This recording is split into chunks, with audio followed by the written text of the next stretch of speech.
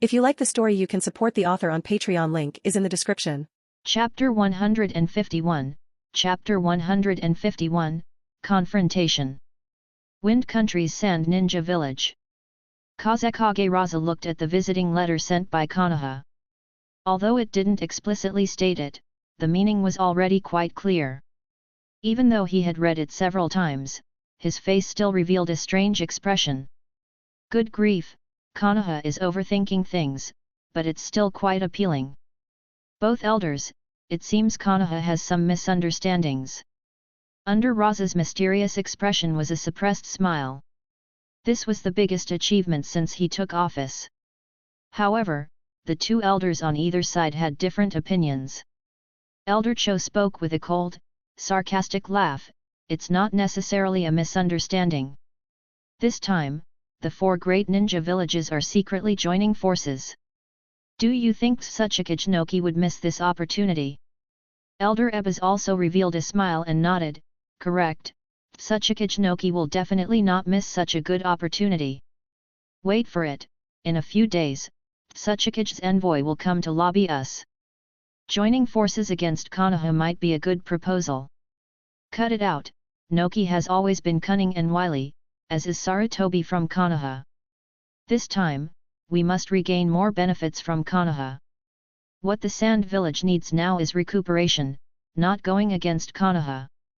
Ebas and Cho had almost figured out the intentions of the two old foxes in the ninja world. Raza, the fourth Kazekage, also rarely showed a smile.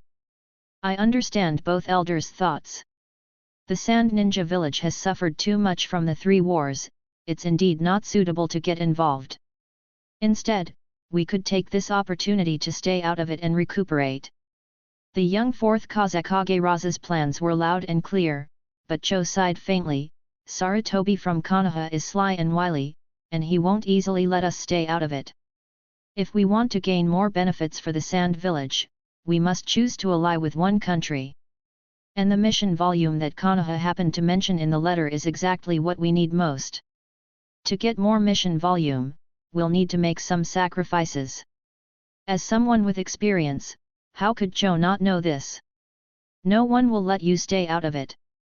If you dare to do so, Iwagakuer, Stone, and Konoha will both choose to team up and take care of you first. To think you can easily withdraw in this situation is wishful thinking. In the ninja world, such a big event couldn't be kept a secret. Sure enough, the borders started to show unrest. Especially after the Raikage and Tsuchikage received the information, smiles appeared on their faces.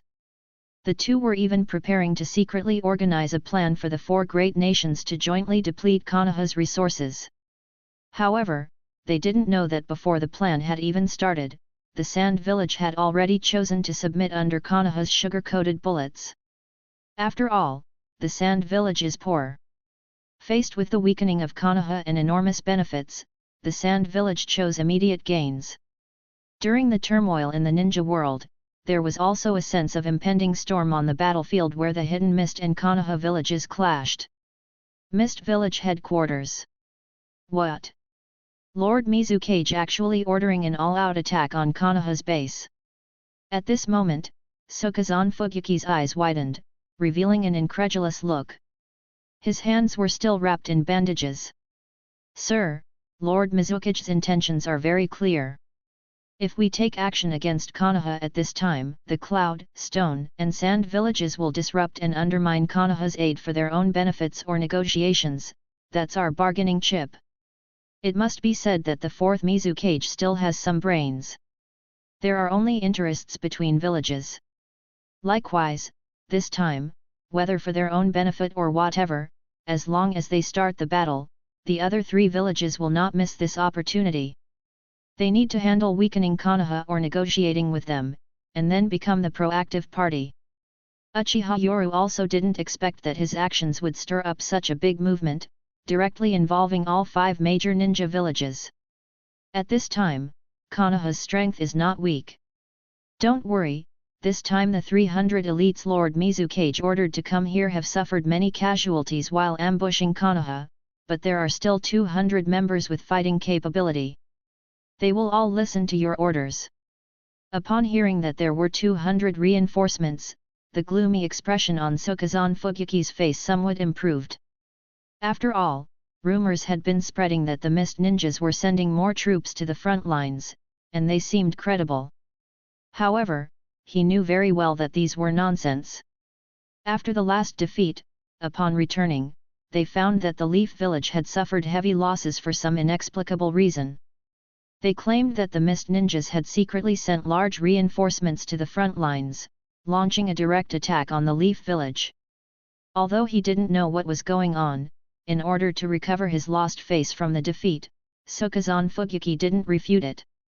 Instead, his default attitude led all the Mist Ninjas to think that he had secretly issued the orders.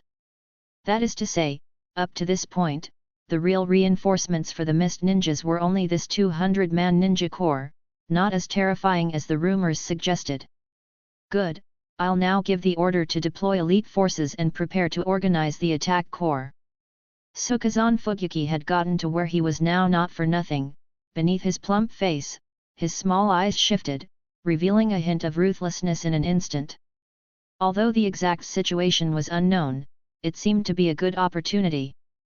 The Leaf Village's reinforcements were gone, and although they had failed last time, with the addition of these 200 reinforcements, it seemed they now had the advantage. Moreover, the Leaf Village was in a state of unrest due to the ambush on their reinforcements. He might take this opportunity to deliver a heavy blow, recover the situation from the disgraceful loss, and even seize the chance to retrieve his big sword Samehada from the hands of the Uchiha kid if possible. Losing Samehada was his true pain, a fact he had always concealed, daring not to let others know.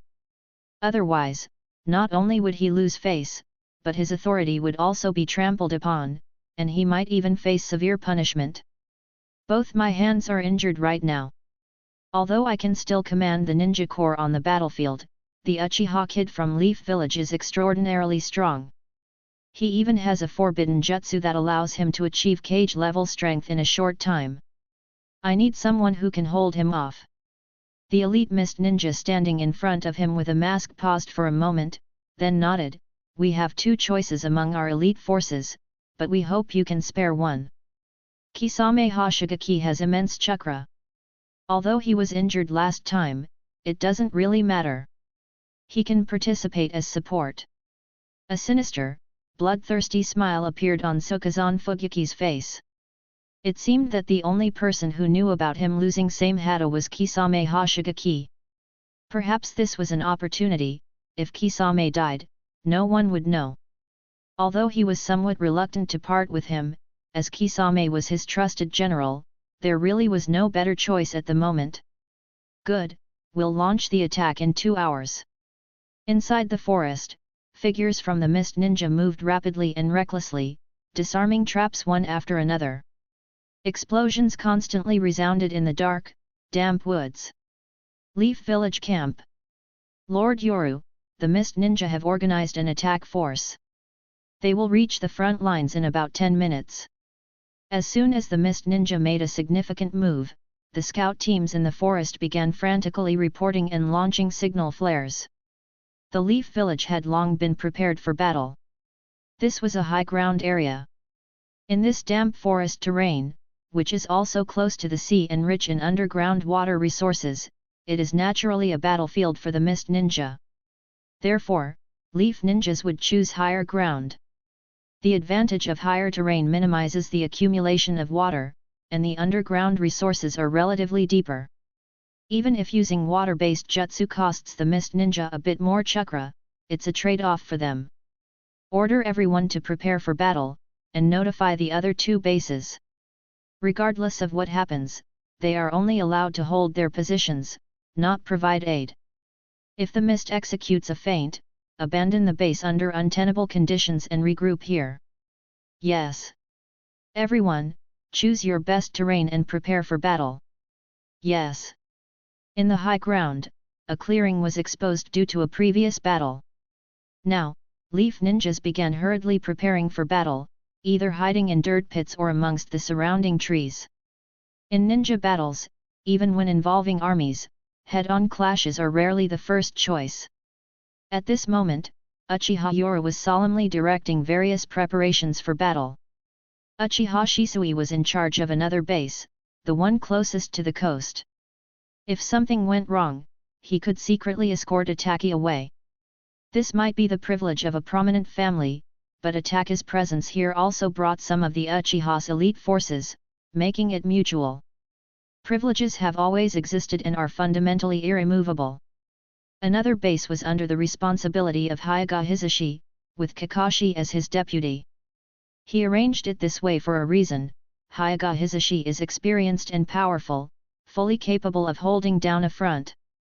As for Uchiha Shisui, not only is he incredibly strong, but he is also not weak without revealing his Mangekyo Sharingan. More importantly, in the original story, Shisui had gained a formidable reputation fighting against the Mist, so there's no reason he would lose now. Kakashi was arranged to be by his side for two reasons. One is to share some of his administrative duties, as he is the future 6th Hokage. The other is due to their evenly matched abilities. Although somewhat joking, the idea of fate is quite mysterious. Now that one of Kakashi's Sharingan has been sealed, his chakra is usually abundant. Plus, with a new direction, he's no longer stagnant in terms of power. Kakashi, once the battle starts, you'll be in charge of command and coordination. The Mist Ninja will target me, there will certainly be ninjas trying to restrain me, Uchiha Yoru said with a serious expression. Kakashi frowned upon hearing this and said gravely, Yoru, you're the highest commander here, you can't take risks.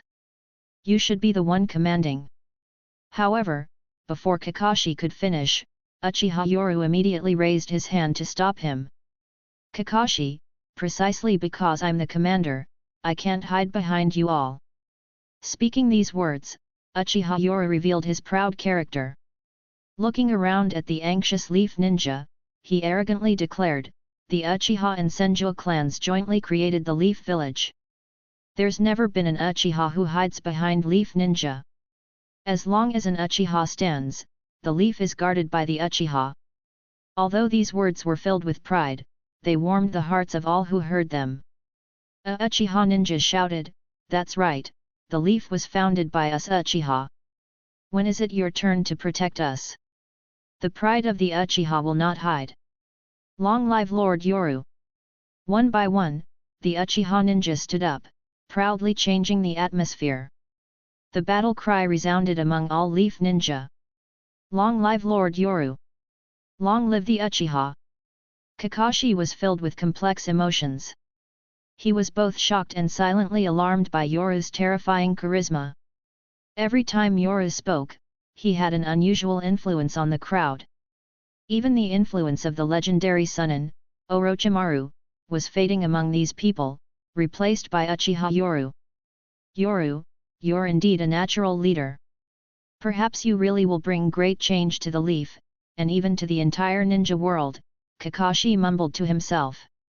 Fortunately, you're not an enemy, otherwise, it would be too terrifying. Lord Yoru, we are your guards. We weren't there for you last time, how can we neglect you now? The Genma team, including Shiranui Genma, Raiden Amayashi and Iwashi Tatami, all showed a serious expression. Their resolute eyes indicated that they were prepared to give their lives for Uchiha yet. However, Uchiha Yoru revealed a smile, saying to the three, you'll need to train hard in the future, but for now, there are other places that need you, not just to protect me. Under your three-person cooperation, please assist Kakashi in battlefield command and coordination. So, please. Although the strength of the Genma team was commendable, he needed people to control the overall situation. Otherwise, even if he won against the elite of the Mist Ninja but lost the battle, it would still be a devastating defeat. Moreover, this time he didn't need to decapitate anyone, it was enough to hold them off. Besides, there was Kakashi. Thinking of this, Uchiha Yoru subtly glanced at Kakashi, and the corner of his mouth slowly curled up. He believed that Kakashi would not stand by if something happened to him. Yoru! Mitarashi Anko showed a caring expression. As a ninja, regardless of gender or age, since they have graduated from the Ninja Academy, they are naturally prepared for everything. They did not live in the peaceful era like the protagonist. Yoru, you are the strongest, but I won't admit defeat because I am Mitarashi Anko, the strongest female ninja of the future Leaf Village. Suddenly, Mitarashi Anko revealed a hearty smile and gave Uchiha Yoru a beautiful thumbs up. It felt strangely familiar, but after all, she was a young girl, and the sight was indeed pleasing. Seeing Anko's playful smile with her little tiger teeth showing, the tense atmosphere seemed to lighten a lot.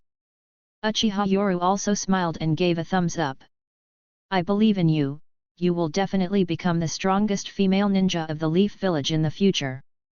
Kurane Ui and Uzuki Ujeo showed a forced smile. Since the last incident, both of them were in self-blame. Even though Yoru loved the village so much, what should they do? One was the beloved third Hokage of the village, and the other was also a companion who deeply loved the village. Chapter 152, The Bug Pills. Enemy Attack. A clear and resonant voice echoed between heaven and earth, and in an instant, a dense array of kunao and shuriken appeared in the sky. Explosive tags trailing flames flew into each faction's camp. Boom! Before anyone arrived, hidden weapons with explosive tags had already greeted them. Water Style, Great Waterfall Technique. Elite Mist Shinobi appeared one after another, and after forming hand seals, a huge waterfall attacked. At the same time, 5 hidden Mist Shinobi quickly formed seals and clapped their hands together, shouting in unison. Earth Style, Earthquake Core. The ground in front rumbled instantly, and large pits appeared on the earth. This ninjutsu directly caused a large section of the ground within a certain range to collapse. Facing the Mist Shinobi's opening water style move, Leaf ninjas were also well prepared. Those proficient in Earth style began forming hand seals and slapped the ground. Earth Style, Earth Flow Wall. Huge, thick walls appeared, and in an instant, the battlefield was filled with the visual impact of towering waves crashing against the dam walls. As the momentum cancelled out, the Earth-style shinobi from the Mist faction changed the terrain, transforming the large pits into huge water reservoirs. Under the effect of gravity, water flows downward. The moment the waterfall's force dissipated, the flowing water began to recede, filling the large pits on the ground.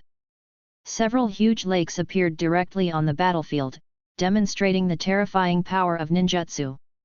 A single ninja may not be able to change the terrain, but working together can easily change it to create a favorable environment for their side. After the terrain was formed, the bloodthirsty Mist Shinobi charged out, their surrounding lakes providing immense assistance. All Leaf ninjas prepare for battle. Leaf Shinobi shouted in unison.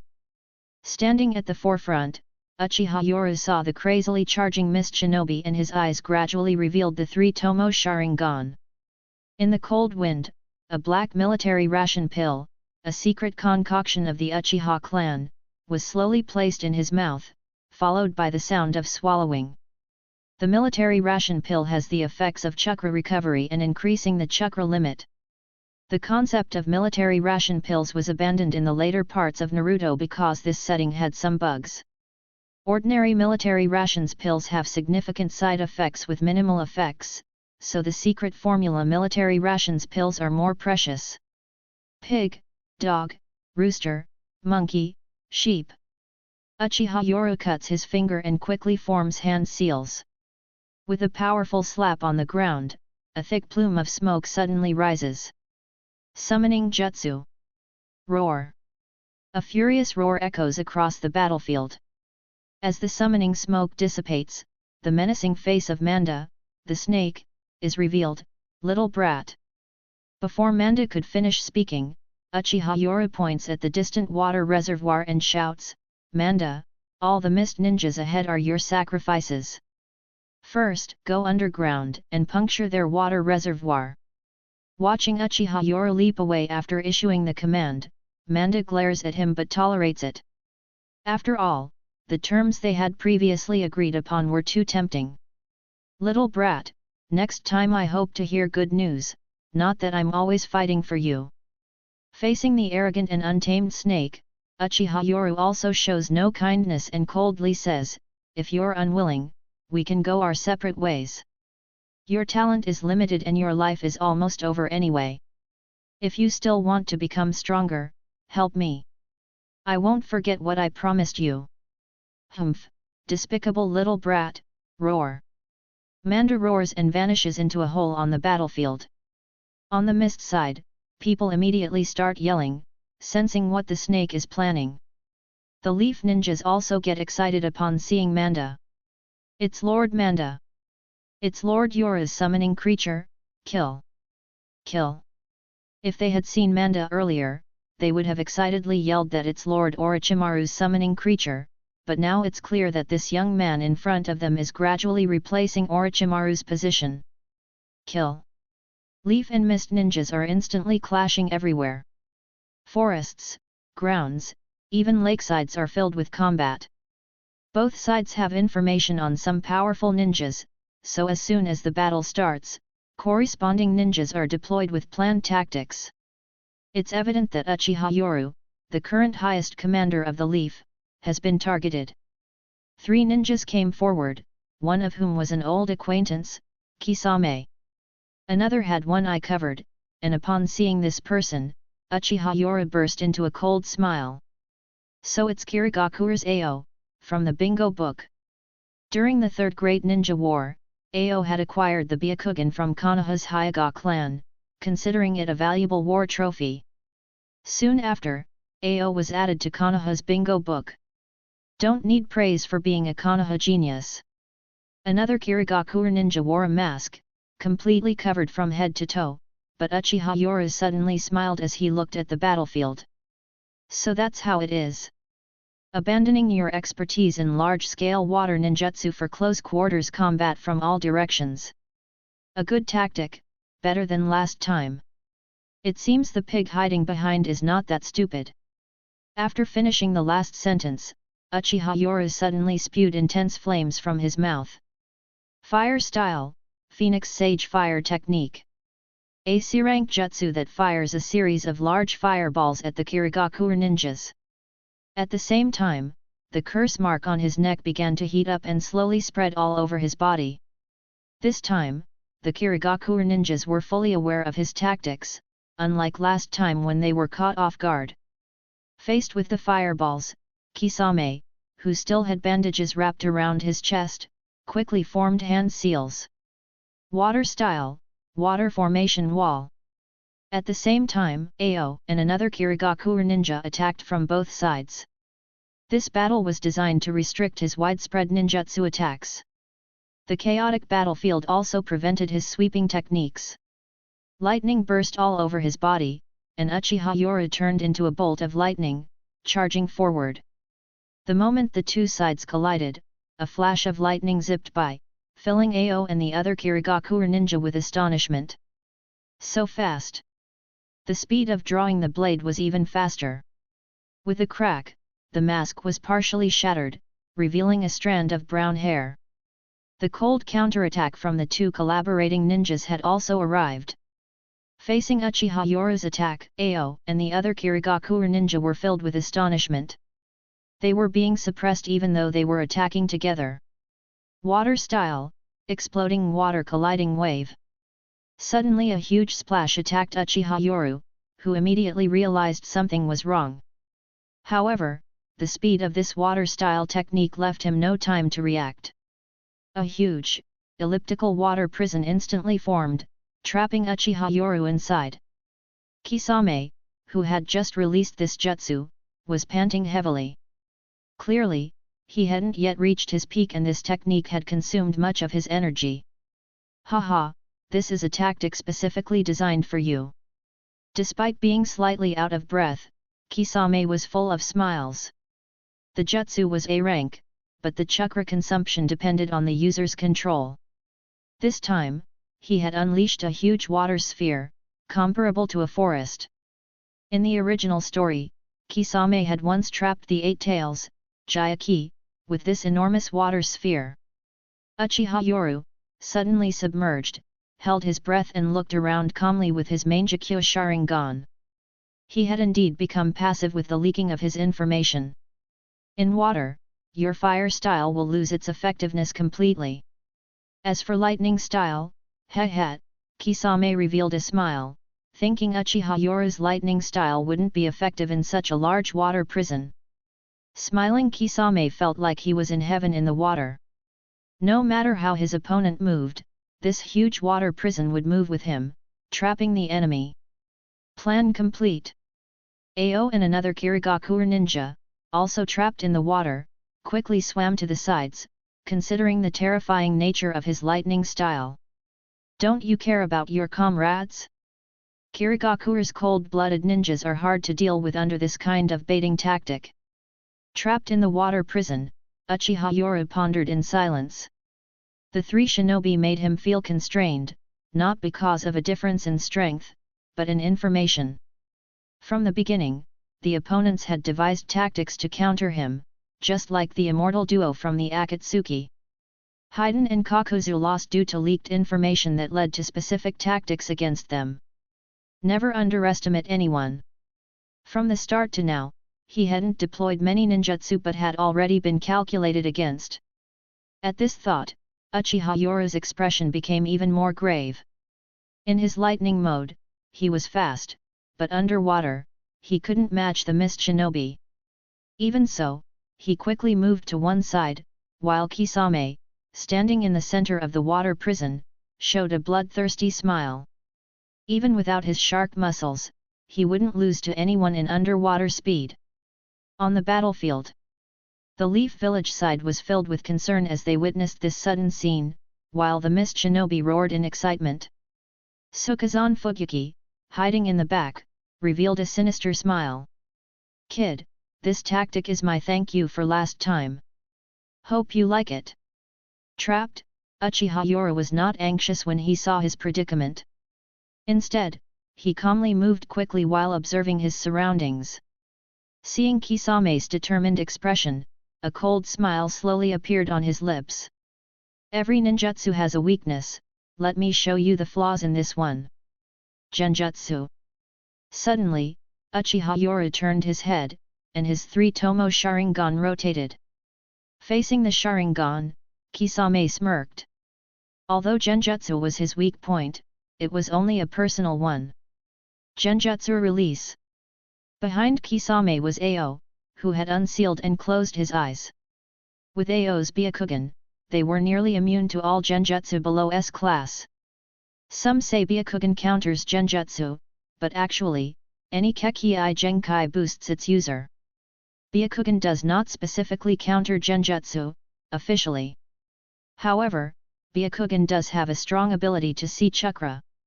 Even with closed eyes, Ao could clearly see the flow of chakra inside Kisame.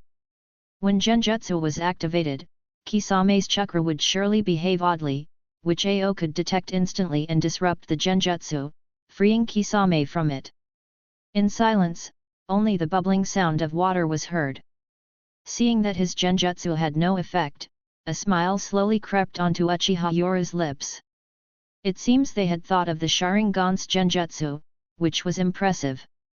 Their Suten, water style, could move with its caster, making this water prison a mobile fortress. But it also had more than one weakness. In an instant, he took out 10 smoke bombs from his blade bag, and a muffled sound erupted in the water, filling the area with thick black smoke, effectively obscuring the view. Kisame's face sank. "Have you found a weakness? Are you preparing to use a shadow clone to break through?" As the caster, how could he not know the shortcomings of this technique? If it's a shadow clone, he can't tell which one is the real body. His speed may be fast, but the opponent's lightning style is not to be trifled with. No. It's not a shadow clone. Uchiha Yoru swiftly swam towards the bottom. Kisame immediately realized the other's intent, revealing a look of urgency in his eyes. While the water prison could be moved, its immense size and weight required maintenance. Yet it couldn't permeate the earth, revealing the opponent's plan to use Earth style to break free. Water style, 5 food sharks. Chakra released from his 5 fingers instantly transformed into ferocious sharks, swimming rapidly towards Uchiha Yoru. No one could surpass the speed of sharks in water. Gurgle. When they were 10 meters from the ground, the 5 sharks lunged at him. Uchiha Yoru simply sneered, releasing a surge of electricity. The water conducts electricity, shattering the chakra-formed sharks. Just as Uchiha Yoru was about to touch the bottom and form hand seals to use Earth style, a glint of cold light flashed. The look of panic on Kisame's face disappeared, replaced by a sly smile. It was a ninja longsword, piercing through Uchiha Yoru's foot and impaling his abdomen. Crimson blood flowed, revealing a grotesque, gigantic head. It was Sukazan Fugyuki.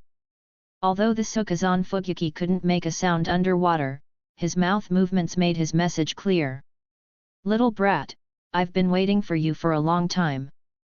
Blood spewed from his mouth, forming a captivating cloud of red in the water. However, in the next moment, Uchiha Yoru transformed into a grotesque giant snake. Likewise, Sukazan Fugyuki revealed a pair of angry, tiny eyes. The snake, in pain, lunged and bit him. The Sukazan Fugyuki did not resist, but rather let the snake bite him. Under his resentful gaze, his massive body also transformed into a water clone. Chapter 153, Kiss of Death. This chapter is sponsored by Miguel Razzo. Everyone, please thank him in the comment. Wrong. It's above. As Uchiha Yoru, who was swimming downward, revealed his true form as a giant snake, Kisame quickly investigated. With Ao's Byakugan, he instantly located the target. It's a tiny shuriken. Almost impossible to detect in the water, but it's now rapidly escaping from the water prison. Damn it! Kisame glared with unwilling eyes. Although the massive water prison could follow him, flying upward with such heavy water was impossible. He's human, not a tailed beast. Plop! With a soft sound, a black metal shuriken broke free from the massive water prison. A burst of white smoke revealed Uchiha Yoru's soaked figure, who finally breathed fresh air after holding his breath for so long.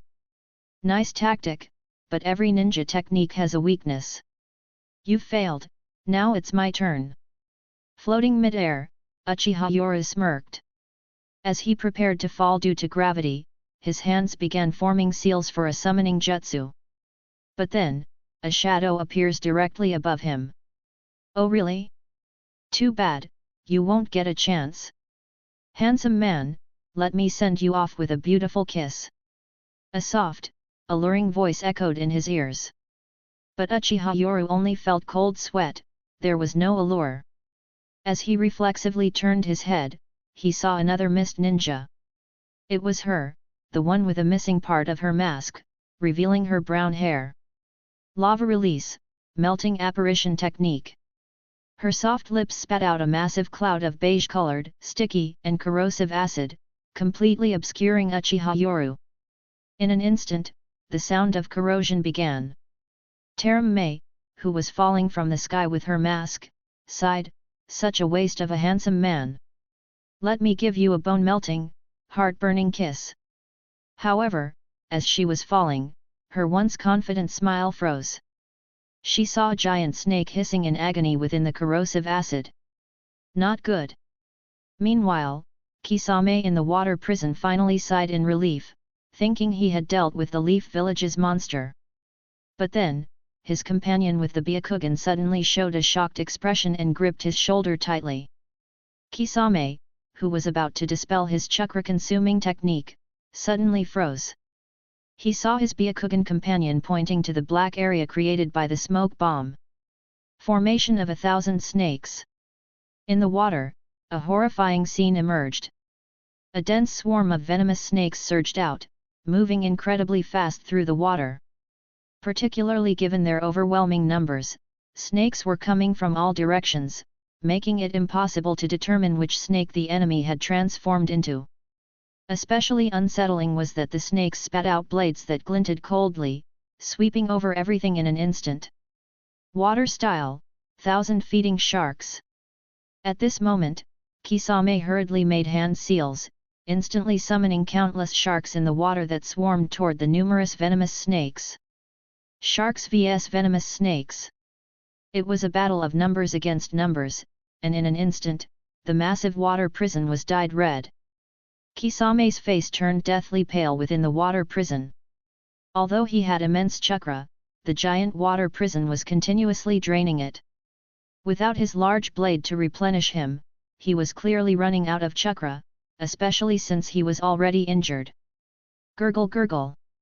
The water was filled with scenes of sharks tearing snakes apart, blood staining the water prison red, making the massive water prison murkier.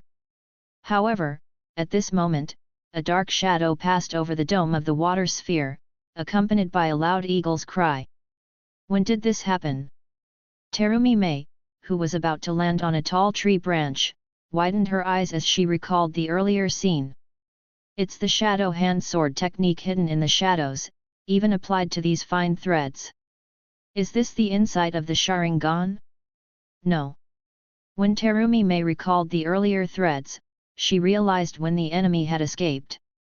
The threads weren't just one but two, and neither the naked eye nor the Byakugan saw it. Because the two threads were almost parallel, and as they burst out of the water prison, one thread directly became the real body.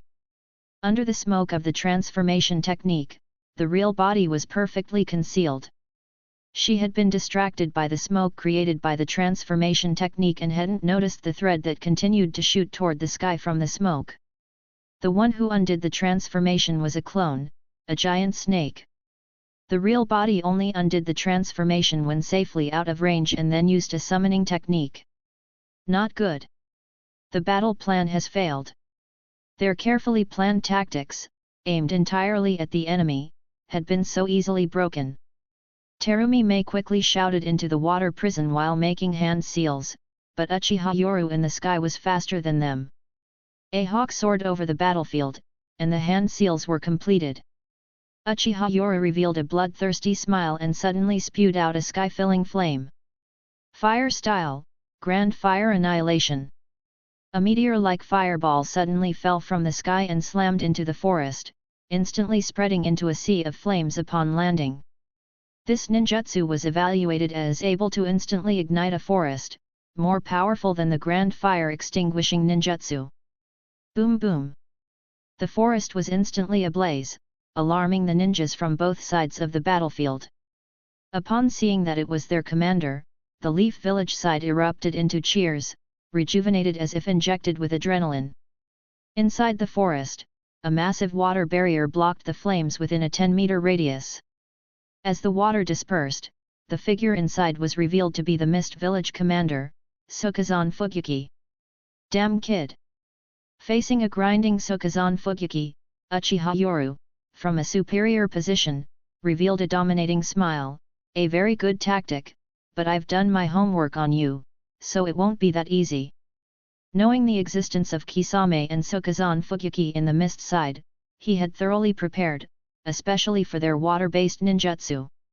Though surprised by the sudden participation of Ao and Terumi Mei, he was confident against Kisame's ninjutsu. He was also relieved that Kisame had yet to obtain his great sword, otherwise, it would have been difficult for him. Fire style, Grand Dragon Fire Technique. Suddenly, Uchiha Yoru activated his ninjutsu again. From his mouth, he spewed out 5 compressed fire dragons. With enormous chakra, the 5 dragons each the size of a small house charged at the raging Sokazan Fugyuki below. However, his target wasn't Sokazan but the recently freed Kisame, Ao, and Terumi Mei. Just as he had exhausted his large chakra reserves, a massive water prison collapsed, flooding the area. Panting heavily, Kisame saw the towering fire dragons coming at him. His chakra was nearly depleted, and his shark face turned pale. Water style, Water Dragon Bullet. 5 water dragons instantly rose up to meet the 5 fire dragons. Amidst the sizzling collision between water and fire, which created a dense mist, Ao quickly led Kisame to the side. Let's go, the plan has failed, and your chakra is nearly gone. Mist ninjas are ruthless, but they won't easily sacrifice a high-level one, especially when Kisame is not only far more powerful than an average upper ninja but also has greater potential. I've found you! A hawk's cry echoed in the sky. Terumi Mei, who had just released a water dragon bullet to rescue Kisame, suddenly changed her expression. By the time she looked up, a bolt of lightning had already descended from the sky. With a loud bang, the crack in her mask widened. Flung back, Terumi Mei forcefully suppressed the turmoil in her chest, and couldn't help but exclaim, "You're so handsome, but you really don't know how to appreciate women." Mist ninjas who had already noticed the situation started to swarm in. Uchiha Yoru, who descended from the sky, saw everyone's movements clearly as his Mangeki Sharingan rapidly rotated. Some were forming seals to use jutsu, others were releasing hidden weapons, and some were lunging at him. All these images flashed through his mind in an instant, demonstrating the incredible insight of the Sharingan. As he sheathed his Kusanagi sword, a pair of wrist guards appeared on his hands, clearly showing the character for sword. In a split second, his hands became after images. White smoke flickered at the wrist guards, and throwing knives with cold light kept appearing, dazzlingly executing the art of the kunao. Flying kunao filled his vision, their cold lights flickering densely. Each kunao's trajectory was extremely precise, either aimed at vital spots or palms. Remember, this was against more than 10 enemies at once. The kunao appeared like a torrential downpour in Terumi Mei's pupils. Shadow clone technique with kunao.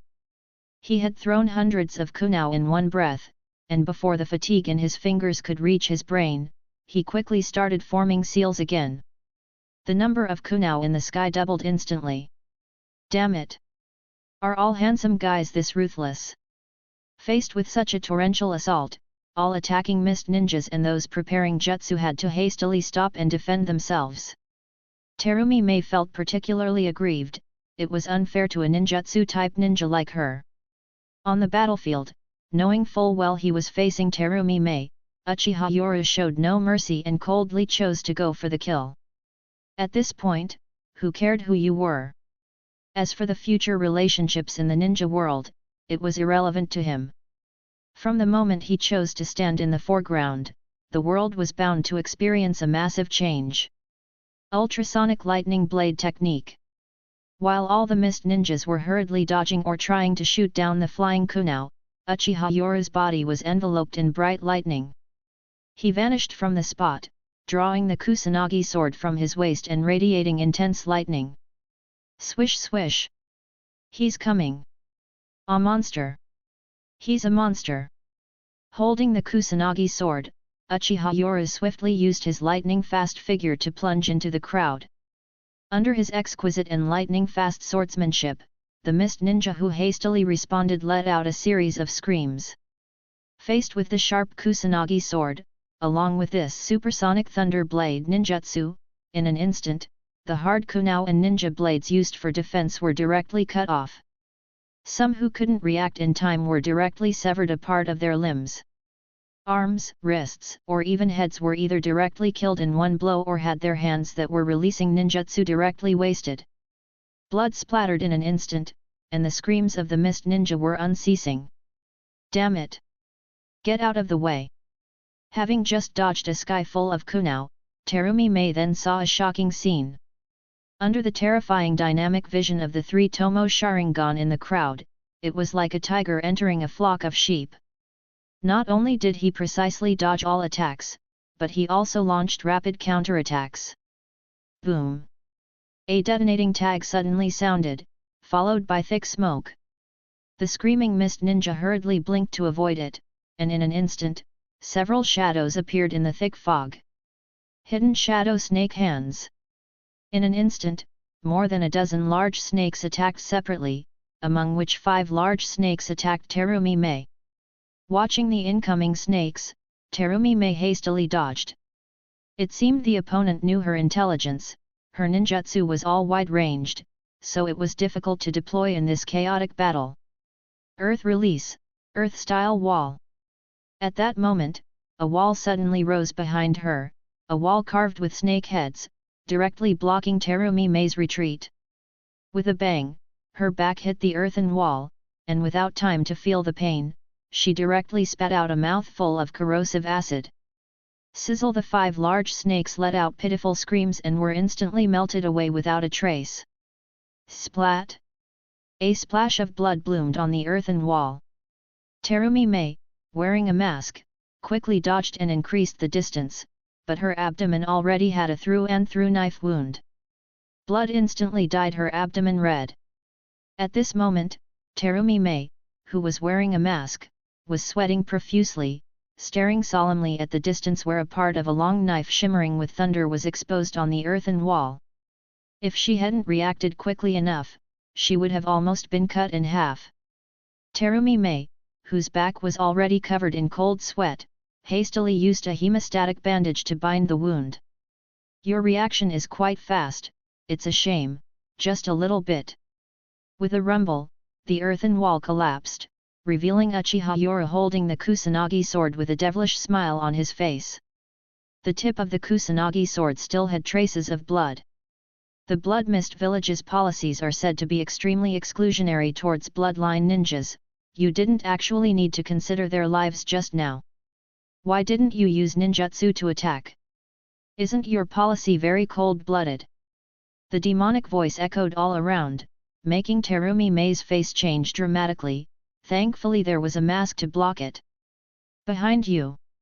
A sudden exclamation sounded, and the Uchiha Yura from earlier had already gradually turned into mud under the evil smile. Chapter 154, Price Won't Be Small. This chapter is sponsored by Miguel Razzo. Everyone, please thank him in the comment. Under the sunlight, the glint of the Kusanagi sword appeared behind him. In the fear of death, Terumi Mei instinctively narrowed her pupils. Through the reflection in her kunao, she clearly saw that handsome face now showing a demonic smile. It's too late! Terumi Mei screamed in her heart, as if her fate had already been decided at that moment. However, at that moment, the surrounding area abruptly changed. Water style, water dragon bullet technique. Whoosh, whoosh. The mist ninjas around didn't care about their own presence and indiscriminately released their jutsu. Some even threw kunao with exploding tags and additional exploding tags. Just as the Kusanagi sword was about to strike down, Uchiha Yura suddenly changed his blade's direction in the face of indiscriminate attacks from all sides. An immense force hit Terumi Mei's back, almost making her spit out blood. Boom! A foot mercilessly kicked Terumi Mei in the back without any hesitation. The tremendous force sent her flying, not out of kindness, but to use her body as a shield against the incoming exploding tags and kunao. It seems the mist does indeed discriminate against Kekkei Genkai users. Even though she knew he was sowing discord, Terumi Mei couldn't help but show anger in her eyes. Water style, water wall. Suppressing the turmoil in her chest, Terumi Mei seized the only chance for survival and released a defensive water-style jutsu with her hands in a seal. Boom, boom, boom. Explosions erupted all around, and a trickle of blood slowly flowed from the corner of Terumi Mei's mouth. Particularly, a sword wound had penetrated her abdomen. If it hadn't missed her vital organs, she would likely have died right there. As the screams sounded, and the water wall jutsu dissipated, Terumi Mei didn't look at anyone else. She opened her mouth and spat out a dense mist. Water style, hidden mist technique. The moment the dense mist appeared, a flash of lightning streaked by. Seeing the fresh blood on the Kusanagi sword, Uchiha Yura was surprised. Escaped? Hey? Truly worthy of you, escaping even in these circumstances. In a distant forest, a figure slowly emerged from a puddle. It was Terumi Mei, wearing a mask and severely wounded in the abdomen. Her clothes were soaked with blood, and she was gasping heavily. Uchiha clan! We're not done yet! Terumi Mei, who had twice nearly died under the Kusanagi sword, was not just scared but also angry. She cared for the lives of her fellow villagers, but they didn't care for her. Her anger was also aimed at the current policies in the Hidden Mist village. Just then, a wailing scream came from the distance. When she looked back at the battlefield, she saw a scene she would never forget. A figure flashing with electric arcs charged into the fray like a tiger among sheep. With his cursed mark activated, Uchiha Yora's speed and strength increased dramatically. Especially in the lightning-style chakra mode, he turned into a meat grinder. His massive jutsu were limited by the chaotic battlefield, but it also became his personal stage. The Sharingan with its 3 Tomo grants extraordinary dynamic vision, and combined with masterful swordsmanship and a figure fast as lightning, nobody can restrict his movements between dodging and weaving. The Thunder Sword recklessly sweeps through the battlefield. The paralyzing effect of Thunder Style, Chidori Current is the nemesis of countless mist ninjas.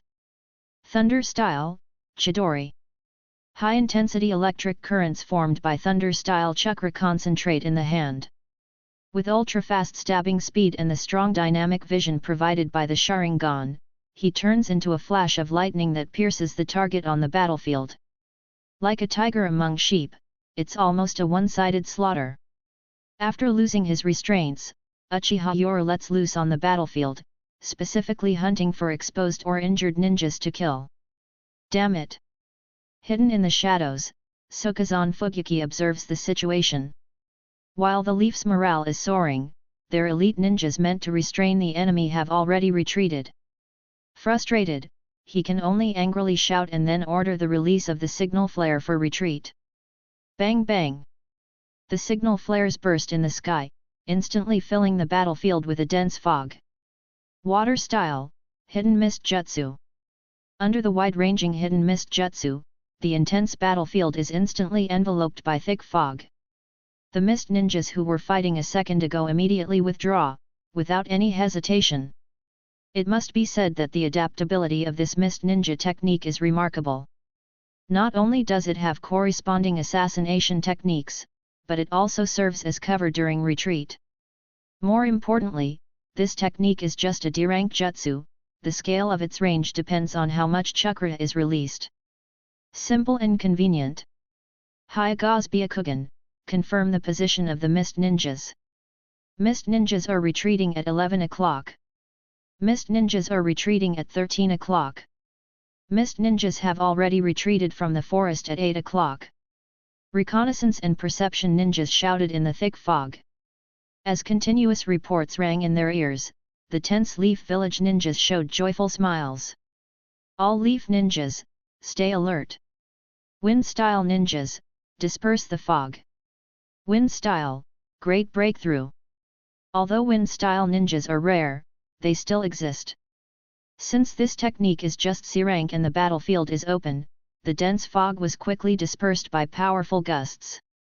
The shadows of people around became visible, as did the retreating figures in the fog at a distance. A ninja battlefield is like this, quick to come and quick to go. Various strange techniques restored peace to the battlefield in the blink of an eye. Among the remaining bodies, all the mist ninjas were finished off, especially their heads, as they contain important secrets. As for the injured, even the cold-blooded mist ninjas wouldn't abandon them easily. After all, the injured can still fight once they're healed. Treat the wounded, uninjured scouts, explore the surroundings. Ninjas who can still fight, return to your lines and be on guard. After the orders were given, the Leaf Village Ninja Corps quickly prepared for battle. Meanwhile, medical ninjas appeared on the battlefield. Those with severe injuries were prioritized for treatment, while those with minor injuries treated themselves with tourniquets. Everyone, quickly recover your chakra and stamina. After orders were given on the battlefield, everyone went into their respective states, especially the special Jonin and Jonin who calmly began to give directions, coordinating with the Chunin team leaders. Years of training at the Ninja Academy have instilled obedience into every ninja, making them a fast response unit by nature. Captain Yoru. Yoru.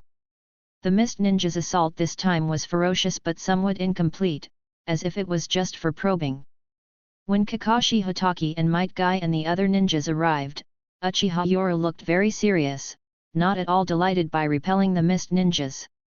This time, the mist ninjas' attack was probing in nature, aimed to test our actual strength here. Quickly inform Hyuga Hisashi and Uchiha Shisui, telling them that the mist ninjas are likely to launch probing attacks on those two locations next. Yes.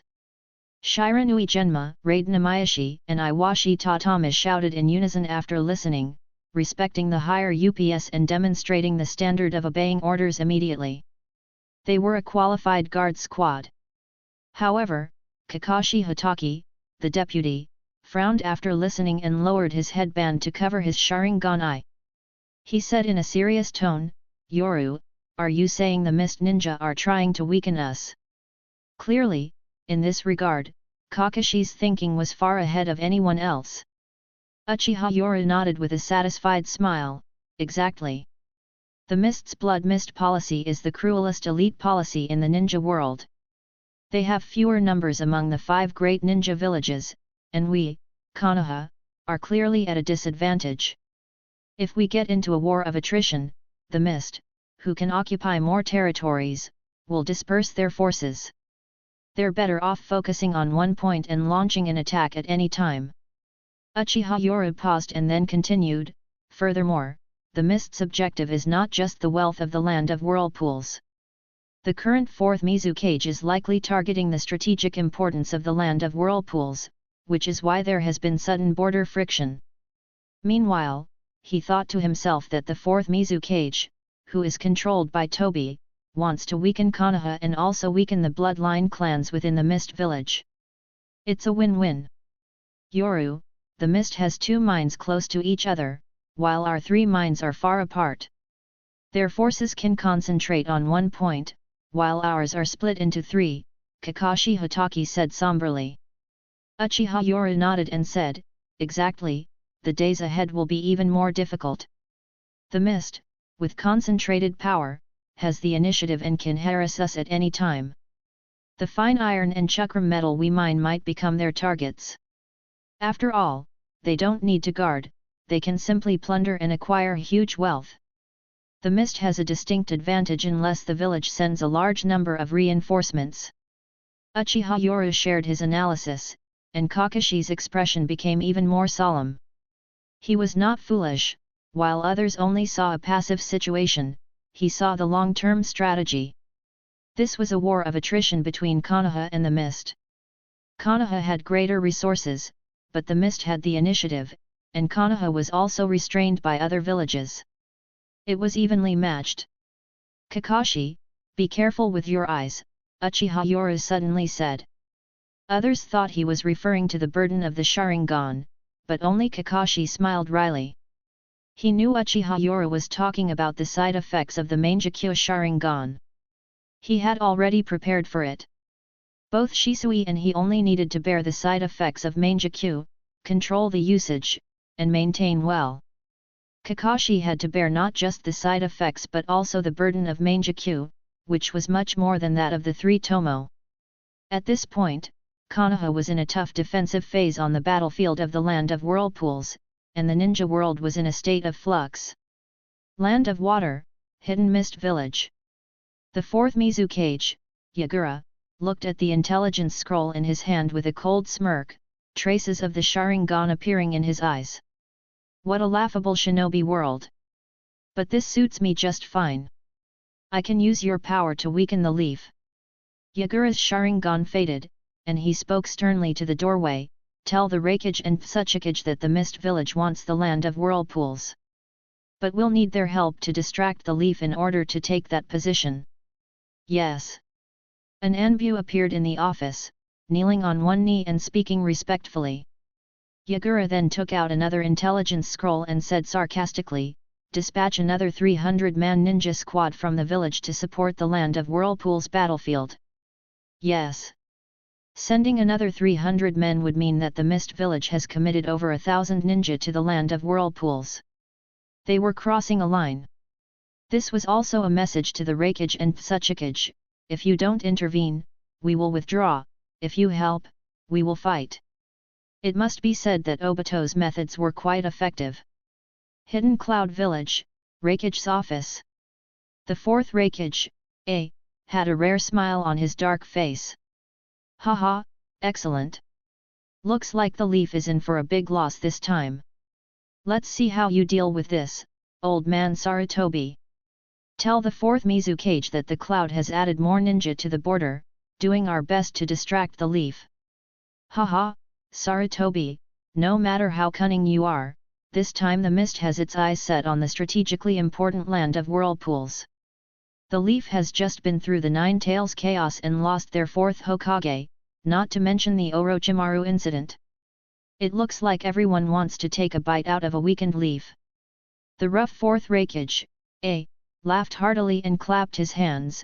Go! Spread rumors about the leaf's current plight to all the small ninja villages, and stir up friction between them and the leaf. Yes.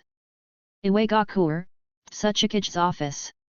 The Tsuchikage, an old man with a big red nose named Noki, looked at the information he had in hand and revealed a cunning smile on his face. Hehe, last time using Akatsuki didn't work because we were united with other ninja villages. This time, we can use them. Hire the rogue ninja organization Akatsuki to stir up as much chaos as possible at the Leaf Village's border. Yes. However, when Noki saw another piece of information, his brow furrowed, and he cursed under his breath, short-sighted Kazekage, it serves you right that the Sand Village is at the bottom. You choose to give up weakening the Leaf Village for your own benefit at this time.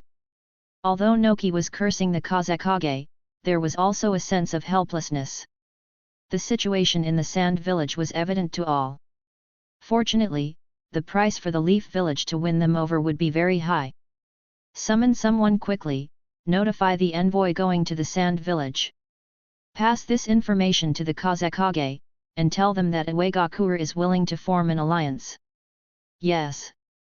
As he looked at the setting sun over the western mountains, a triumphant smile appeared on Nokia's face. Sarutobi, you want to win over the Sand Village? Fine, but the price for that won't be small. Kazekage, since you want to restore the strength of your village, consider this as me helping you. We all share the same goal. After so many years, Konoha finally shows signs of fatigue. This time, we must pull down the strongest ninja village from its pedestal. Chapter 155, Bargaining. This chapter is sponsored by Miguel Razzo. Everyone, please thank him in the comment. Land of Wind, Sand Ninja Village. The wind and sand create a constant howling sound, something the people in the Land of Wind have long gotten used to, in such a harsh environment. Inside a round, earth-colored building that also serves as the conference room for the Kazekage of the Sand Village, two elder advisors personally welcome envoys from the Leaf Village. Cho and Ebizo, siblings who also serve as the highest-ranking advisors in the Sand Village, warmly greet familiar faces from the Leaf Village, Homura Mitokado and Koharu Udaten. The conference room is quiet, except for the sound of Cho sipping tea. Koharu looks displeased, frowning as she thinks about the Sand Village's recent defeat in the Third Great War. Recently, a ninja corps on our side was attacked near the border of the Land of Fire, and we found evidence of a large number of sand ninjas involved. Koharu takes the initiative, visibly irritated and speaking in a condescending tone, clearly looking for answers. However, everyone present is experienced and isn't easily intimidated. Cho smiles, eyes squinted, sipping her tea and says, "This is probably someone trying to stir up friction between the Sand and Leaf villages. The ninja world hasn't been very peaceful lately, and some small villages with big ambitions often behave this way. How then do you explain the clear evidence of sand ninjas near the border of the Land of Fire?" Koharu presses on, visibly angry. Cho chuckles and shakes her head, "I would also like to know which little village dares to impersonate us. Please, Leaf Ninjas, show no mercy. If you find any, kill them, and do share the information with us." Looking at Chiyo's unflappable demeanor, Koharu is inwardly cursing her. As seasoned politicians, they wouldn't easily reveal their emotions. Her aggression was simply a tactical move, but Cho wasn't taking the bait. "Haha, the Sand Village is a reliable ally of the Leaf. We trust you, but some people are trying to sow discord, which is why we came to reaffirm the friendship between our two nations.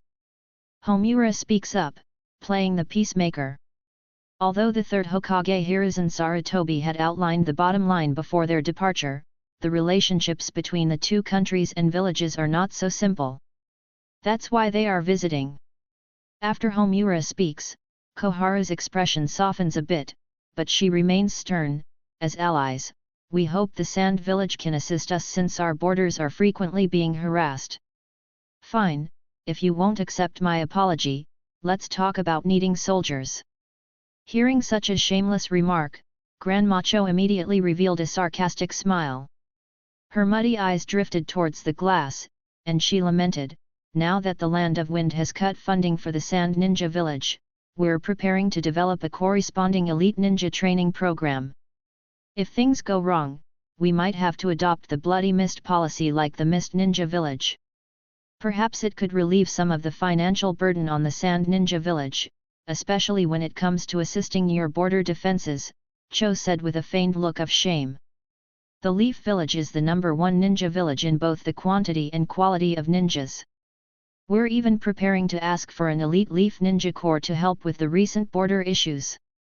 Chiyo's words filled Koharu and Homura with frustration. She was obviously mocking them.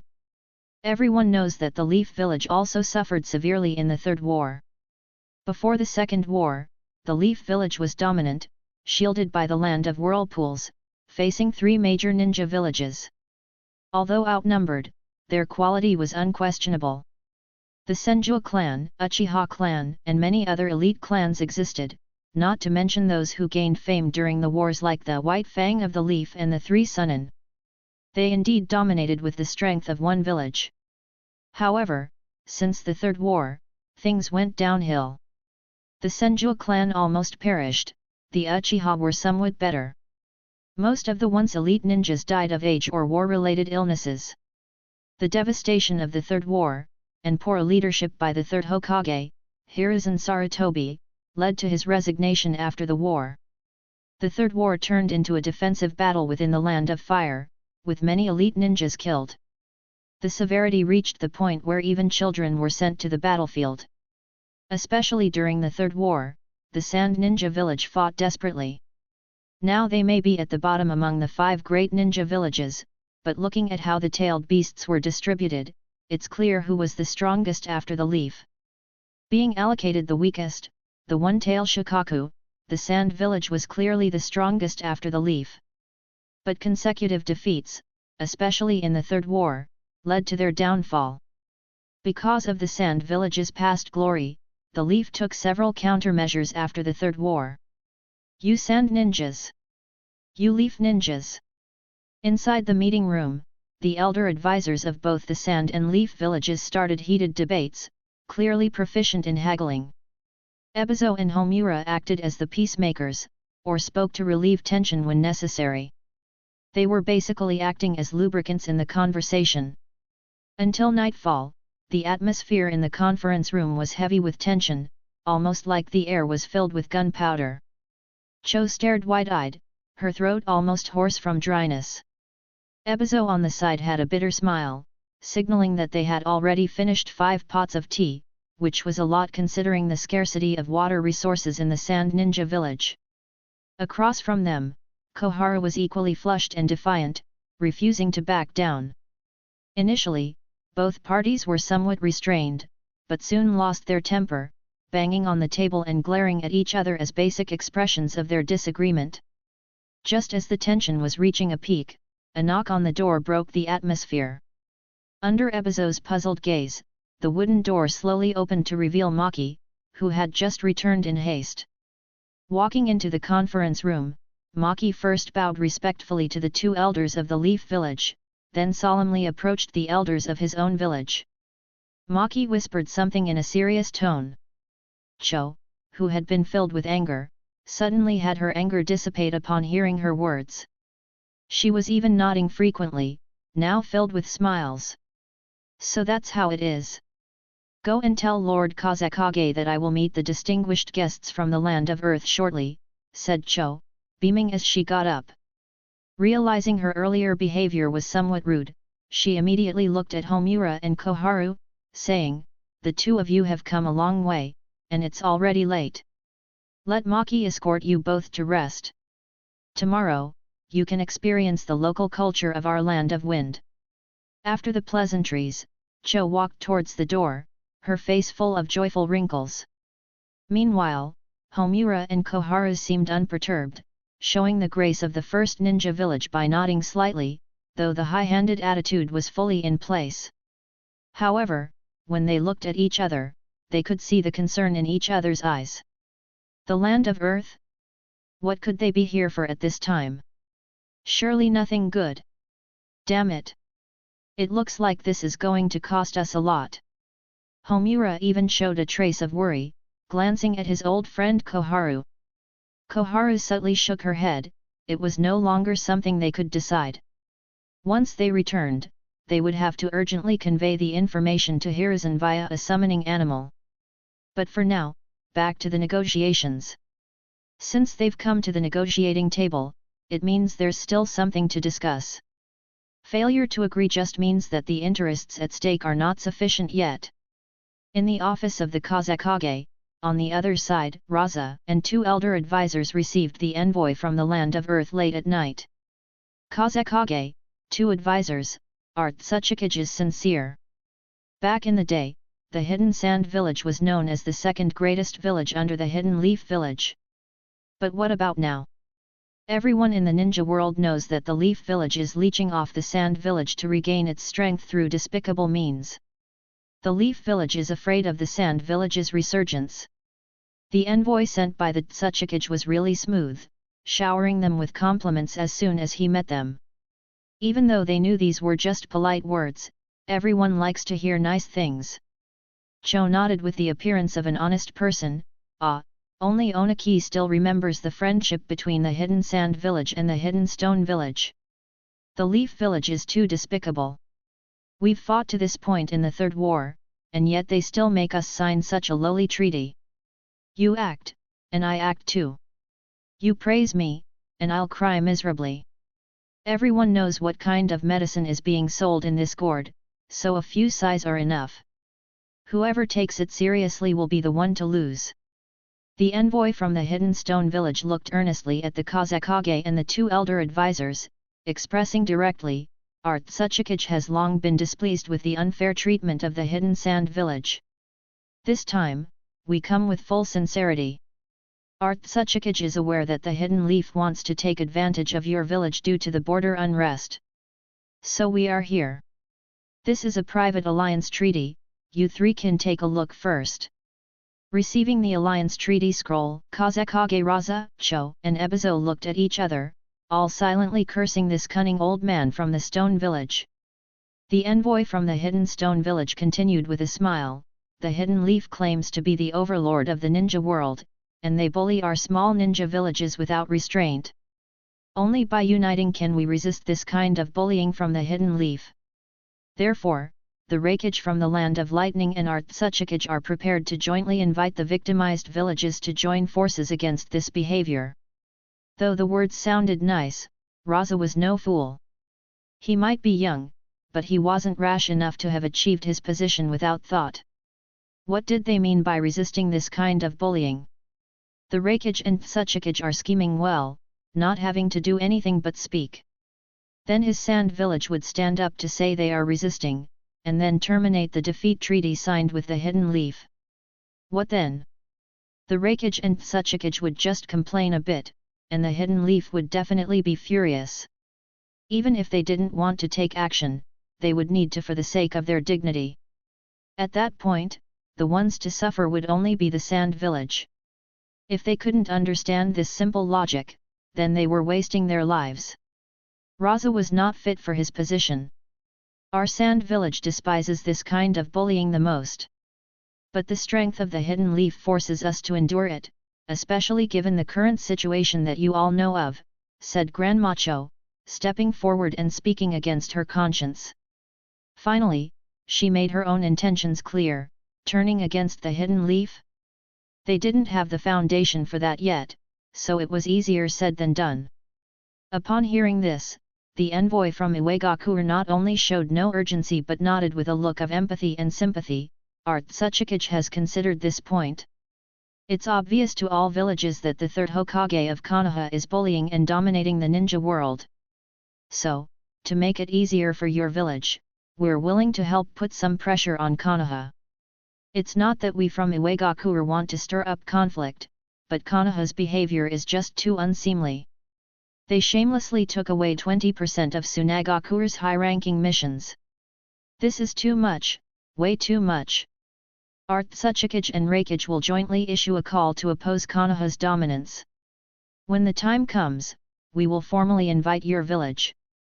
Of course, we're also willing to help your village renegotiate the treaty with Konoha. This 20% is just too much. The third Tsuchikage, Onaki, merely wants to bite off a chunk of flesh from Konoha using Tsunagakure as a tool, even though Tsunagakure sees that flesh is rightfully theirs. Upon hearing this, the Kazekage, Raza, looked moved, while the cunning Cho, although moved, did not show it and instead pretended to sigh sadly. Thank you for the kind offer, Tsuchikage Onaki, but Konoha is just too strong. If pushed too hard, Tsunagakure can't afford the damage from war. Cho, who has lived for many years and consumed more salt than the young Kazekage Raza has eaten rice, showed a vulnerable demeanor to shut the Iwagakure envoy up. After all, there's no such thing as a free lunch. You really expect us to believe you'll help us regain some benefits from Konoha without asking for something in return? Nonsense. Sure enough, the envoy's face stiffened upon hearing this, mentally cursing the old woman for her shamelessness. She wants the benefits without any sacrifices, how preposterous. Look, we from Iwagakure are also taking a huge risk. Everyone has seen Konoha's strength in the three great ninja wars. However, for the sake of justice in the ninja world and to no longer suffer Konoha's tyranny, Tsuchikage has bravely chosen to stand up. Politicians are always shameless. The envoy from Iwagakure finally sighed, if the Kazekage is willing, we can work together to oppose Konoha. We understand Tsunagakure's current situation, and we're willing to help renegotiate the old treaty with Konoha. In return, we hope Tsunagakure can give us a share, considering we're also risking Konoha's wrath. So, the truth comes out. Tsuchikage Onaki is eyeing this mission quota. In essence, he's saying, I'll help you renegotiate with Konoha, but I can't work for free. In simple terms, it's a commission. Chapter 156, I Want You. This chapter is sponsored by Miguel Razzo. Everyone, please thank him in the comment. Land of Wind, Sand Ninja Village. On the second morning, Konoha's envoys, Homura Mitokado and Kohara Udaten, seemed calm on the surface, but their hearts were bleeding. In contrast, the Sand Village's two advisory elders, Cho and Ebizo, looked full of worry and sighed deeply upon entering. Ah, it's tough for the Sand Ninjas, I really don't know how we're going to get through these years. At this moment, both Homura and Kohara were thinking of swearing but held back, and after returning to the negotiating table, they took a deep breath. Kohara slowly put down her teacup and got straight to the point, we don't need to beat around the bush about the situation on the battlefield in the Whirlpool country. After the Third War, Sand Village and Konoha formed an alliance.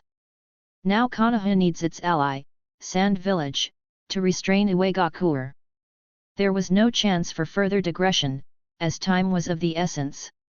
They needed to quickly stabilize the tumultuous border. The chaos caused by the Nine Tails and Orochimaru had seriously harmed Konoha and led to instability on the border. Now, Konoha urgently needed to end the border instability to recover.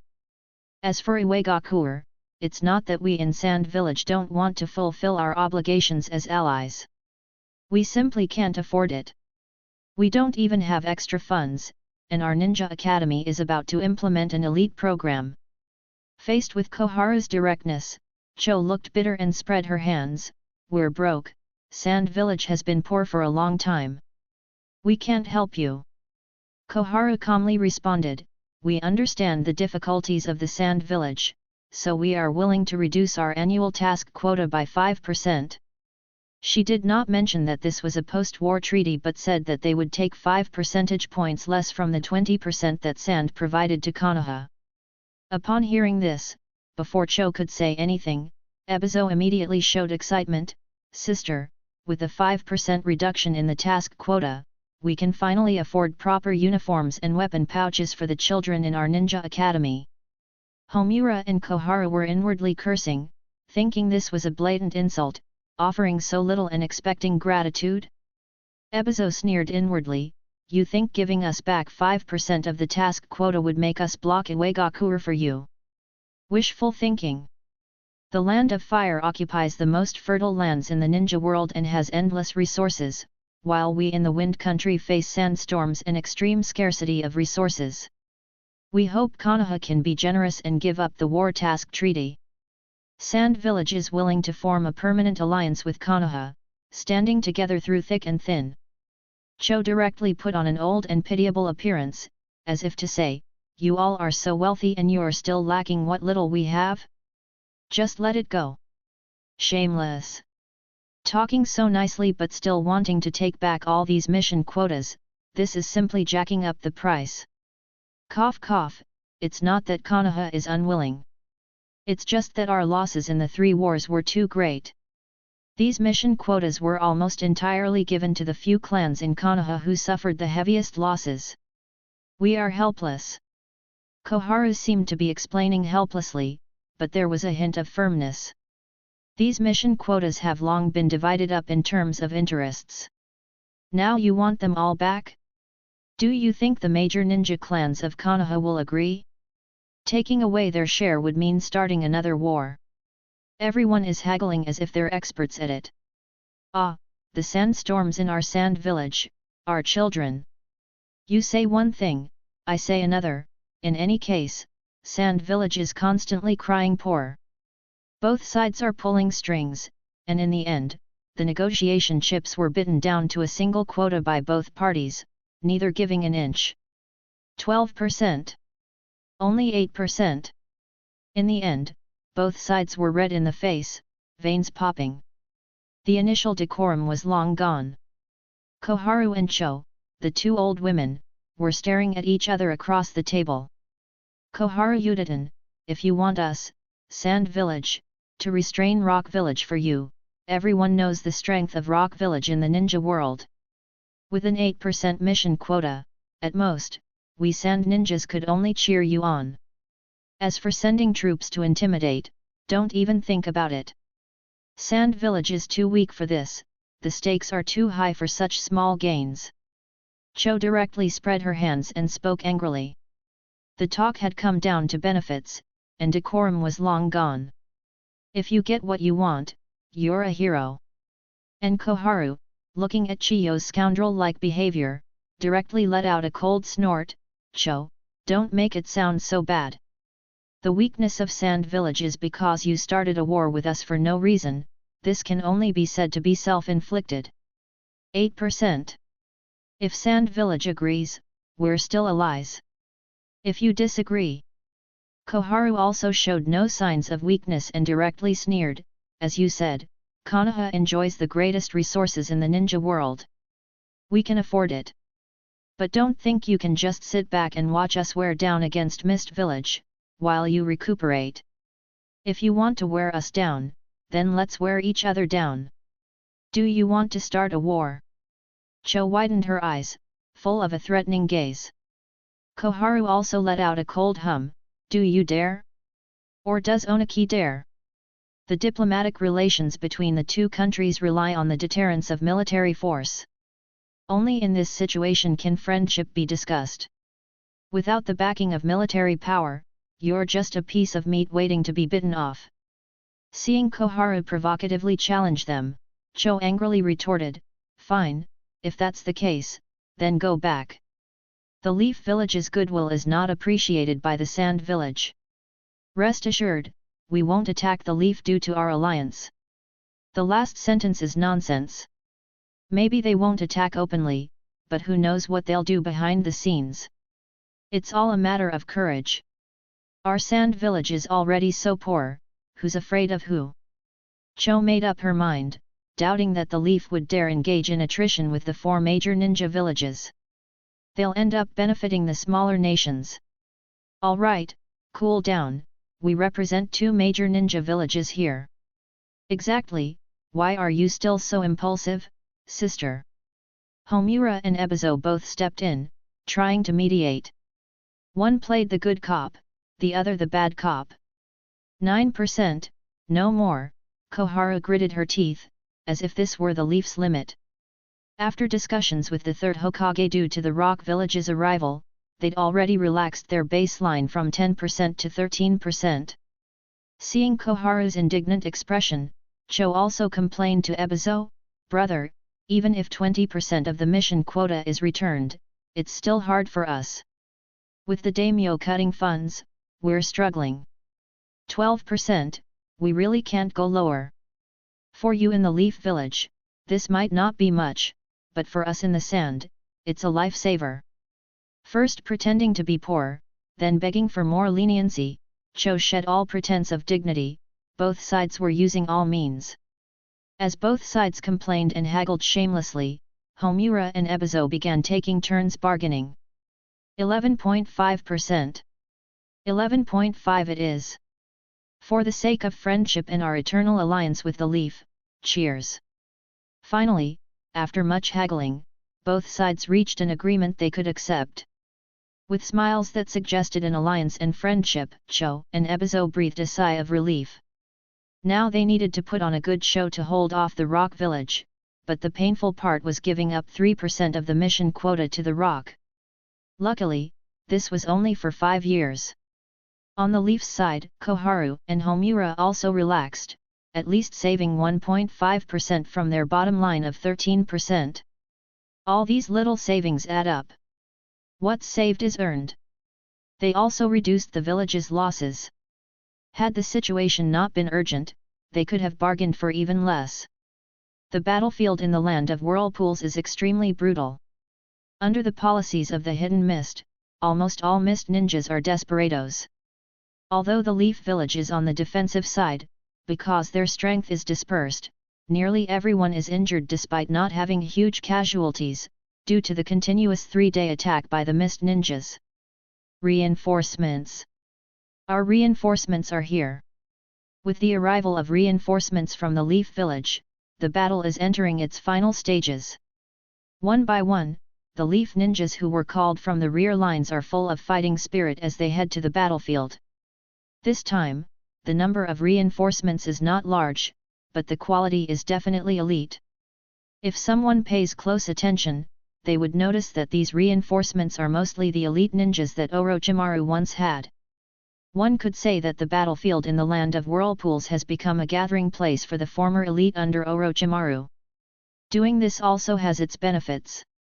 Upon Sarutobi Shinzo's arrival, he can place his own people everywhere, and the once hindered elites have been sent to the front line for support.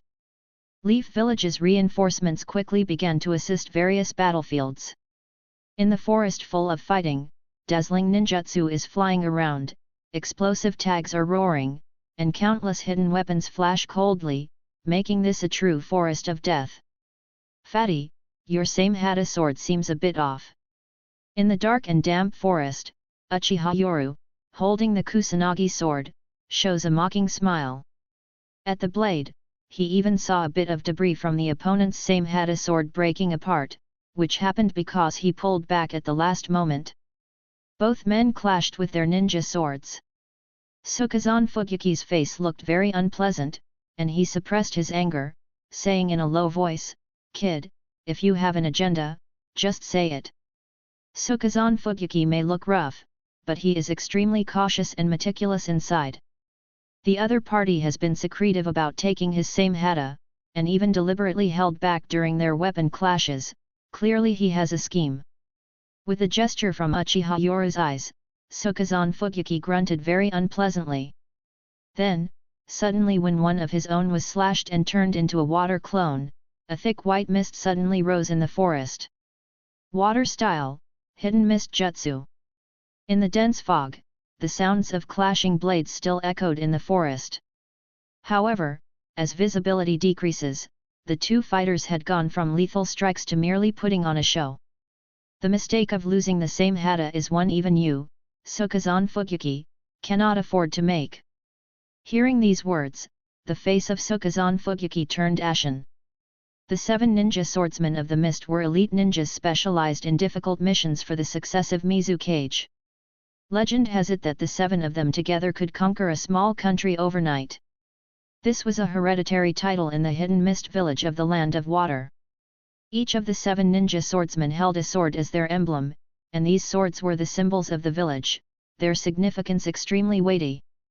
Losing a ninja sword was a responsibility so great that anyone else would likely consider defecting. Only Sokazan Fugyuki, who held a high position and didn't want to lose his status, thought he still had a chance to reclaim it.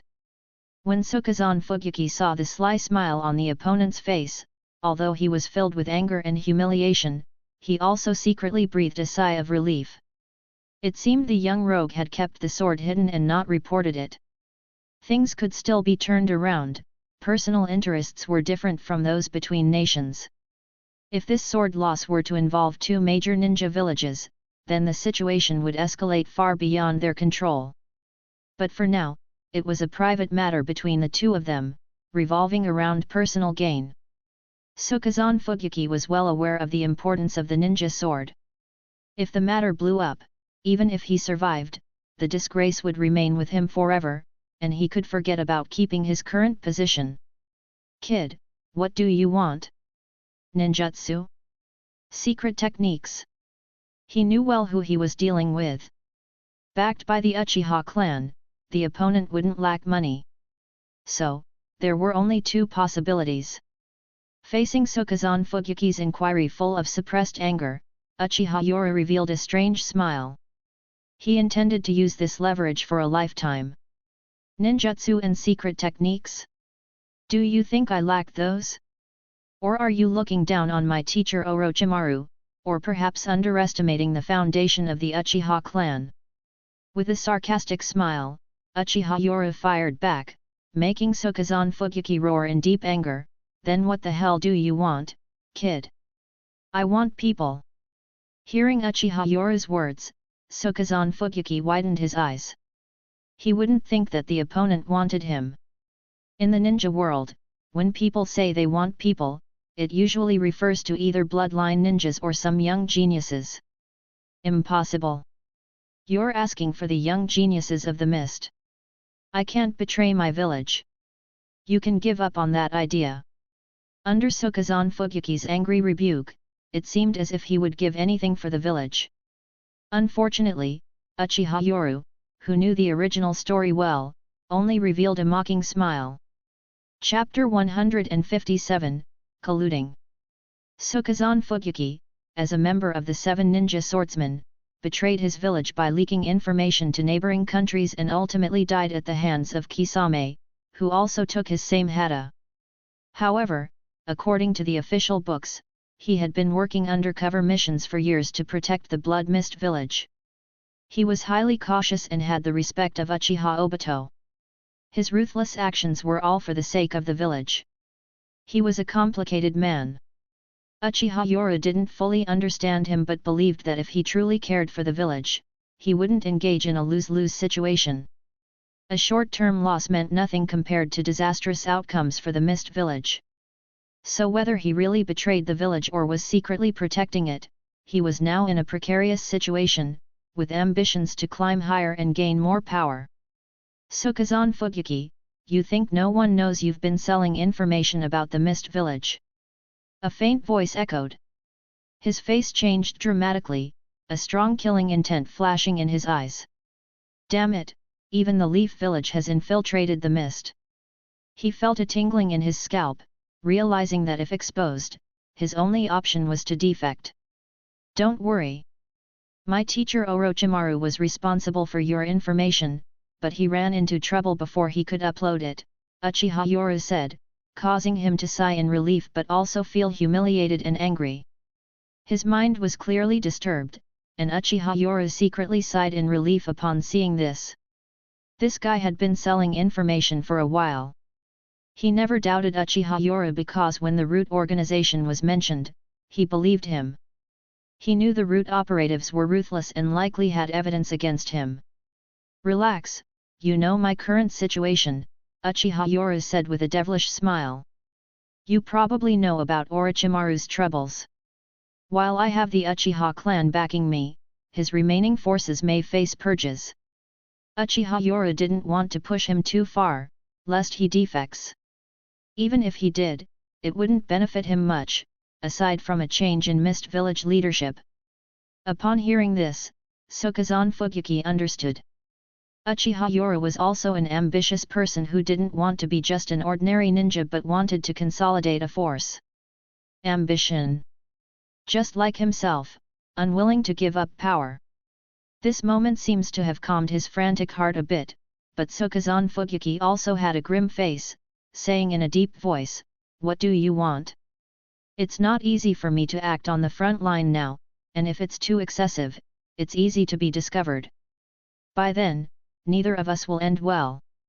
The Sokazan Fugyuki also carried a hint of threat, as if to say don't go too far. If you really expose me, I won't let you off easy. Uchiha Yoru, however, shrugged his shoulders and revealed a disdainful smile. You're wrong about one thing, it's you who won't end well. After all, once things go south, you can only flee the shinobi world, but it's different for me. I have the Uchiha, the most powerful clan in Konoha, behind me. Damn it, at this moment Sokazan Fugyuki cursed in his heart, his eyes turning red, feeling even more bitter inside. These damn bloodline clans, the fourth Mizukage's policy to weaken the bloodline clans was indeed correct. They have too much power, so he agrees with weakening them, but not with extermination. Fatty, I know your ambitions, and I know you want to climb higher. This could perhaps become a bridge between us. You can give me information about those you're not on good terms with, and I'll be happy to clear obstacles for you. Hearing Uchiha Yoru say such shameless words, Sokazan Fugyuki almost vomited blood. What do you mean clear obstacles for me? Clearly, you're just trying to take credit for yourself. Damn it! But he was somewhat tempted. Kid, once or twice is fine, but if this continues, how long do you think I can stay in this position? Sokazan Fugyuki also opened up. At this point, what else does he have to hide? He said directly, your contributions are losses for me. Once or twice is okay, but too many times and the Mist Shinobi will replace him as the frontline commander. Seeing Sokazan Fugyuki gradually give in, Uchiha Yoru loosened his grip on the Kusanagi sword a bit, but his face was filled with a mocking smile. Don't worry, I won't make it difficult for you. After all, I know the Mizukage's methods against bloodline shinobi. I'll help you get rid of them, and you won't have to thank me. Shameless! Sokazan Fugyuki cursed in his heart, but could only suppress his anger. The bloodline shinobi of the Mist Village can only be gradually weakened, not eliminated in one step. And what do you want? What must I give to get back my great sword Samehada? Sokazan Fugyuki is not stupid. Once he's caught in a compromising situation, the other party will only get greedier. He's bound to run into trouble sooner or later, unless this kid dies. Clearly, he can't do that yet, so the only option left is to defect. But he is unwilling to flee the shinobi world in such a disgraceful manner.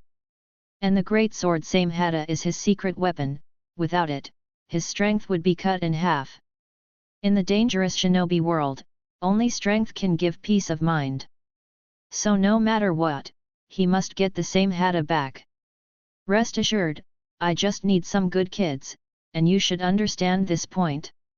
Of course, it would be best to have some precious bloodline shinobi experimental subjects, especially since my teacher Orochimaru is on this island as well. Under Uchiha Yoru's meaningful smile, Sokazan Fugyuki immediately broke into a cold sweat. Forcing down his shock, he looked at the other person. Orochimaru is actually in the whirlpool country too. Damn it! I knew it, how could this kid be so bold? Clearly, it's because Leaf's Orochimaru is unwilling to admit defeat and wants to make a comeback. No wonder his intelligence hasn't been leaked. It turns out that Orochimaru is instructing this kid, the master and disciple are plotting something big together. Obviously, Sokazan Fugyuki is misunderstood. He thinks Orochimaru is unwilling to admit defeat and wants to return to the Leaf Village to vie for the position of Hokage. Uchiha Yora naturally also noticed the other's gaze and revealed an indifferent smile. As for why he brought up Orochimaru, it was of course for cover. To cover himself, just in case the other party really goes rogue. If questioned, he could just claim ignorance. After all, Orochimaru would take the fall for everything, and if one were to really investigate, the traces of Orochimaru appearing in Whirlpool country would not deceive anyone. How can you return my great sword Samehada to me? After thinking he had figured everything out, Sokazan Fugyuki suddenly become timid. He just wants to be a minister, while Orochimaru is eyeing the position of Hokage, they're not even on the same level. Plus, Orochimaru was the third Hokage's disciple, in family fights, he's nothing. Any attempt at a fight to the death threat was instantly aborted. You can't be that naive, right? Wanting your sword back without giving anything in return. Uchiha Yora directly said sarcastically, then shrugged, forgot to tell you, Samehada seems to be a living being. My teacher is very interested and wants to research it for a while, so you understand. Sokazan Fugyuki gritted his teeth, he was now completely on the defensive and had no choice but to follow along. Moreover, he secretly resolved that if the other party went too far, he would definitely not cooperate when reclaiming Samehada. The signal flare just now indicates that Leaf's reinforcements have arrived, so this war will take a break for a while. We'll contact each other later. After saying this, Uchiha Yora prepared to leave, but suddenly thought of something and paused. The ninja who ambushed me last time, the one with the shark face and the masked bloodline user, you wouldn't mind letting them go, would you? Seeing Uchiha Yoru, who was preparing to leave, suddenly said this, Sokazan Fugyuki revealed a bloodthirsty smile, his eyes filled with cruel bloodshot veins. It seems these two ninjas have offended you badly to earn such hatred. Shark Face is my trusted subordinate, named Kisame. I still need people to command for now. Once he's useless, I'll hand him over to you. Don't worry, I can first give you information on him. As for the other masked bloodline ninja you mentioned, I still don't know at this point. But rest assured, as the Leaf Village increases its troops, the Cage's orders will come soon. At that time, this elite force will be under my command, and I will secretly investigate and give you the information. For the two ninjas from the same village, even their own assistant, Sokazan Fugyuki, is utterly cold-blooded. There's no hesitation, embodying selfishness to the fullest. Uchiha Yora listened and nodded with a smile, all right, I'll wait for good news from you. After all, bloodline ninjas in your mist village aren't faring well either. Why not put more thought into pushing them out of the front line and create more opportunities for me? Hearing such shameless words, Sokazan Fugyuki also nodded silently. He comforted himself that the village's policy is also to exclude bloodline ninjas, it's better if they die. He is just following the village's policy. Kid, the secret of the big sword Samehada won't stay hidden for long. Once my situation blows up, a new commander will replace me here, and your plans will all become moot. Now, Sokazan Fugyuki has no leverage over the other party. He can only bring this up, as long as I am here, there will be someone to cooperate with you. If someone else comes, then everything will start over. Hehe, don't worry, I trust your capabilities. How could the big sword Samehada be so easily given back? Uchiha Yora directly nodded with a smile, and as the thick fog gradually dispersed, both figures disappeared into the mist. At the same time, signal flares lit up the sky. There were signal flares for the mist ninja to retreat, and there were also signal flares for the leaf reinforcements to arrive. With the arrival of the leaf's reinforcements, the battle between the two major ninja villages in the Whirlpool country temporarily came to an end as both sides retreated. Hidden Leaf Base. Quick, get the hemostatic bandage, his arm is reattached. What he needs now is rest. Yes. Next. Although the war is over, the intense battles over the past 3 days have left many injured on both sides. Uchiha Yoru is currently, with sweat on his forehead, solemnly performing medical ninjutsu on the wounded in the rear base. For those with severe injuries, stabilize their condition and try to prevent it from worsening. Prioritize and then seek treatment from the medical ninja Yakushi no. Yes. Uchiha Yoru continues to issue orders, and his hands are also busy. Although his medical ninjutsu is not as good as the experienced Yakushi no, it's still quite good, especially when it comes to suppressing the worsening of injuries. In the rear tents, there are only medical ninjas and injured ninjas. Screams and wails constantly echo, and the air is filled with the strong smell of blood and medical equipment. Captain Kakashi. Senior Kakashi. Just as everyone is busy, a respectful voice suddenly rings out in the camp, while Uchiha Yoru, without lifting his head, is solemnly treating a ninja. Captain Yoru. Kakashi Hataki's attitude seems to have changed a bit since the last time, revealing a hierarchical relationship through his actions. He appears very respectful when he arrives. How are the camp arrangements? Facing Uchiha Yoru, who hasn't lifted his head, Kakashi Hataki solemnly nods, everything is well arranged. Teams of lightly injured ninjas are coordinating with the newly arrived reinforcements to adapt to the frontline environment as quickly as possible. Good, remember to send additional reconnaissance teams. We must be vigilant against a surprise attack from the Mist Ninja. I have already deployed 9 rotating squads to monitor around the clock. The surrounding Leaf Ninjas see their highest commander, Uchiha Yoru, coming straight off the battlefield to treat ninjas in the temporary field hospital. He has delegated most of his authority to his assistants. He is both performing medical ninjutsu and handling administrative tasks, truly causing them to sigh with emotion. It's worth mentioning that in this world full of treacherous schemes, ninjas in this distorted world are somewhat naive. With a slight show of skill, Uchiha Yoru has won countless hearts. Only in this twisted world could this be so easy. Captain Yoru, this is the list of names for the current batch of reinforcements. Due to the urgency, they have been temporarily assigned. They will be reorganized later based on the battle situation. It has to be said, having Kakashi Hataki around really eases the workload. He is indeed the most capable assistant among his subordinates, worthy of someone who could later become the Hokage, although he is still somewhat naive. Chapter 158, Tsunade. This chapter is sponsored by Jack Hurd. Everyone, please thank him in the comment. The situation in the shinobi world is as unpredictable as the weather in June, even more fickle than a woman's face. The Sand and Leaf villages have emphatically strengthened their alliance, even collaborating to strike at rogue ninjas on the border who are causing chaos under their names. Following this, the Stone Village has begun diplomatic relations with the Sand Village. Though not an alliance yet, anyone can see that they have gained benefits.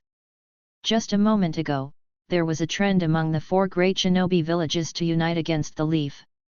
Now, the winds have changed, Sand has grown close to Leaf again, and Stone appears to desire peace. Clearly, these 3 villages have gained something satisfactory. Sand managed to reclaim 11.5% of its mission share. Stone clearly collaborates with Sand and has also gained, meeting their objectives joyfully. Only the Leaf Village has sacrificed some benefits to satisfy others' greed. In the Land of Lightning, Cloud Village. Inside the Raikage's office, the 4th Raikage smashes his brand new desk in anger, yelling, "Onaki! You deceitful scum! You were the most active in contacting us, speaking about mutual interests and forming an alliance against the Leaf, but then you secretly colluded with Sand and kept quiet after gaining benefits from the Leaf. Damn it! The 4th Raikage's eyes are red with rage and envy. It's obvious that the leaf has given such significant benefits to the sand, and this couldn't be hidden from those who are observant.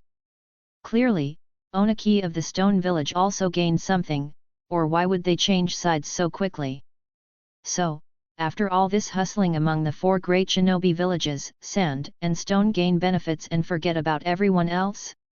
Sand, being one of the 5 great shinobi villages, now holds 20% of high-level missions, enough to sustain a mid-level shinobi village. Damn you, Onaki! You treacherous little man! The 4th Raikage's greatest fury is that Sand didn't invite him to share the immense benefits.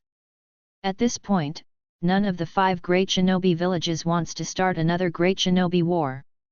They still maintain their superior status, but starting a 4th war could bring them down. Send orders to stir up animosity between the small shinobi villages and Leaf, especially stating that the Mist is preparing to wage war against Leaf. In short, I want to make Leaf's border unstable. The 4th Raikage, having gained nothing, is obviously jealous. Now he can only exploit the current situation with the Mist. Of the 5 great shinobi villages, Sand and Stone chose to keep the peace, leaving Leaf to face 2, obviously reducing the pressure. Although he is impulsive, he doesn't want to give advantages to others for free, this means Mist has to take the main role. The snowflakes drift down at the front line of the land of whirlpools, seemingly pressing the pause button on the war for both sides.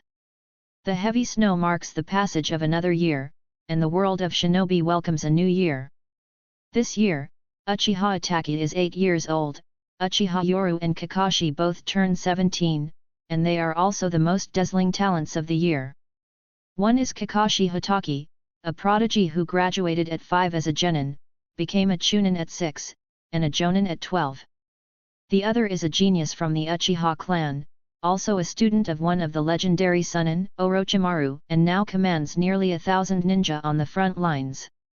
With a calm mind, commanding multiple times more troops, and multiple battlefield achievements, he has solidified his status as a genius on par with, if not surpassing, Kakashi Hitaki. This year has been disastrous for Konoha. First, there was the split within the Hyuga clan, followed by the Orochimaru incident regarding the Hokage candidacy, and then the borders destabilizing just as they had somewhat settled down. Especially with the consecutive turbulence, it has attracted the greed of neighboring small and large countries. The disturbances on the border have left Konoha struggling to cope for most of the year. Externally, Konoha can only choose to hold firm, while internally, they start to beautify everything. The entire village seems to be in a peaceful environment, oblivious to the current border instability. Land of whirlpools. Under the snow cover, it's as if the earth has put on a layer of silvery armor. Even the battlefield, usually rampant with killing, seems to have quieted down somewhat. Konoha's base. Captain Yoru, recently the Mist Shinobi have attacked several of our strongholds. Following your strategic guidelines, we prioritized protecting our shinobi first and then resources, so our material losses have been relatively large, but our casualties have not been, someone reports. With the temporary cessation of the war, Konoha's ninjas also breathed a sigh of relief. They haven't had a break from fighting the Mist Shinobi recently, engaging in minor skirmishes every 3 days and major ones every 5 days. The entire forest has become a battlefield for both countries. Both sides have had their wins and losses. Either the Mist Shinobi are attacking them, or they are ambushing the Mist Shinobi. In any case, the situation is not bad, the war is at a stalemate. Both large ninja villages have tacitly kept their respective ninja forces under 1,000 to avoid the situation from escalating. But only Konoha thinks so, while the Mist's hidden mastermind, Obito, is more angry. Although he controls the Mizu Cage, the Mist Village isn't just his to command, especially when there is the risk of starting a 4th war. There are various obstacles in the Mist Village, from the daimyo to the jonin in the village. No one believes that now is the time to escalate the war. Listening to the latest battle report in the tent, Uchiha Yoru revealed a relieved smile and nodded, "It's just some resources, nowhere as valuable as our shinobi." The elite ninjas inside the camp looked at Uchiha Yoru with a certain fanaticism in their eyes. After all, ninjas are just tools, regardless of who the superior is. Even the third Hokage only talked about it but never actually did anything. Despite this, the third Hokage had influenced countless people with just his words. But Uchiha Yoru wasn't just talking, he was truly going to execute his plans and do so diligently. He considered the lives of ninjas as the most important, even going to great lengths to protect those who were disabled. In Uchiha Yoru's words, they are all heroes. They are all our future. Keep a close watch recently. Although the snowstorm has temporarily halted the mist ninjas, we must still be cautious. I don't want our ninjas to be attacked during the New Year period. Haha, don't worry, Lord Yoru. Our reconnaissance team has already expanded its range. There's no way we will let the mist ninjas sneak in easily. The ninjas in the camp all showed hearty smiles. They had spent a long time together and had almost completely figured out Uchiha Yoru's character. He was a very agreeable person as long as it wasn't about missions or battles, and even enjoyed guiding those with talent in the camp. Uchiha Yoru had been on the front lines for less than a year and had first proven his strength through solid combat achievements. Over this period, his strong charisma also made many people feel a sense of belonging. As night gradually fell, the snowstorm howled. The land of whirlpools and the land of iron were not too far apart. It seemed that the storm in the land of iron had influenced the weather here, leading to a once-in-a-century heavy snowstorm. Both the leaf and mist ninjas were caught off guard and chose to recuperate during this time. The howling north wind and the blizzard make it impossible for people to open their eyes. All the creatures in the world seem to have chosen to curl up at this moment. The world is even more silent, especially under the cover of night and the blizzard, exuding an aura of utter destruction. Inside a forest, in a large tree hole, Uchiha Yoru cautiously looks around to make sure he's not being followed before letting out a sigh of relief and slowly entering the tree hole. Orochimaru-sensei, I'm afraid there won't be much experimental material due to the recent ceasefire. Inside the empty tree hole, Uchiha Yoru calmly speaks to the empty surroundings. However, at this moment, a figure slowly starts to materialize on the ground, accompanied by a unique raspy smile. Hehe, the recent ceasefire is not just due to the blizzard. Orochimaru slowly appears, looking at Uchiha Yoru with a meaningful smile. He never thought that his student would grow so quickly. In such a short time, he has already replaced the position Orochimaru once held in the eyes of the people on the front lines. Although he no longer cares, he can't help but acknowledge the other's talent. This is not just combat talent, it's almost a natural political acumen, and also a very high level of command ability on the battlefield. He's simply a perfect genius. If it weren't for the many problems he's discovered with his reanimation jutsu, the body in front of him would be the perfect vessel. Thinking of this, a look of regret appears in Orochimaru's greedy snake-like eyes. Unfortunately, transferring to a strong soul's body causes considerable damage to the soul, and he has already found another direction, so he has to give up this perfect vessel. Orochimaru-sensei, do you mean that there are other reasons for the ceasefire? Upon hearing Orochimaru's words, Uchiha Yoru shows a curious look. He never underestimates anyone, especially since Orochimaru has been in Konoha for so many years. How could his forces be completely eradicated so quickly? In the original story, even after 10 years, people in Konoha still remember his existence. He may be good, but he's still lacking in this depth. This is something that needs time to make up for. In response to Uchiha Yoru's question, Orochimaru laughs raspingly. The commanding officer defending the borders of the land of water, Sarutobi Shins, has already stabilized the rear. And although the friction with the land of whirlpools is not significant, there has been no substantial progress, and some people in the village don't want to drag it out any longer. They want to end the war soon. After all, although the friction in the land of whirlpools battlefield is not large, all the major ninja villages are now recuperating. In particular, the villages of Iwa and Kumo are secretly expanding their military power. When he heard the news, Uchiha Yoru's brows furrowed tightly. He really hadn't expected the village to start panicking, but it made sense. Although his arrival didn't seem to make much of a difference on the surface, things had already started to change. Orochimaru-sensei, are you saying that the village is planning to send Sarutobi Shinzo to the front line to build prestige? Even though he was asking, he had already guessed something. A mocking smile appeared on Uchiha Yoru's face. Someone with no significant achievements now wants to build prestige on a minor battlefield, yet dreams of becoming the Hokage. It seems that the son of the third Hokage is ambitious, but unfortunately, his abilities don't match his ambitions. Heh, with those old guys pushing from behind, it won't take many years. Orochimaru also revealed a mocking look in his eyes as he spoke. The third has aged, and his vigor as a ninja has declined year by year. Speaking of the third, a complicated expression filled Orochimaru's eyes, a mix of hatred and sadness. A once great ninja had gradually turned into this. It was indeed pitiable and made him realize the fragility of life, that people lose their edge as they age.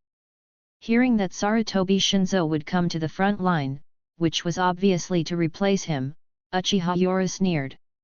They were clearly trying to weaken his influence and the front line's strength. It wasn't their person, so they could recklessly consume resources and earn eye-catching achievements, while weakening Orochimaru's old foundation. For the old guys in Konoha, it was killing two birds with one stone.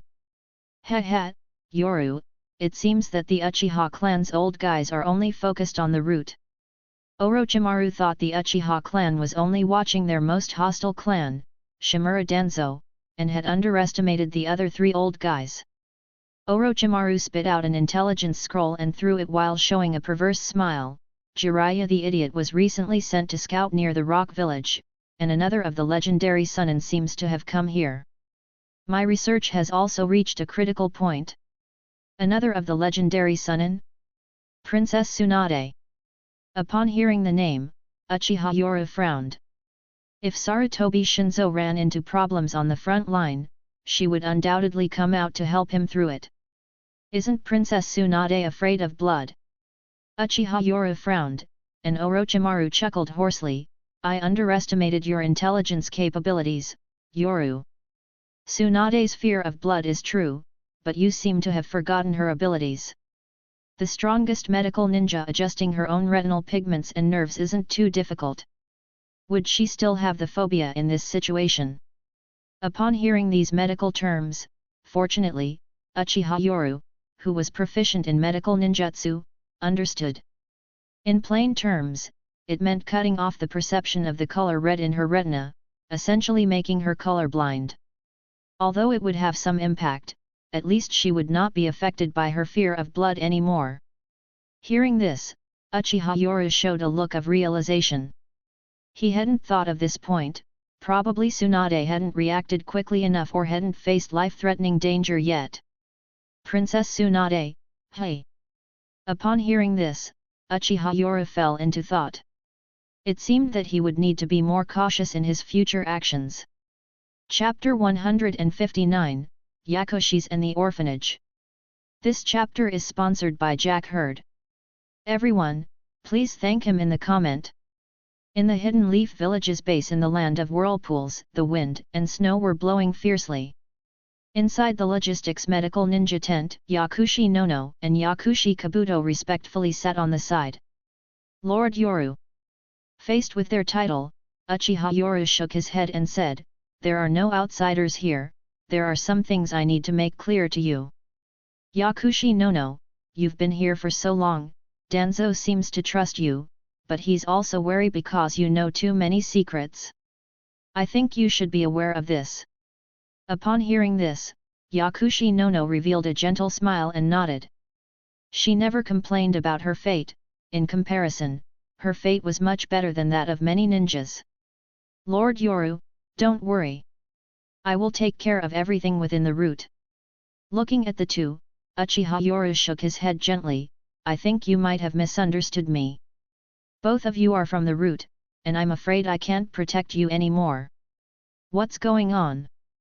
Yakushi Kabuto, who had been calm, showed a hint of gravity in his eyes behind his glasses, while Yakushi Nono maintained her gentle smile, as if no news could disturb her.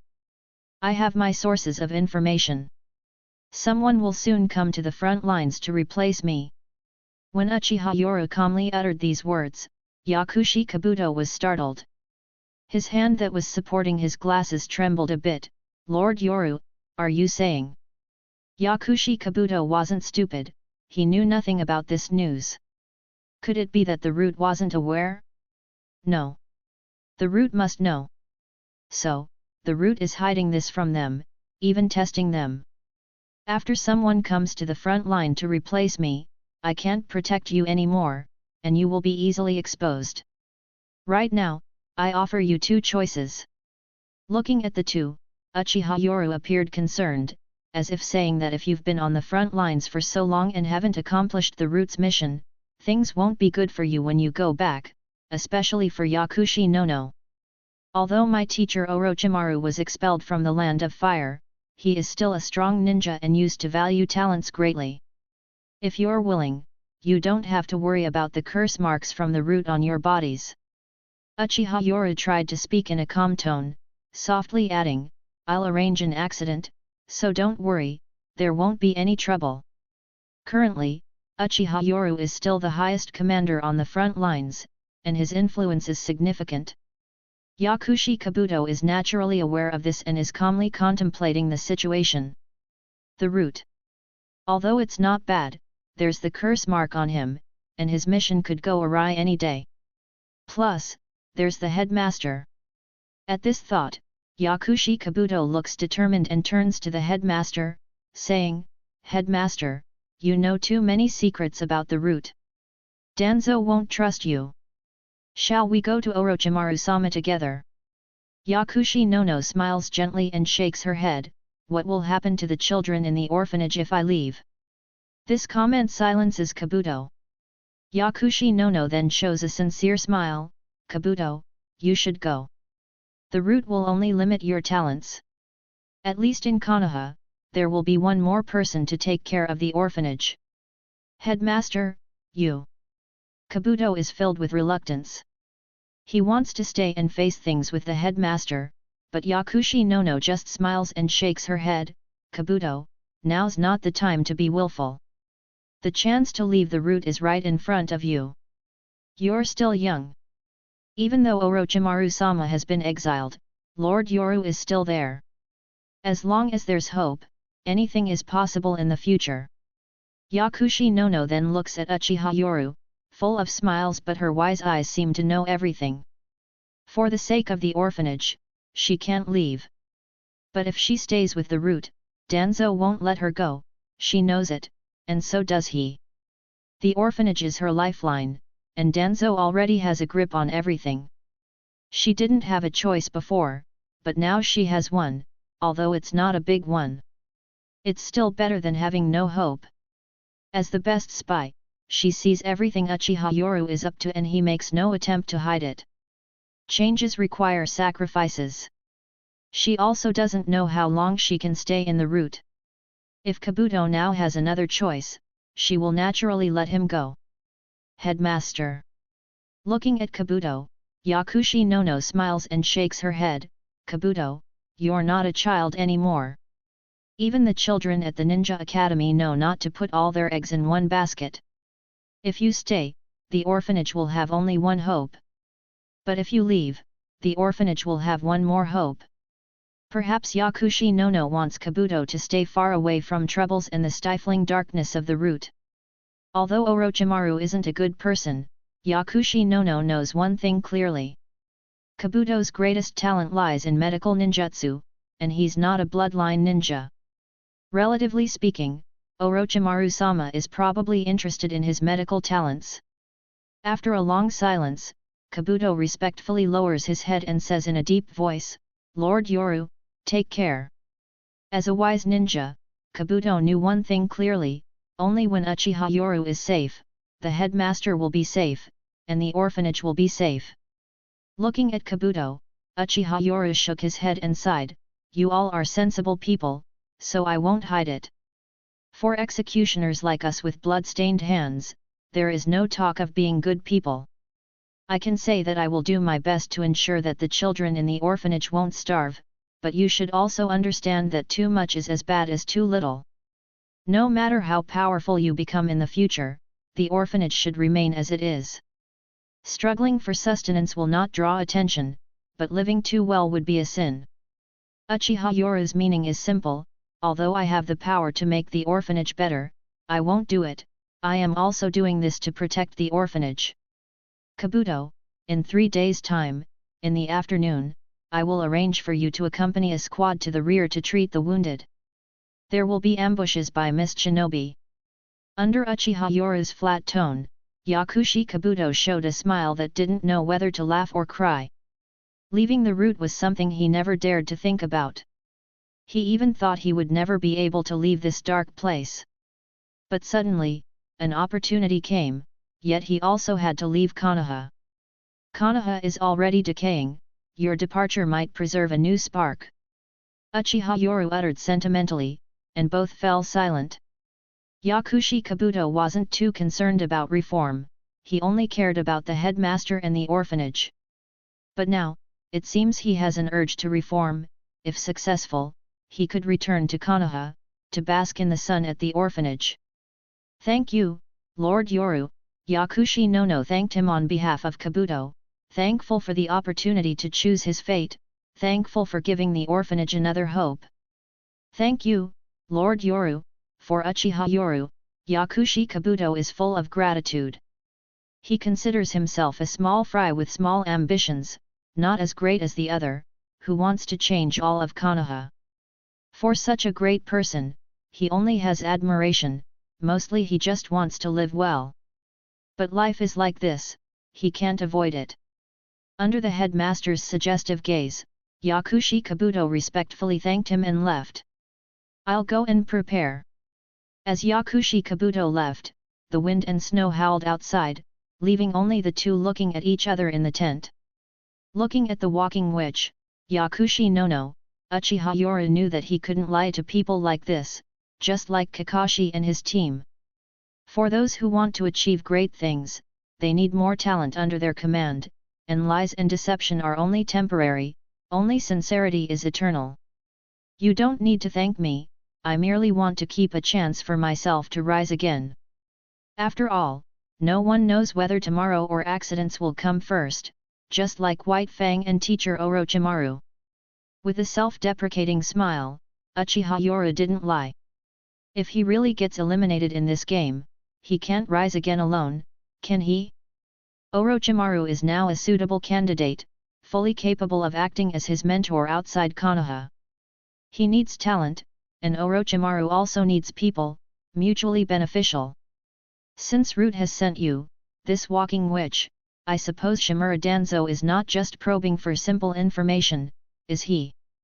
Uchiha Yoru calmly asked the question he had been wanting to know the answer to, as both sides had already been candid with each other. Yakushi Nono lightly tucked her golden hair behind her ears. Dressed as a nun, and with a gentle smile, she gave off the feeling of a warm spring breeze. Lord Danzo wants to know if Lord Yoru has activated the Mangekyo Sharingan. Yakushi Nono's gentle tone made Uchiha Yoru reveal a hint of surprise, and then he became more serious. Why would Danzo suspect this? At this point, he couldn't help but be cautious. Uchiha Yoru sank into deep thought, considering all the potential flaws that could have been exposed since he activated the Mangekyo, but he really couldn't figure out where he might have slipped up.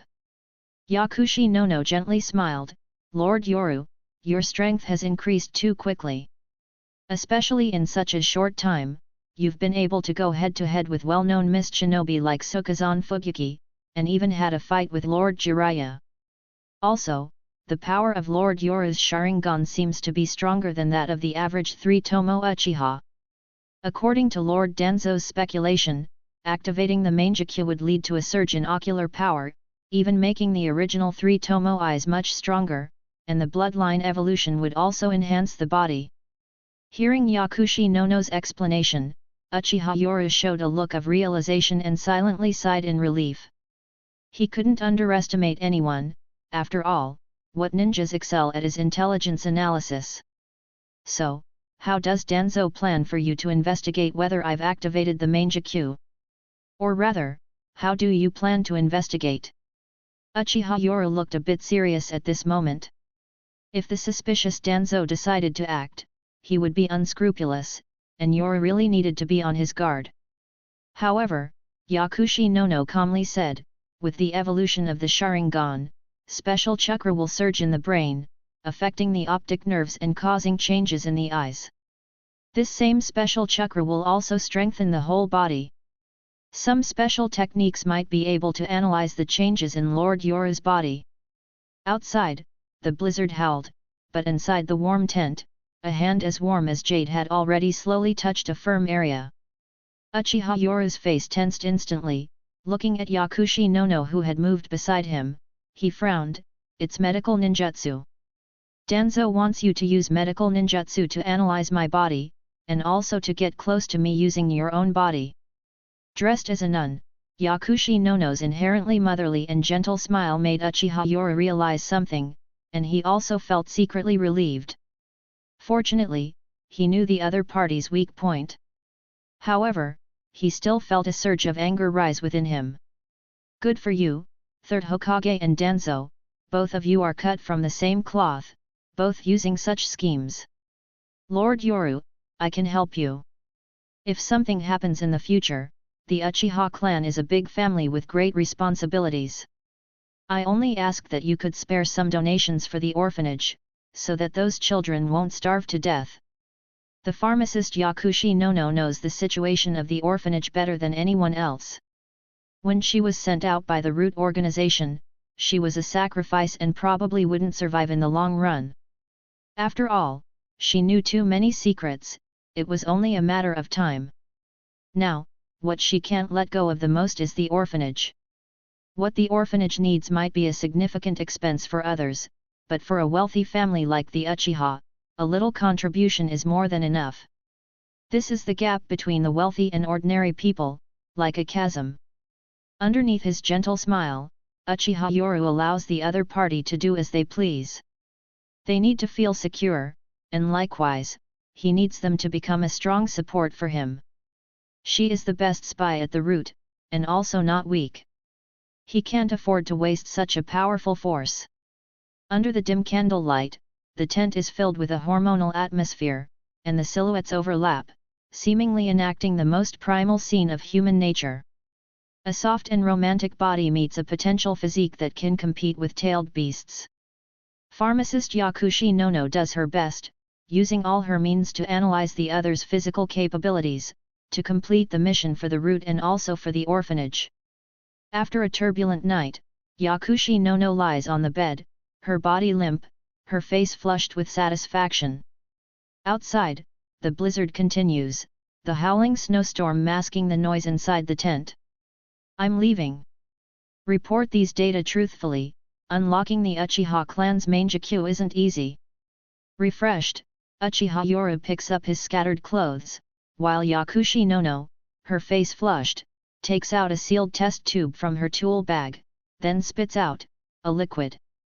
Looking at the precious research cells in the sealed test tube, Yakushi no pants weakly and says, Lord Yoru, I'm afraid the root needs me to send back some cells. Lord Danzo has already started to suspect me. Although disgusted by Danzo researching his cells, Uchiha Yoru still nods in agreement. Danzo really is a rat hiding in the sewer, disgraceful. Unlocking the Mangekyou isn't easy. When Danzo wants to use these cells, Uchiha Yoru immediately thinks of poison and sneers. This person is really despicable, even thinking of researching targeted poison to restrain him. Chapter 160, Promotion. This chapter is sponsored by Gorma27. Everyone, please thank him in the comment. This blizzard is truly rare, showing no signs of stopping after 3 days of continuous snowfall, and even seems to be intensifying. In the midst of the blizzard, everything withers away. Even the once dense forest is now full of dead branches. Inside a cave under the snowstorm. Damn it, are you insane? Contacting me in the middle of such a storm? Let me tell you, if my secret is revealed, you won't get off easy either. Sneaking through the storm, Sokazan Fugyuki angrily lowered his voice, as if afraid someone might hear. Uchiha Yoru, who had been waiting for some time, simply shook his head and laughed. Don't be such a stranger, we've collaborated many times before. Collaborators? Go to hell. At this moment, Sokazan Fugyuki was filled with anger towards the bottomless greed of Uchiha Yoru. Bro, you want to play like this? I live in fear every day in the camp. Can you not call me out for no reason? If discovered, I can only desert. Sokazan Fugyuki hid his feelings well, acting like a ninja on the verge of collapse, fearful of being discovered yet unwilling to be threatened. Both were putting on an act. Uchiha Yoru just smiled and patted him on the shoulder, reassuringly saying, "Don't worry, I trust your skills, nobody will find out. Your great sword Samehada has reached a crucial point in our research. Once it progresses, I'll return it immediately." Hearing news about his own sword, Sokazan Fugyuki's eyes flared with murderous intent. Damn it, my precious sword is being researched by you people. Wait for me to get it back. Don't look at me like that, as if I'm so despicable. But you should think about your own issues too. How long has it been? You keep stalling me with one reason after another, always fobbing me off with small roles. What should I do? After some arguing, Sokazan Fugyuki finally relented. He had no choice, the other party held leverage over him, and the great sword Samehada made him unable to act rashly. I've told you, make good arrangements. Kisame and Terumi made to defect.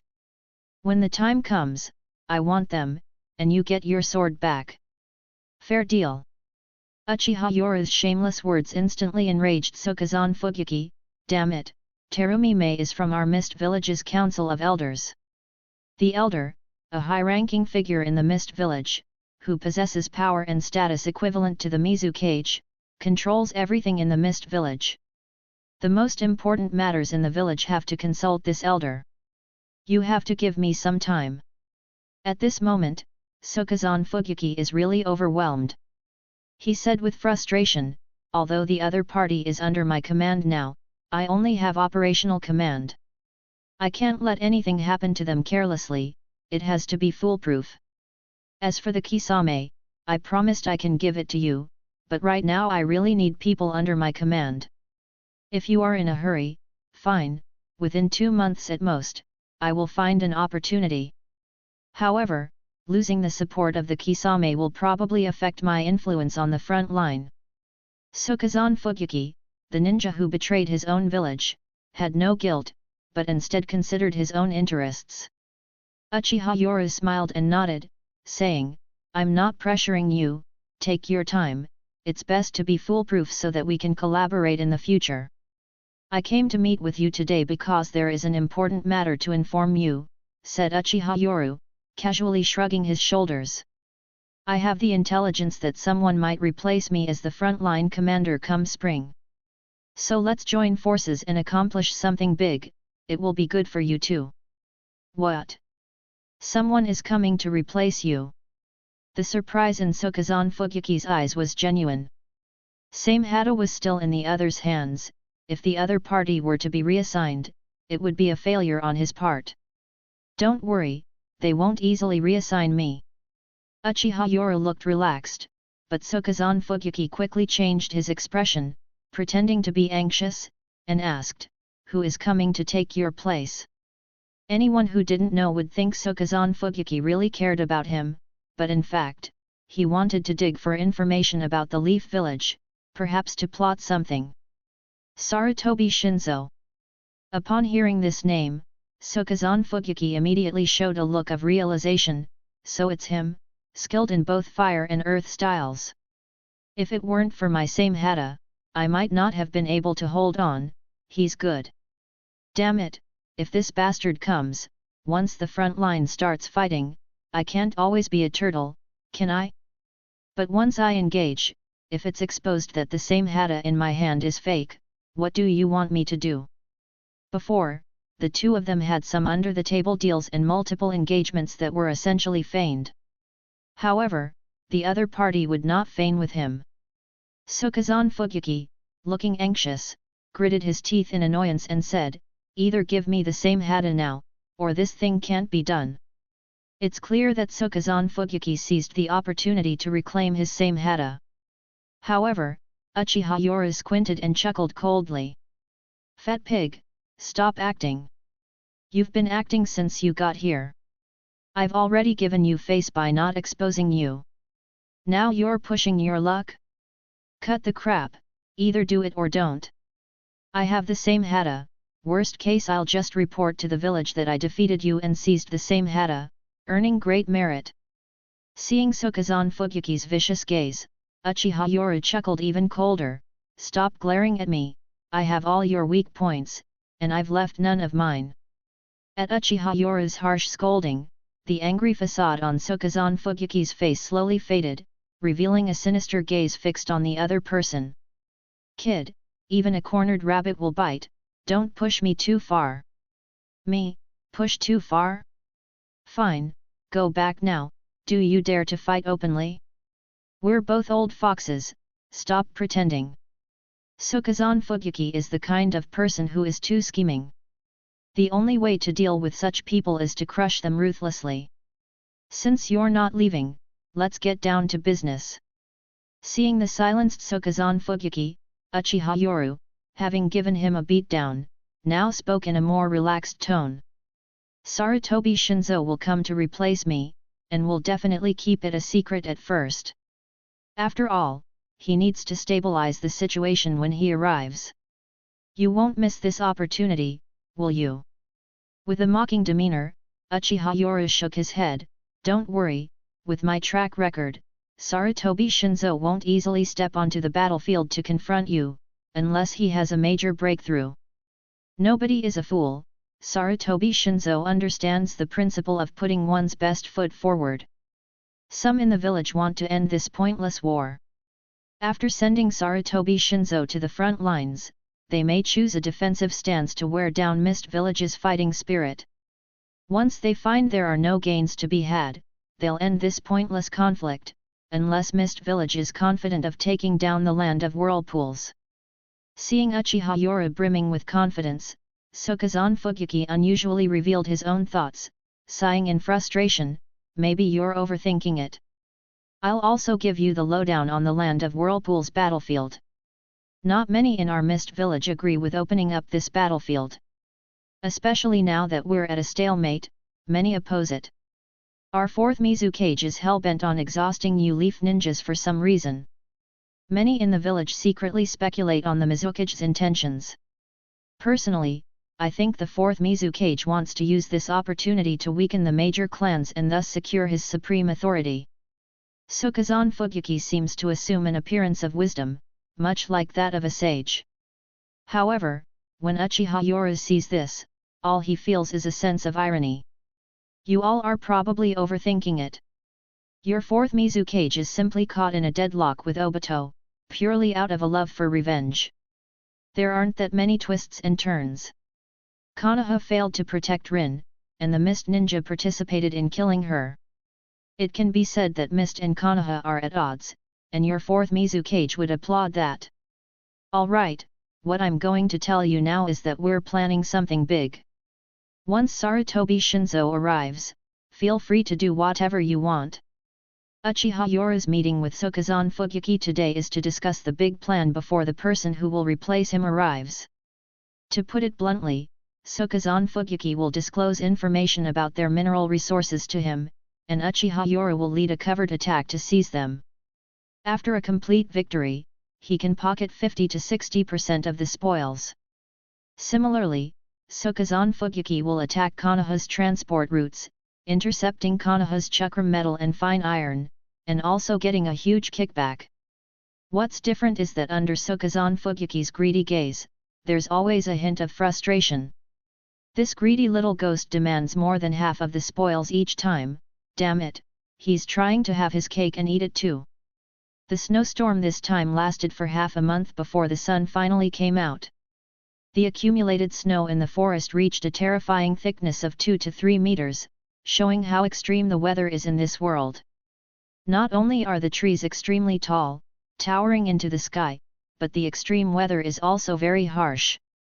Inside the camp at the Hidden Leaf Village, Uchiha Yoru is holding a brush and writing on a scroll. He says to the people who have come to report, "This is the latest merit list, I will report it truthfully to the village. All of you are here, good. I've written recommendation letters for you, as well as noted your merits. In my personal opinion, Kurane Ui, Uzuki Ujeo, Mitarashi Anko, and Might Guy have performed admirably and have the capability to be promoted to Special Jonin. As for Iwashi, who is part of the Genma squad, their strength has also increased rapidly recently and they have made many contributions. I am prepared to vouch for them to be promoted to Special Jonin. As for the future of our village, Domino Irika, Mizuki, have been diligent since coming to the front lines and are barely qualified to be Chunin. I think it's appropriate to give some encouragement to the younger generation." Uchiha Yoru clearly intends to promote his own people, and the ninjas in the camp show gratitude upon hearing this. On the other hand, Hitaki Kakashi seems a bit concerned. "Yoru, doing this might cause dissatisfaction among some people. Kakashi's meaning is clear. Promoting your own people in such a way is clearly forming factions, isn't this a bit too direct?" Uchiha Yoru, however, just smiles and shakes his head, continuing to write the report. The ninjas who have been called show gratitude. Promotion to Special Jonin or Jonin requires selection and approval, especially recommendations from existing Jonin, which are almost like a letter of guarantee. During wartime, some steps may be skipped, but regardless, Jonin-level promotions require the signature of the Hokage of the village. For Chunin, there are generally two paths. One is recruitment after selection, which is based on a combination of skill and task volume. The Chunin selected this way are usually of average strength. The other is through the Chunin exams, and those are almost always chosen based on universally recognized talent. They can be considered the elites selected from the top classes. In special cases, there are considerations for outstanding performance, adequate strength, and accelerated promotion. There is also the situation during wartime. Although it's not considered a major ninja war where he is now, it's still a battlefield. He has the qualifications to submit an application to the village, but this type of application needs to be reviewed for a year to see if it's qualified. After writing the letter, Uchiha Yoru smiled at Kakashi on the side. "I'll leave this Chunin selection scroll to you, Kakashi. Have these genin sign it themselves, and then we'll see how they perform in the coming year." "Okay." Since Uchiha Yoru has decided, Kakashi will not refuse. He puts the scroll that needs the genin's personal signatures into his tool bag, and then it's the turn of the Chunin who are prepared for promotion. The promotion from Chunin to Special Jounin is a significant gap. The art of war details that genin are the village's main combat force and are the most numerous. Chunin are the level of team leaders. Jounin are the elite ninjas with strength beyond ordinary people. Special Jounin falls between Chunin and Jounin. You could say that genin are soldiers, Chunin are squad leaders, Special Jounin are akin to centurions, and Jounin are at the level of minor generals. Kurane Ui, Uzuki Ujeo, Mitarashi Anko, Might Guy, and others all showed excited smiles. The gap between Chunin and Special Jounin is huge, and although they're not yet real Jounin, they're at least one step closer. "Yoru, this is really great. I will definitely be the first to become a Jounin," said Mitarashi Anko excitedly as she picked up the scroll to sign her name. Just as Mitarashi Anko was about to sign her name in excitement, the commendation on the scroll suddenly made her smile freeze. The smiles on the faces of the people around also turned into puzzled looks. Chapter 161, Who is it? This chapter is sponsored by Gorma27. Everyone, please thank him in the comment. Upon catching the eyes of the crowd, everyone's faces seemed a bit stiff. In contrast, Uchiha Yoru looked at them relaxedly and laughed, saying, "What are you all standing around for? Don't think that getting promoted is so simple. It involves multifaceted evaluations from top to bottom and will take at least several months. So be prepared. However, Mitarashi Anko took a deep breath and put down the scroll in her hand, staring straight at Uchiha Yoru and said word by word, Yoru. Why isn't your contribution mentioned above? To be promoted from a Chunin to a special Jonin, one must excel in a specific area. For example, Kurane Ui excels in illusion techniques, while Might Guy excels in Taijutsu. They have abilities that exceed those of a Chunin but are not yet on par with a Jonin in all aspects. When one's strength reaches the level between Chunin and Jonin, sufficient mission experience is also required. A recommendation letter can be helpful. It's a letter written by someone who vouches for the individual's outstanding performance and leadership skills in a particular mission. Over this period, Uchiha Yoru intentionally downplayed his presence in their missions and recommendation letters, giving them more space to shine. Haha, Yoru, this is youth. Don't worry, we will become Jonin based on our abilities, Might Guy said with a hearty laugh, giving a big thumbs up. It was clear they didn't need to take credit from their peers. Everyone nodded in agreement. There was a complex look in the eyes of Ozuki Yujeo and Kurane Ui. It seemed their guilt had increased a bit at that moment. However, Uchiha Yoru looked at everyone and shook his head, saying, No, maybe you're overthinking. I genuinely acknowledge your abilities. Setting aside our relationships, objectively speaking, each of you is a genius among your peers, whether it's your strength or your excellent mental resilience, even your commanding abilities. You can come to me to learn powerful jutsu based on connections, but promotion, Uchiha Yoru's smile gradually turned serious, is different. Whether it's a genin becoming a Chunin has to lead a team of 3 genin and carry out extremely important missions. Especially in terms of commanding abilities, any carelessness can result in the loss of the entire team. So using connections won't work here.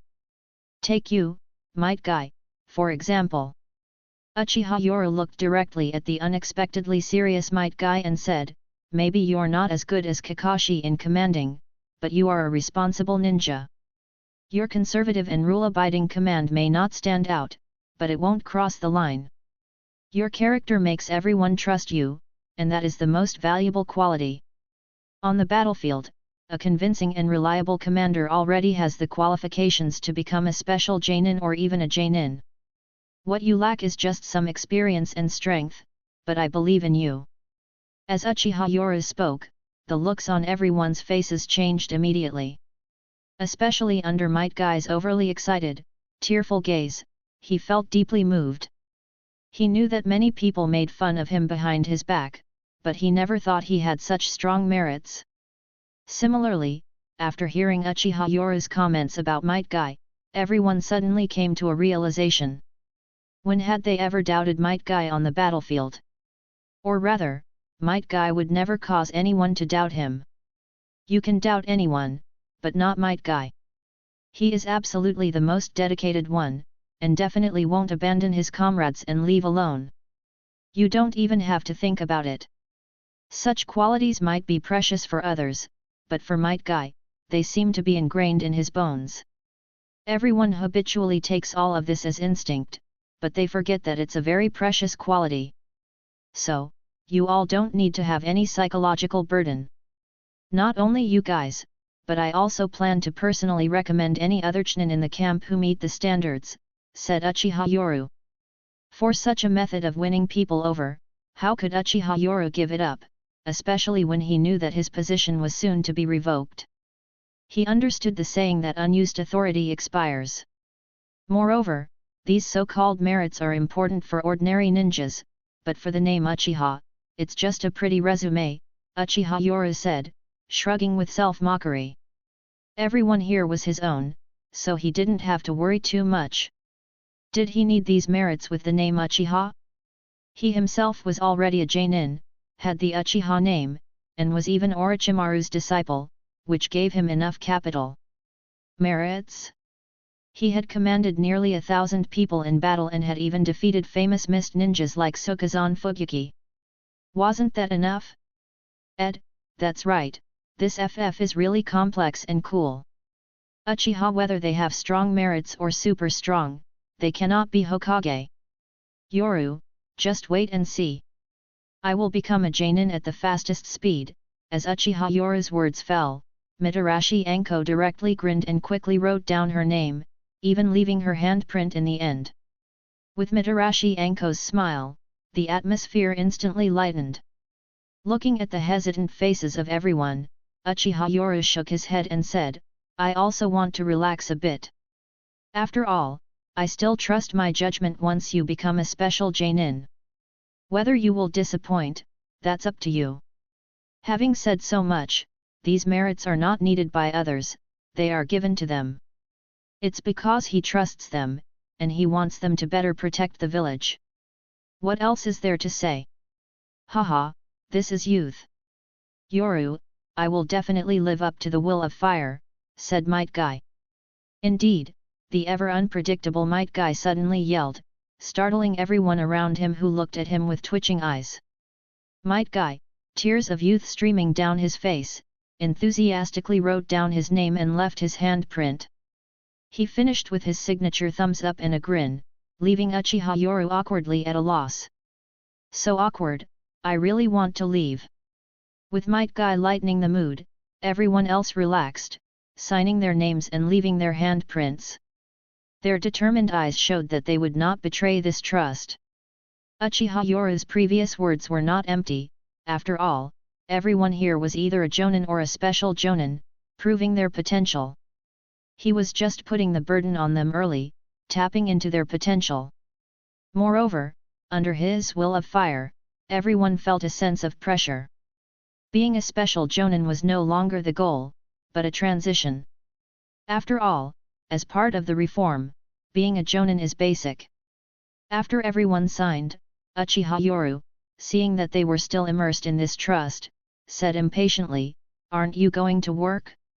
Go back to your posts and call others, there are more with potential than just you. Everyone smiled, knowing that Uchiha Yoru was trying to lighten the mood. Still, they couldn't deny that it felt good.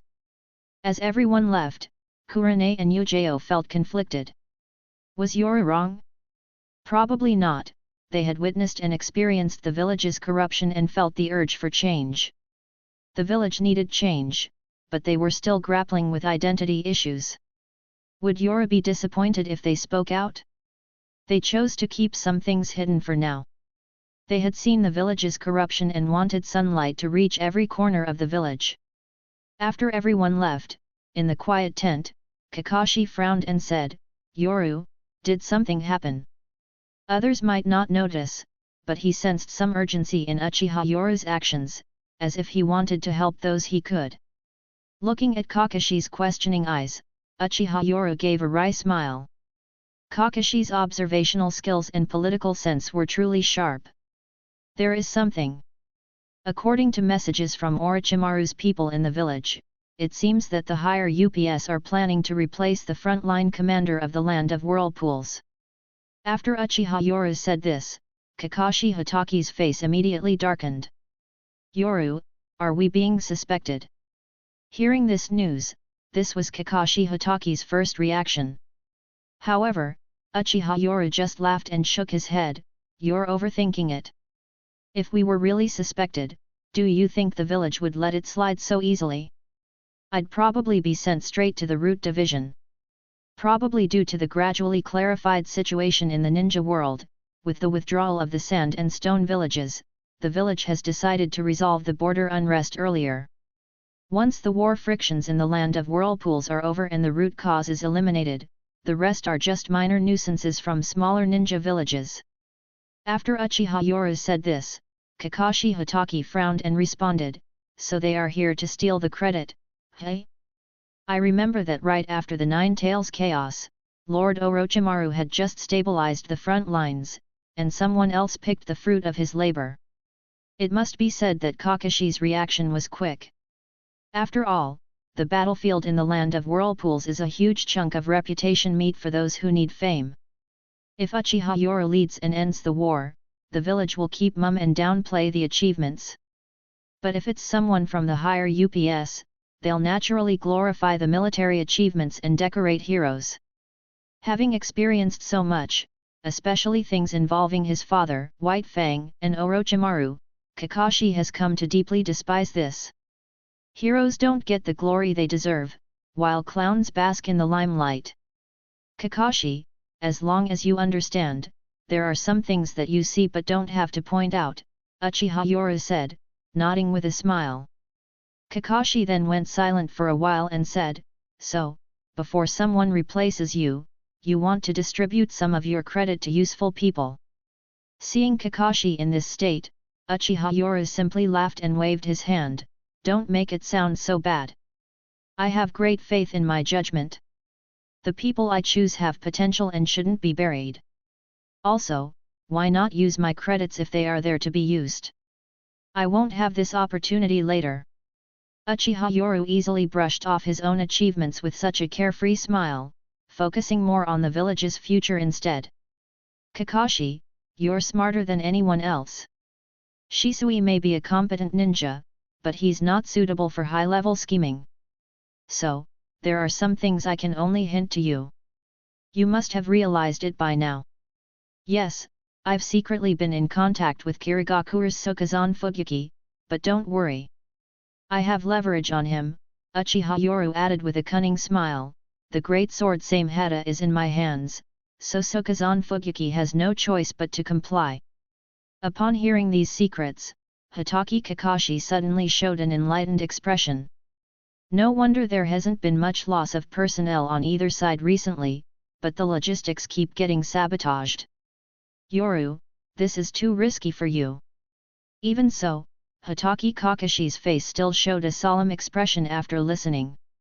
Conspiring with the enemy commander is like walking on a tightrope. A slight mistake would lead to irreversible disaster. After all, this could be seen as betraying the interests of his own village to the enemy nation. However, when Uchiha Yoru said this, a crimson hue appeared in his eyes. 3 tomo started to rotate, and one of his eyes transformed into a Mangeki Sharingan under Kakashi's gaze. After confirming that no one was around, Uchiha Yoru spoke solemnly, "Kakashi, there's something I've been investigating. I'm now 60% certain, but I'm afraid something will happen to me. Therefore, I need you to keep this a secret. If something happens to me, return to the 3rd Hokage immediately. Remember. Use my information to secure the 3rd's trust and keep yourself useful. This matter is so significant that I no longer dare to trust anyone, not even Jiraiya." Under the weight of Uchiha Yoru's words, Kakashi also showed a solemn expression. He realized that something monumental might have been discovered. Could it be the 9 tails? That's the only thing he could think of. Sure enough, Kakashi's guess was correct. Uchiha Yoru lowered his voice and said, "It's an indisputable fact that the Sharingan is in the eyes of the 9 tails. Perhaps only a Mangeki-level Sharingan has this ocular power to control tailed beasts. Among the Uchiha clan, no one, or perhaps it's the clan leader who is very suspicious. Based on my secret investigation, Uchiha Fugaku is very likely to have activated the Mangeki." Upon hearing this, Kakashi's pupil shrank, and he exclaimed, "Yoru, are you suspecting the leader of the Uchiha clan?" Chapter 162, Kakashi was shocked, flabbergasted, and dumbfounded. This chapter is sponsored by Jamie Rios. Everyone, please thank him in the comment. No. However, what shocked Kakashi even more came later. Uchiha Yoru shook his head gravely and said slowly, word by word, "At first, I had the same suspicion, but later I gave up on that doubt." Leaving aside the truth or falsehood of Uchiha Fugaku's Mangekyo Sharingan, Fugaku himself is more defensive than offensive. He may seem rigid, but he's actually quite indecisive. Speaking of his own clan's leader, Uchiha Yoru's face showed a self-mocking expression as he sighed and shook his head. Uchiha Fugaku is ambitious but not wise, fierce but timid, envious but lacking in authority. His domestic policies are inconsistent. He hesitates when making decisions. This is fine for small matters, but for major ones, it's insufficient. Uchiha Yoru was filled with disappointment as he shook his head and sighed. If he had the courage to manipulate the Nine Tails, the Uchiha clan would not have ended up like this today. Upon hearing this assessment of his own clan leader, Kakashi was extremely awkward. In the shinobi world, the clan leader is considered the guiding figure. Who would belittle their own clan leader like this? However, for Uchiha Yoru's audacity and analytical skills, although Kakashi didn't know if it was true or not, he couldn't help but admire him. It was indeed Yoru, who possessed the demeanor of a Hokage, giving him a feeling as if a legendary ninja was instructing the world's heroes. Yoru, if it's not the Uchiha clan's leader, then who do you suspect? Kakashi asked seriously, revealing the doubt in his heart. He even felt a faint killing intent. The Nine Tails disaster had brought too much damage to the village, and even his own teacher had fallen in that catastrophe. I suspect that the Mangekyo controlling the Nine Tails is Uchiha Kagami's Sharingan. What? Under Uchiha Yoru's grave expression, Kakashi, who was usually calm, showed a rare look of shock. He was moved. If it were someone else who was unaware, that would be understandable. But as a student of the fourth Hokage and having served in the Anbu, how could he not know of Uchiha Kagami's existence? The second Hokage once took in 6 disciples: Sarutobi Hiruzen, Shimura Danzo, Homura Mito Kato, Koharu Udaten, Akimichi Torifu, and Uchiha Kagami. It can be said that they are contemporaries and fellow disciples of the third Hokage, and most of them died early. Under the shocked gaze of Hitaki Kakashi, Uchiha Yoru directly said hoarsely, "Elder Kagami is the ancestor of Shisui, I've secretly checked, and in recent decades, the only one who activated the Mangekyo Sharingan was Elder Kagami. The cause of his death has always been a mystery." Kakashi was even more stunned by this news, swallowing hard. He unnaturally touched his left eye and anxiously said, "Yoru, are you saying someone transplanted the Mangekyo?" Seeing Uchiha Yoru nodding, Hitaki Kakashi felt his scalp go numb. He was so shocked that he didn't know what to say. He felt like he had fallen into a huge conspiracy, and this was not the end. "Kakashi, there's another piece of information. I don't know if it's true, and I can't tell you where I got it from, but I can tell you that the 4th Mizukage of the Mist Village in the Land of Water, Yagura Karatachi, is under the control of the Mangekyo Sharingan." Boom! At this moment, the pupil of the right eye that Hitaki Kakashi revealed couldn't help but contract. An entire village's cage was being manipulated. Terrifying! This completely overturned all the conspiracies he knew of and exceeded his imagination. "Yoru! What you're saying?" Hitaki Kakashi was hoarsely shocked. He really couldn't believe that such a terrifying conspiracy had emerged. "I know you're confused, but there are some secrets that I fear I won't have the chance to tell you later," Uchiha Yoru said, seemingly burdened by a huge secret yet worried that he wouldn't be able to protect it, so he chose to pass on this information. "Kakashi, I secretly ordered Hyaga Hizashi to observe the village's upper echelons with the Byakugan. Our village's upper echelons are not being controlled." Hearing this news, Hitaki Kakashi had just secretly sighed in relief when Uchiha Yoru's next sentence turned his face pale. "But the eyes under the bandage of the root leader, Shimura Danzo, are just like yours." One sentence made Kakashi's hair stand on end, and he felt his scalp go numb. "Yoru, are you saying that Lord Danzo's eyes are Sharingan?" When Uchiha Yoru nodded, Kakashi Hitaki's mind was immediately thrown into chaos. But as he sorted through his thoughts, he suddenly gasped in astonishment, revealing a look of terror. He seemed to have pieced together a terrifying conspiracy. The village's higher UPS were not controlled, but Elder Shimura Danzo had a Sharingan. Did all the higher UPS know about this? Whose Sharingan was it? Was it Senior Uchiha Kagami's Mangekyo? If that's the case, the Nine Tails was manipulated by the Mangekyo. All of this was to kill the 4th Hokage. This was not only the plot of the 3rd Hokage but also the entire higher-up team. After all, the existence of the fourth Hokage would gradually make them lose their power. So, they created all of this to reclaim that power. It's terrifying upon deep thought. Shimura Danzo, the root leader of the dark side of the shinobi world, manipulated the Nine Tails with the Mangeki. On the night of the Nine Tails, the roots directly ordered the Uchiha clan not to take action, to completely prevent any accidents. Soon after, the fourth Hokage died, and the third Hokage naturally took over, and all the higher UPS of his time gained real power, holding Leaf Village's power tightly once again. Manipulating the fourth Mizukage, how similar are the Blood Mist policy and the roots? Only Uchiha Kagami's Mangeki Sharingan could match this timeline. Then the war was started at the front lines, weakening the disobedient forces within the village, like Orochimaru's old team, and also sending the Uchiha clan to the front lines to wear them down. No wonder the Mist Shinobi took everyone in the shinobi world by surprise. They insisted on clashing with the Leaf in the land of whirlpools, and the world is whispering that this might spark the fourth great ninja war. But who knows that the friction and killings between the Leaf and Mist were entirely a huge conspiracy and were all controlled. How could they possibly start a great ninja war? This. Although Kakashi Hatake would later become the sixth Hokage, he is still quite naive now. Upon such deep, terrifying thought, he was momentarily overwhelmed. Seeing Kakashi's shock, Uchiha Yoru seemed to have voiced a long-held secret, and he sighed and said, "Kakashi, keep this information to yourself. Just as you've thought, neither of us currently has the power to get involved in this conspiracy. So, if something happens to me, remember, you all are the Leaf's last hope.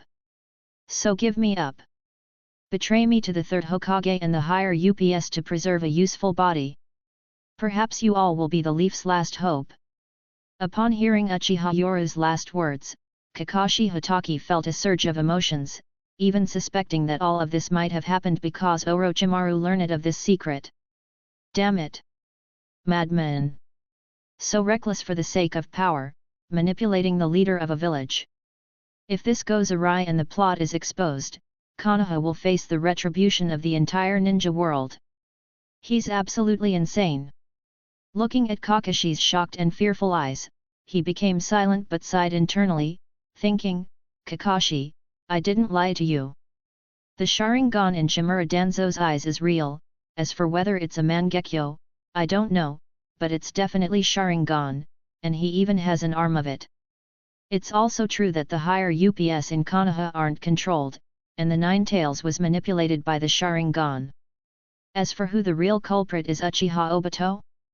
Who would believe that? Obito was only 14 during the night of the Nine Tails attack. Even if he had survived, no one in the ninja world would believe it. The fourth Mizukage of the Hidden Mist Village being controlled by the Sharingan is also true. Everything he said was true, he just didn't know one thing, because Obito hid it so well, leading to the current situation. So what I said is all true, I'm not afraid of you checking, but I'm afraid if you don't. The truth is never afraid of investigation. Yoru. This, let me calm down." Kakashi, usually so composed, was utterly shaken for the first time. The conspiracy was too horrifying. However, Uchiha Yoru looked at Kakashi and sighed with a wry smile.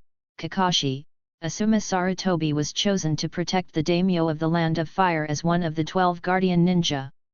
Seeing Kakashi's shocked expression, Yoru continued, "At this crucial time, Asuma was dispatched to the daimyo's palace. It's not that I want to see everything as a conspiracy, but reality forces me to think this way." Yoru added, "The daimyo has always been wary of Konoha's strength, especially the Sarutobi clan, which has grown so powerful.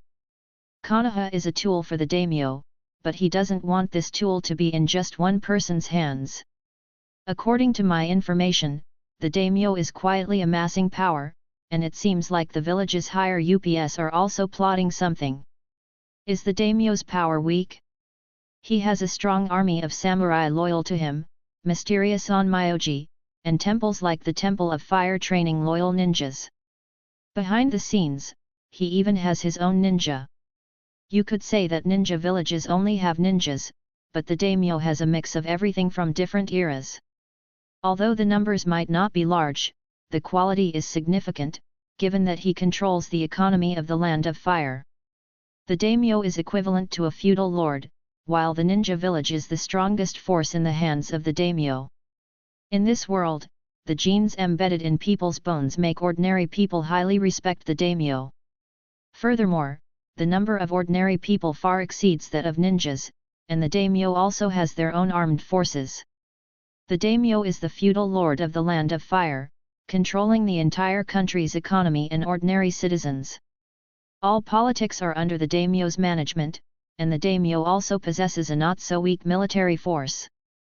Although the ninja villages are powerful, the strong forces also have terrifying supply consumption, all of which rely on the daimyo. The ninja village is the strongest military force of the daimyo. Without the daimyo, they would lose national support, similar to an army losing national sustenance, and eventually, the ninja village would collapse and become rogue ninjas seeking new protection. Kakashi, are you suspecting that the higher UPS are preparing to overthrow the daimyo's rule that has lasted for thousands of years? At this point, Kakashi was already stunned and didn't know what to do. This is just my suspicion. We'll have to see what happens to the daimyo later. If there is chaos, Uchiha Yoru shook his head and said, Kakashi, you don't think this is too coincidental, do you? Asuma just goes to the daimyo's palace and then there's unrest. Kakashi fell silent. Yoru could not foresee the future, only infer. If there's unrest in the daimyo's palace, it's probably related to the forces behind Asuma. The force behind Asuma is none other than the higher UPS in Konoha. What is the village trying to do by secretly controlling the 4th Mizukage and wanting to create unrest in the daimyo's palace? The entire world of ninjas would unite to eliminate Konoha. Even all the forces within the Land of Fire would revolt, creating divisions among ordinary people and countless ninjas in the village. Damn it! This is walking towards destruction. Kakashi, keep these things to yourself. Uchiha Yoru earnestly advised. Kakashi's scalp was tingling from all these conspiracy theories. Yoru, what do you plan to do? Kakashi didn't realize he was part of such a huge conspiracy and began to look for guidance. Relatively speaking, he, who was always decisive, started to panic for the first time. Me? Uchiha Yoru gave a self-deprecating smile. Right now, I can only do my best to accumulate power and unite anyone who can be united. Perhaps we can prevent the village from decaying and going mad. The village's ambitions are too great, and they don't have the power to match. If anything goes wrong, all I can think of is endless destruction. Tiredly rubbing his forehead, as if full of helplessness for such ambition, Uchiha Yoru seemed like he wanted to make sure all the secrets were known in case something happened to him. Alright Kakashi, maybe all this is false. Seeing Kakashi's heavy expression, Uchiha Yoru pretended to be relaxed and said, okay, stop thinking about it. Let's plan how to collaborate with the Mist Ninjas to make a big profit. This is probably the last time. After making this profit, let's pull back. These funds may become the key to our future development. Uchiha Yoru changed the subject casually, making Kakashi couldn't help but give a bitter smile. This is truly the person he valued, whose caliber far exceeds him. Chapter 163, Anko, I Can Do It Too. This chapter is sponsored by Jamie Rios. Everyone, please thank him in the comment. Land of Whirlpools, Hidden Leaf Base. Under the cover of night, Uchiha Yoru, who just had an emotionally draining heart-to-heart with Kakashi, has returned to his tent. Naturally, he has to keep up appearances, so he feigns exhaustion and slips into bed, soon falling into a deep sleep. However, just as Uchiha Yoru is fast asleep, a warm little hand appears. One of his eyes opens slightly to see who it is. Anko, what are you doing here in the middle of the night instead of resting? Upon seeing the visitor, Uchiha Yoru can't help but feel a headache. However, Anko appears to be pretending to be calm. Her anxious eyes and trembling hands reveal her inner turmoil. Yoru, I don't want to leave you. I want to smell your scent. Under Anko's greedy gaze, and her feeble voice, Uchiha Yoru shows a trace of pity and can't help but stroke her smooth and silky hair. Anko, you. Anko has experienced a devastating emotional blow and has since developed an obsessive infatuation with him, which Uchiha Yoru has obviously noticed. Though this emotional attachment is somewhat warped, he is clearly the one providing her emotional security. Moreover, as a beautiful young girl with immense talent, only a fool would refuse her. Beauty is trivial, for Uchiha Yoru's situation, power is everything. Those who are also talented are part of that power, so he doesn't mind opening up a bit to gain this strength. Under the touch of his palm, Anko becomes like a docile little kitten, lying directly in the bed, greedily smelling his familiar scent while enjoying the warm embrace. It must be said that Anko's development is quite good. In the world of ninjas, whether psychologically or physically, people tend to mature early. Yoru, I want to sleep holding you. Under Anko's obsessively enchanted gaze, she appears as pitiable as a little kitten, making Uchiha Yoru show a smile. He then gently nods, receiving her joyful gaze in return. However, the little kitten lying in the warm bed soon starts to shed a few outer garments. Uchiha Yoru's touch instantly makes contact with her close-fitting, silky fishnet clothing. Fishnet clothing is breathable and quick to dissipate heat. Its close-fitting design allows ninjas to move more flexibly. Even if the outer clothing is damaged during battle, it doesn't compromise the fishnet's concealment. Therefore, it is a favorite among many ninjas, male or female. Feeling the touch of her tender body, the little kitten emits an even more intoxicating sound. Yoru. Anko is indeed a genius. Her large chakra has nourished her physique over the years, making her skin as smooth as milk. Added to that is the allure of the fishnet clothing. Under the cover of night, the ninja's powerful vision is hardly limited, and the little kitten in his arms can see even more clearly. Trembling eyelashes, Mitarashi Anko looks at the gaze of the night, feeling the touch on her body, and instantly feels somewhat restless. Yoru, whatever Kurane and the others can do, I can do too. Seemingly inexperienced in this area, Anko recalls the scene she saw under the waterfall. Regardless, he was a genius of his time, if not eidetic, at least close to it. Anko just thought about Kurane's actions, and she began to move flexibly in the quilt, laying herself down directly. Uchiha Yoru instantly narrowed his eyes, turning into a valiant sailor, fighting a fierce little octopus sea monster. The opponent went from reckless at first to seemingly finding the rhythm, becoming increasingly skilled at hunting, truly deserving of the title genius. The little octopus exuded powerful suction. He exerted himself fully, his skin reddening and veins bulging. He was wrapped up by the opponent's tentacles and then fiercely dragged into the deep sea. The sea water rushed in recklessly. Uchiha Yoru gradually found it hard to breathe, feeling like he was about to drown, especially since the opponent's tentacles were sucking everywhere. Suddenly, he woke up from the dream. Anko let out a violent cough, as if choked by something. Under the violent cough, there were clear and greedy swallowing sounds, as if a little kitten was hastily stuffing its mouth for fear of being caught. Then, under the panicked eyes of the little wild cat, she saw her owner's eyes filled with anger after discovering her theft. The panicked little wild cat was caught red-handed by her owner, who began to mercilessly whip and scold her, teaching the disobedient little cat a good lesson. On the morning of the second day, after a night of rigorous training, the little kitten felt as if all its bones had gone soft. It opened its large eyes, looking tired and pitiful.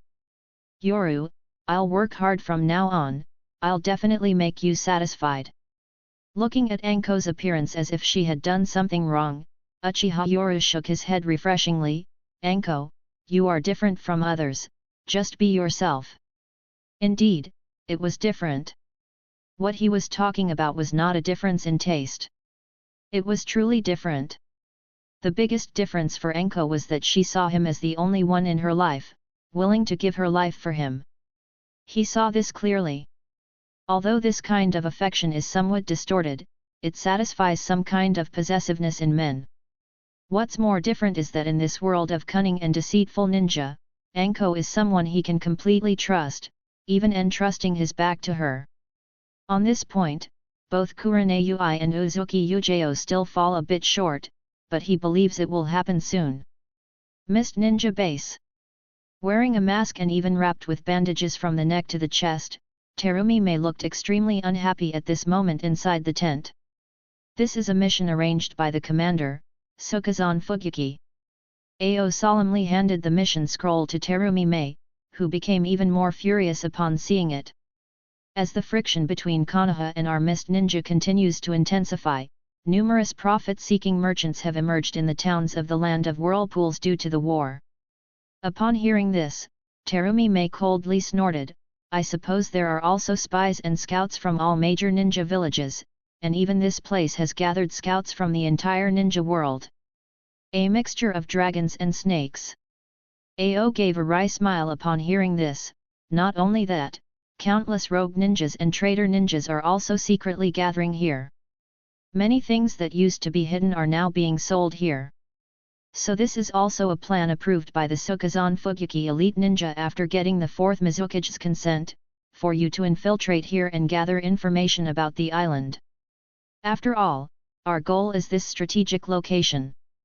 After reading the mission scroll, Terumi Mei sneered directly, "I suppose it's not just me."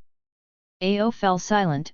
This was a classified mission, and he couldn't tell the other party, even if both were Kekkei Genkai masters. If there are those gathering information, there will also be those secretly collecting these valuable resources that can't be openly displayed, and many have already infiltrated for gathering information. Both are mature ninjas, not simply impulsive people. After Terumi Mei's sarcastic words were finished, he further mocked, "Really as fat as a watermelon, last time he even shifted the blame for the failure onto us." Sukazan Fugyuki is definitely an unwelcome presence for them. He avoids responsibility and is always the first to take credit when things go well. Otherwise, things wouldn't have gotten to this point. I don't know if the 4th Mizukage's brain is waterlogged or not. I admit that this is a very important strategic location, but fighting head-on with the Leaf Village now will only deplete our strength, said Terumi Mei with a cold smile. She also realized that perhaps the village wanted to use this opportunity to drain the strength of the bloodline ninja clans within it. What saddened her even more was the tragedy of being a bloodline ninja. Despite their strong abilities that protected the villagers only looked at them with fear and disgust. The policy of the Land of Water had led the entire nation to despise bloodlines, even viewing them as monstrous. Remember your secret code for the meeting, and don't reveal your ninja identity. At least you won't be in much danger this time, Ao comforted. Terumi Mei glared at him and said, "Which spy isn't hiding in a dangerous place? You're saying there's no danger?" Faced with the angry Terumi Mei, Ao was obviously a bit intimidated. He scratched his head awkwardly, I have something else to do, I'm leaving now." Watching Ao leave in embarrassment, Terumi Mei, who was wearing a mask, clenched her fists in anger. "Damn it! Uchiha Yoru, you're lucky. I will get my revenge someday." What angered her was that she had suffered a great loss at his hands, and now she was being transferred away from the main battlefield, missing the chance for revenge. Every time she thought of the 2 wounds on her abdomen and chest, Terumi Mei couldn't help but grit her teeth and mutter, "The guy who doesn't know how to appreciate beauty, next time I will give you a kiss that melts your bones and heart, and ruin that handsome face of yours." Terumi Mei was not lovesick, she could appreciate good looks, but she would never let go of someone who almost took her life on the battlefield twice. She had been holding a grudge and wouldn't miss any opportunity for revenge. Towns of the Whirlpool country. Although this place is a land of chaos, it must be said that due to some special reason, its prosperity is in no way inferior to the busiest towns in the 5 great nations. Anything can be traded here, including contraband from various countries, and even ninja slaves can be traded here. The Land of Chaos has its own rules, and it has also given birth to a different kind of prosperity. After the snowstorm, the town instantly became bustling. Ordinary people are hard to find here, the streets are filled with rogue ninjas, samurais, and even merchants from the 5 great nations. One day, 2 figures arrived outside the town. "We've arrived." With a heroic voice, golden hair fluttered in the air, and bright brown eyes exuded a sense of nostalgia. "Take care, Lady Tsunade." The young girl, dressed in traditional black conservative clothing, showed a respectful look. But when she raised her head, her not-so-pretty face emitted an innocent aura. "Stop fussing. This time you stay in the forest of death and practice the ninjutsu I've taught you. It won't be long before we don't have to stay in this damn place." With her golden hair flying, Tsunade, who is now just 40, exudes a mature temperament. However, her facial expression clearly shows her resentment for coming here. Her hands, painted with red nail polish as if they were those of a young girl, clenched into fists, and she muttered annoyedly, "Damn Jiraiya and the old fools in the village who should have been in coffins a long time ago. If they're going to make a mess, they should clean it up themselves, instead of making me do it." Clearly, as one of the 3 legendary Sunin, Tsunade, although not in the village, is aware of some matters. For example, she is furious about Orochimaru's defection, those dirty, decaying old men.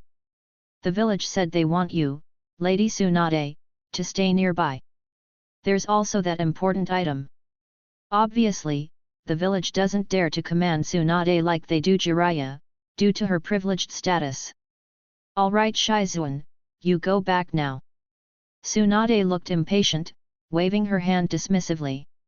However, her bright brown eyes were fixed squarely on Shizuan, or more accurately, on a briefcase in Shizuan's hands. Feeling uncomfortable under Tsunade's gaze, Shizuan put on a pitiful expression. "Lady Tsunade, this is the funding from the village. If we lose it all, we'll be homeless." "Annoying. Those old geezers half buried in the ground are irritating enough," Tsunade grumbled. Despite her annoyance, Tsunade's expression shifted to one of joy the moment she took the briefcase from Shizuan. "Haha, this time I'm going to win big." Lady Tsunade. Seeing Tsunade lost in her own world, Shizuan couldn't help but look miserable. She began to suspect that being sent to the Forest of Death for training was just a way to get rid of her so Tsunade could gamble freely. Seeing Shizuan's pitiful expression, Tsunade finally relented. All right. Don't worry, Shizuan. I'll set aside at least enough for lodging." However, Shizuan sighed in disbelief, clearly unconvinced by Tsunade's promise. Pig dog rooster monkey goat. Summoning jutsu. A slug as tall as a person appeared. Upon its arrival, it greeted them with a sweet feminine voice. "Lady Tsunade." It's undeniable that among the Sunin, only Tsunade's summoning creature was this respectful and well-spoken, and even had a young woman's voice. As Shizuan performed the summoning jutsu, Tsunade noticed her biting her finger. Although what Tsunade saw was black and white, it was clear she was emotionally affected, albeit she hid it well. "Lady Tsunade, take care." After Shizuan was taken away by the slug, Tsunade shook off her previous bad mood. She looked down at the heavy briefcase and broke into an excited smile. "Haha, this time, with Shizuan gone, nobody can hold me back." With that joyful smile, her golden hair swinging, she slowly walked into the city. Chapter 164, Giving Merits. This chapter is sponsored by J. Everyone, please thank him in the comment. Konoha Secret Base. Irika, have you completed your patrol mission today? A silver-haired low-ranking ninja greeted a somewhat modest young man with a hearty smile. The young man was none other than Umino Irika, who had graduated from the Ninja Academy a year ago. "It's Mizuki. I was temporarily reassigned today, haha, my next patrol mission is the day after tomorrow." It was clear that the two were on good terms as classmates. Having graduated and been low-ranking ninjas for a year, they had gained a lot of experience. Later, they were transferred to the front lines, where people grow up the fastest. Just as Mizuki and Irika were chatting and laughing, a figure suddenly appeared in the distance. The two quickly put away their relaxed expressions, bowed respectfully at 90 degrees, and shouted, "Lord Yoru." They were low-ranking ninjas, and in the presence of an elite ninja, respectful manners were necessary. Especially in this world, rules are very important. Uchiha Yoru nodded with a smile when he saw them. "It's Irika and Mizuki. I was actually looking for you too. Come." Being remembered by the highest commander here was very exciting for them, especially considering Uchiha Yoru's status far exceeded that of a regular elite ninja. They had not expected to be spoken to. Generally, a low-ranking ninja would just nod in greeting to an elite ninja. The fact that Yoru not only talked to them but also did so with a gentle smile and eye contact made them incredibly excited. Although the two were mature low-ranking ninjas, their civilian background meant their perspectives were still quite limited. Mizuki and Umino Irika were important characters in the beginning of the story. Though not very powerful, Mizuki was a small antagonist who admired Orochimaru's strength, while Irika was a regular mid-level ninja teacher influenced by the will of fire and an important figure in the protagonist's life. Whether they will walk the same path as in the original story or not, their mere presence and memorable names prove they have a certain destiny. Uchiha Yoru casually led the two into a nearby grove. Their expressions varied. Compared to Mizuki, who was passionate about pursuing power and whose father had been a loyal follower of Lord Orochimaru, Uchiha Yoru had naturally become the object of his admiration. Umino Irika, looking at Uchiha Yoru, thought of his own uncle and remembered the guard prison from back then. Although he didn't know anything at the time, things were different now. Being kind doesn't mean being naive. Becoming a mid-level ninja might just prove his qualifications, but being able to become a teacher at the Ninja Academy definitely showed some talent. Umino Irika, Mizuki, you two are companions and classmates. You had an above-average performance at the Ninja Academy. Because you both come from civilian backgrounds, after graduation, you mainly focused your training on shuriken, kunao, and other physical techniques, right? Uchiha Yoru calmly spoke about the profiles of the two, Mizuki and Irika. After listening, they both nodded respectfully, yes. After graduating as ninjas, the two of you have been assigned to, and have been genin for a year now, having completed tasks. Although you've only been transferred to the front line here for just over 2 months, it's clear that you've already adapted to the battlefield. He had genuinely instructed his subordinates to investigate the two. Although Mizuki is also pursuing power, he hasn't yet revealed the ugliness of human nature, nor has he started to abandon his teammates. From some intelligence, it can be seen that both of them, even Mizuki, are still full of confidence for the future. Therefore, the darker aspects of their psychology have not proliferated. No one is born evil or good, everyone starts as a blank slate. What one becomes depends on personal experiences. Sir. Both were visibly excited as they looked at the legendary ninja before them. For them, Uchiha Yoru was like a legend, directly achieving a status they dared not even dream of. Your abilities may be somewhat lacking, but I believe you both have potential.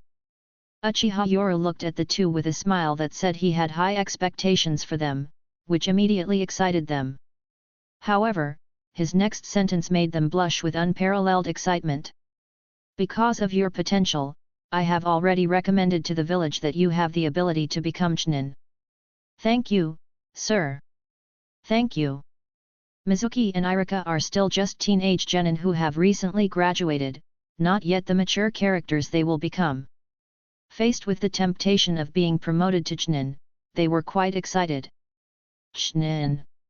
For civilian ninjas, this is already at the level of a small team leader, a lifetime goal for many. But don't get too excited. Although I've recommended you, the village will still have a testing period. So work hard to train within this year, and don't let me down. At Uchiha Yoru's casual benevolence, Mizuki and Irika immediately nodded excitedly. Alright, go prepare well and make the most of your time to train. Don't drop the ball when the time comes. For lower level ninjas, what he considers as minor favors are seen as huge acts of mentorship by them. It's as if a talented horse has met its Bo-Le, a legendary horse trainer. Right, since the captain in charge of your mission needs to go back to the village for medical treatment, I've decided to assign Elite Chunin Might Guy to take charge of your team. Don't underestimate Might Guy, he's on the verge of becoming a special Jonin and he comes from a civilian ninja background. Beneath his casual, joking smile, Mizuki and Irika were moved to tears and bowed in thanks, saying, "Thank you, sir. Alright, Might Guy has a warm heart, get along well with him." Uchiha Yora waved his hand casually and moved on to patrol elsewhere, leaving behind two ninjas who were now so motivated that they would die for him. Just like a story from the past, a general drugged his soldiers to heal their injuries. Hearing this, a soldier's mother wept, saying, "I don't know where my son will die." Asked why, she revealed a harsh reality. Years ago, his father was also drugged by the general to heal his wounds. Grateful, he died in battle shortly after. Now my son has been treated the same way, and I'm afraid he'll meet the same fate. That's why I weep. The point is the same, minor favors from those in power can mean the world to those at the bottom. They will remember it for life and offer their lives when necessary. Uchiha Yora first managed to call out their names, showing them he remembered them, then mentioned promoting them due to their potential, which already moved them. They felt recognized by someone in power, and then he assigned another civilian special Jonin to lead them. Isn't this obviously recognizing and giving them an opportunity? Uchiha Yora's casual favors brought him enormous loyalty from the lower-level ninjas. After the snowstorm, spring came and everything began to revive. Leaf and Mist villages entered another cycle of conflict, with both sides taking losses. When the front lines reached a stalemate, suddenly an order came that stirred the Leaf side. Inside the Leaf camp. Damn it, not again. 2 years ago, Orochimaru had just stabilized the border, and now someone has come to take advantage. Lord Yoru, I can't accept this. Why should we stabilize the situation only for others to benefit? Exactly, I can't accept it. Is it just because his last name is Sarutobi? Everyone in the tent was buzzing with discussion. Uchiha Yora looked at the crowd and couldn't help but laugh as he waved his hand, saying, "All right, you all are thinking too much. This is good news." Facing the disgruntled looks from everyone, Uchiha Yora deliberately put on a relaxed expression and waved his hand, saying, "Think about it, how long have you been on the front lines since the Nine Tails incident? At least 2 or 3 years, right? This is a good opportunity to go back and rest. Don't you want to seize the chance for achievements on the battlefield? Shouldn't others get a chance too?" His words immediately lightened the atmosphere. Uchiha Yora continued, "I know what you're thinking. Don't worry, I've already reported your merits to the village. Those deserving promotions will get promoted, and those deserving rewards will get rewarded. The village will surely not let you down, it's time for us to rest." He added, "Furthermore, the arrival of our rear command to the front lines indicates that the turbulent situation in our village is beginning to stabilize. Within half a year, all of you will be rotated out, replaced by fresh troops, and we can go back to rest." As Uchiha Yora's soothing voice settled, everyone began to nod in realization. They hadn't been back to the village for years. It was high time to be relieved and take a rest. Last year, due to Lord Orochimaru's incident, they didn't even dare to think about going back for fear of settling scores.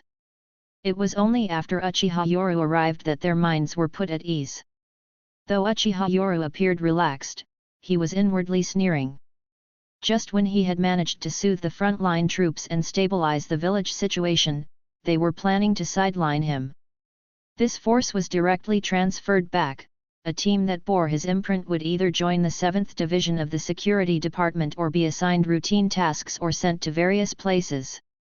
In one sentence, they disrupted the direct line he had just established. Maybe it wouldn't matter initially. They might remember Uchiha Yoru for 2 or 3 years, but what about 5 or 6 years, or 7 or 8 years? Gradually, the fervor and loyalty in their hearts would fade. By then, Uchiha Yoru would only have the power of the 7th Division of the Security Department. The upper echelons indeed played their cards well. Just as everyone was calming down, Kakashi Hatake raised an eyebrow. Having experienced so much and given the information leaked by Uchiha Yoru, he already knew everything. When all this actually happened, he fell silent but subtly signaled to Shiranui Genma. Sure enough, Shiranui Genma, who had long been a staunch confidant in Yoru's team, directly snorted and said in a dissatisfied tone, "You still have the face to laugh? Do you even know where the merits for your promotions and rewards come from?" Everyone was suddenly taken aback and looked at the gloomy-faced Shiranui Genma. Although Uchiha Yoru sitting at the head secretly praised this, he still put on a dignified look and said to Shiranui Genma, "Genma, we finally get to go back to the village. What are you making a fuss about?" Facing Uchiha Yoru's serious tone, this time Shiranui Genma directly bowed his head in shame and said angrily, "Lord Yoru, what about your contributions? You've given all your merits to us, in exchange for our chance to return, Genma. Shut up." Before Shiranui Genma could finish, Uchiha Yoru's face turned ugly, and he angrily glared at the other party, slamming his hand on the table to cut him off. At this moment, everyone suddenly came to their senses. Many looked at the young face at the head of the table. Although Uchiha Yoru was young, they seemed to have forgotten his age, treating him like Orochimaru, one of the 3 Sunin. But now, due to Shiranui Genma's words, everyone had an epiphany. They quietly remembered the merit list they had signed some time ago, clearly recording their contributions. If they thought about it, some of the merits seemed a bit exaggerated. They were silently grateful to Uchiha Yoru. Upon further reflection, they realized their merits weren't exaggerated. Their commander, Uchiha Yoru, had allocated all his contributions to his subordinates.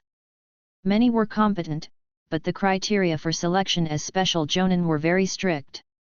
It required not only leadership skills and a calm mind but also certain merits, where they all fell a little short. Some were lacking not just in merits but also in strength. Upon reflection, they found that their supreme commander, Uchiha Yoru, had subtly guided them and even arranged for ninjas who could work well together. Lord Yoru. However, facing the gaze of the crowd, Uchiha Yoru looked down at them with an unwelcoming expression and said, "All right, I'm tired today. Everyone, go rest." Yet everyone looked at each other with some shame. Seeing this, Uchiha Yoru calmly said, "As the Uchiha clan, the strongest clan in Konoha and even the shinobi world, we never lack powerful ninjutsu. So don't get any ideas, we're all doing this for the village." He had something else on his mind that he didn't say. His Uchiha clan never lacked ninjutsu, and now that he had reached this position, what else could attract him? Given the higher UPS views on the Uchiha clan, even great merits would not be rewarded with a secret ninjutsu scroll. So, for him, merits were truly useless. He'd rather use these trivial merits to gain enough public affection and prestige. What could attract him now was only the position of the Hokage of Konoha. So his goal has never been these trivial merits. What's a little loss? He aims to get the maximum value, not some useless village rewards. He shut everyone up, keeping their guilt deep in their heart, waiting for the day it would erupt. Chapter 165, Sarutobi Shinzo. This chapter is sponsored by J. Everyone, please thank him in the comment. Time flows gently, and the spring breeze caresses the earth, covering it once again with a green carpet. Inside the Hidden Leaf Village, reinforcements arrive one after another, ready to replace the ninjas who have been at the front lines for years without returning to the village. The overall commander guarding the border with the Land of Water, Sarutobi Shinzo, arrives with an elite force, instantly changing the atmosphere in the camp. As for Sarutobi Shinzo's appearance, he's undoubtedly the eldest son of the third Hokage and has inherited his father's excellent genes. He looks somewhat like Asuma, as if they were carved from the same mold. As for his height, he's just a mature-looking man who's barely over 1.6 meters tall. Compared to the fourth Mizukage, who at least has a youthful face, he's somewhat unremarkable. No wonder Konohamaru has such excellent genes, it's the excellence of the Sarutobi clan. It seems that Sarutobi Konohamaru was only 1.57 meters tall during the second part of the Boruto series. Lord Yoru, you've really been working hard on the front lines. Inside the tent, when Sarutobi Shinzo personally comes to the front lines, his kindly smile doesn't reveal any flaws. He's especially full of smiles towards the tall Uchiha Yoru beside him. Uchiha Yoru nods casually, with Lord Shinzo here, I can finally relax. Uchiha Yoru looks relieved, as if truly heartfelt. However, beneath the friendly smiles of both, they are silently cursing each other. Sly fox! Old fox! Although they've just met, it must be said that Sarutobi Shinzo truly has inherited the methods of the third Hokage, putting righteousness plainly on display. Uchiha Yoru can't help but feel that it's no wonder the third Hokage intended for his eldest son to succeed him. This is clearly an heir cultivated with his own spirit and will, naturally the most perfect choice. Apart from strength, he's almost a perfect match for the third Hokage's choice, also reflecting the desire for no new turmoil at the top. Although the two have indirectly interacted multiple times through official orders before meeting, pleasantries are still necessary at their first meeting. Especially under Sarutobi Shinzo's smiling demeanor, the transfer of power is already subtly taking place during their conversation. Uchiha Yoru not only offers no objections but rather plainly chooses to agree. After all, he can't defy the hidden leaf at the moment. He also needs this reason to allow his people to return to the village to recuperate, gaining public favor and maintaining his own influence. Lord Shinzo, these are the records of the ninjas who have performed meritoriously on the front lines recently. I have already reported to the Hokage of the village. Looking at Uchiha Yoru's politically fake smile as he slowly handed over a scroll, Sarutobi Shinzo took it with a similarly fake smile. The moment he opened it, his pupils constricted. This kid is really crafty, Sarutobi Shinzo thought, secretly surprised. He and Asuma were of the same generation, yet the gap between them was not small. On this scroll of merit requests, you reported all of them to the village and kept some for yourself? This is blatant scheming. If he agrees to sign his name, it would essentially vouch for the merits of the frontline ninjas. His influence is significant, promotions wouldn't be an issue. But these people are obviously under this young upstart's command. If he doesn't sign, even if he's vague about it, rumors would circulate in the frontline camps that Sarutobi Shinzo is narrow-minded and doesn't recognize the merits of his soldiers. Realizing this, Sarutobi Shinzo looked up at the young man and managed a stiff smile. Uchiha Yoru understood that his methods were rather blunt but still sincerely nodded. Uchiha Yoru is willing to fully support Lord Shinzo. His attitude instantly changed, implying that once agreed, there would be no tricks, everyone on the front line, including himself, would cooperate fully. Upon hearing this, Sarutobi Shinzo's stiff expression gradually turned into a smile. The elite ninjas belonging to Uchiha Yoru's side lowered their heads, but were filled with anger. Their Lord Yoru was still using his merits to pave the way for them, even wishing for them to return home safely. Uchiha Yoru's move to win hearts did not escape anyone's attention, and Sarutobi Shinzo saw it clearly. However, he didn't care much. How many ninjas are in Konoha? Over 20,000, and that's after the end of the Third War and before Konoha fully recovered. At its peak, it had 30,000 ninjas. And how many are in the land of whirlpools? No more than 1,000. And he knew very well how many traps his father had laid for them. Not a concern at all. Excellent, you are all heroes of Konoha, and I will certainly vouch for you. Sarutobi Shinzo laughed out loud and signed his name and handprint without hesitation. It's just 1,000 ninjas, no need to differentiate or woo them. Time would blur everything, reality would level all things. Then, the two chatted happily in the tent while their subordinates began the handover. Sarutobi Shinzo needed prestige, so he had to accumulate merits. He certainly didn't trust the frontline people, but fortunately, this batch was already due to retreat back to the village. Now the situation in the village has stabilized, and it's time for them to go home and recuperate. This time, Sarutobi Shinzo brought along 600 elite ninjas under the banner of changing border defense, causing the mist ninjas to shrink back. Otherwise, they'd be facing not 600 reinforcements from Konoha but a mixed force.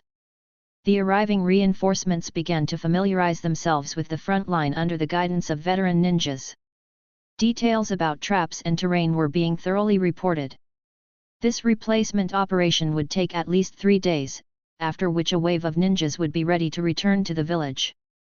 Just as Uchiha Yoru and Sarutobi Shinzo were exchanging frontline information, within a brand new tent in the camp. "My lord."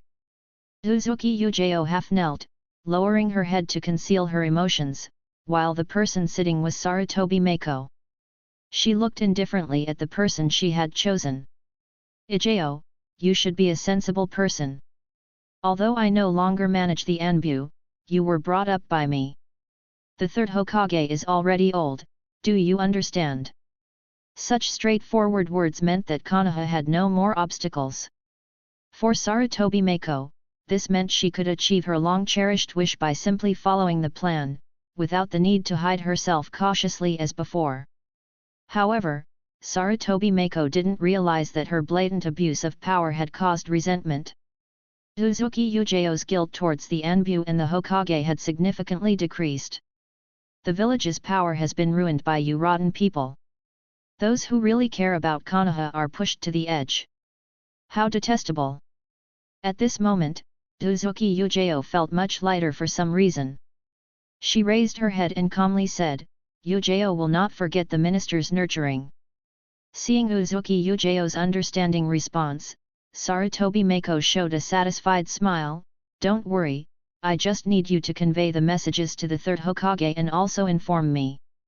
After all, Shinobu won't take long to become the fifth Hokage, so you're not violating any rules." Sarutobi Mako, who had just gone through childbirth, was still somewhat weak. However, the temptation to gain prestige and sit in that position sooner rather than later filled her heart with zeal. Konoha Hamaru has already been sent back to the village.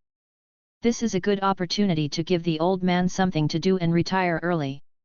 Then, the village will belong to their Sarutobi clan. Don't worry, there are no arrangements this time. You've done well, but you still need to work hard to gain Uchiha Yoru's trust. He will definitely become an elder of the Uchiha clan in the future, so you need to work hard to find clues about the Nine Tails incident. However, I understand that too much of anything is bad.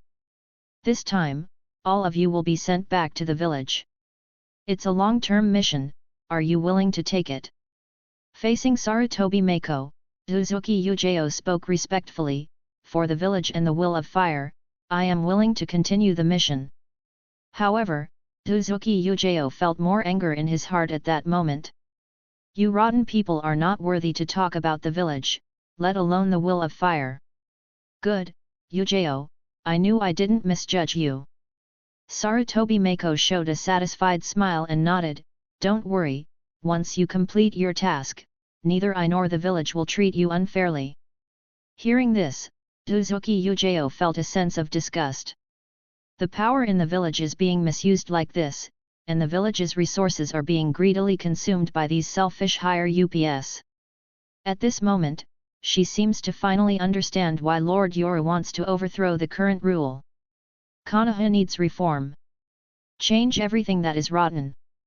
Sarutobi Mako came this time to ensure her former spies. After the last Orochimaru incident, she almost lost all her powers. However, with the birth of a boy, Konohamaru, she regained her say in the Sarutobi clan. The saying one's status rises with the birth of a male child holds true everywhere. She is not willing to become a vassal, she is greedy for power and also enjoys the feeling of being above others. Especially when she controlled the lives of many elite ninjas in the dark part, it gave her a sense of morbid ecstasy. On the other hand, after the conversation, Sarutobi Shinzo revealed a reassuring smile of a superior. Even though I have come to the front lines, the village will not forget your efforts. Moreover, it is essential to leave one or two familiar people at the front lines. Seeing Sarutobi Shinzo's kind smile, Uchiha Yoru nodded and said, the personnel adjustments are all up to Lord Shinzo. In a word, since I've chosen not to obstruct, then do as you please. Sure enough, seeing the other party being so understanding, Sarutobi Shinzo smiled, in that case, I can't let go of the Uchiha clan's genius, Shisui, and the genius ninja Kakashi. They are our village's future. Sarutobi Shinzo appeared very generous, seemingly trusting these people. However, he was secretly pleased. The youngsters of the Uchiha clan wouldn't suspect that Kakashi was arranged by the elder secretly. The other selections were just excuses to cover it up. By the way, the village has an important mission for Lord Yoru. However, considering that you have contributed so much on the front lines, others can complete this task. After all, you also need to return to the village for rest. Since you're so understanding, I'm not a petty person. If you don't want to take the mission, you can go back to the village to rest. Sarutobi Shinzo then slowly took out a mission scroll, allowing Uchiha Yoru to choose, and his expression gradually became serious. When it came to the mission, he was still very solemn, and Uchiha Yoru also looked seriously at the task the village was going to assign him. Gather information about the land of whirlpools. When Uchiha Yoru saw this mission, his brows immediately furrowed. The infiltration mission was not excessive, after all. Orochimaru had once infiltrated the hidden cloud village and incited the Eight Tails uprising during the Three Wars. Such a valuable ninja, although the mission is essential, seemed somewhat wasted in his eyes. But that's the world of ninjas. This mission. Uchiha Yoru revealed a puzzled expression, and Sarutobi Shinzo also set aside all pretense and said solemnly, with the turmoil in the ninja world, the land of whirlpools has become a gathering place for nearly all rogue and wandering ninjas, especially for some illicit precious items traded there. Spies from all major ninja villages have infiltrated, although some are from our village. Now the village needs someone to go in with an observer's identity to gather information, and preferably secretly investigate some precious items being traded. Good guy, what intelligence gathering! It's clear that the village is drawn by the enormous benefits here. Any items that are traded here in secrecy are undoubtedly incredibly valuable. The Leaf Village wants to make a clandestine move. He gathers the information, and then the village secretly takes a portion of the profits. Don't worry, nothing major will happen. You should know that the news of the appearance of the sun in Tsunade in the towns of the Whirlpool country has already been investigated by all the major ninja villages, so your safety is greatly assured. Looking at Sarutobi Shinzo painting a rosy picture for him, Uchiha Yoru knows that this mission isn't mandatory, but it is a mission that proves his loyalty. If he chooses to accept this mission, it proves that he has the village in mind, gaining a bit of trust from the higher UPS in the village. The downside is that this mission takes a long time. Ninjas who return to the village may be infiltrated, or even slowly subverted. When he returns to the village, the force he had gathered at the front lines will have scattered. Regathering them won't be easy. If he doesn't take the mission, then in the eyes of the Leaf Village's higher UPS, he is someone with great ambitions, unwilling to give up the benefits in hand. After returning to the village, he will definitely want to gather the ninjas he recruited at the front lines into a unified force. I must say, brilliant. But Uchiha Yoru feigned a determined expression and said solemnly, for the village, I'm willing to carry out the mission, but I hope Lord Shinzo will remember the merits of the frontline soldiers. His last sentence is still about claiming credit for the frontline soldiers. As for splitting his own force, he can't outmuscle the village, and what he needs is to start a wind of reform. Planting the seeds of dissatisfaction against the village is enough, those seeds will scatter into every corner of the leaf village. He just needs to occasionally water them, and then they will take root and grow. When they grow into towering trees, he will own a forest. Moreover, he has already found that special water.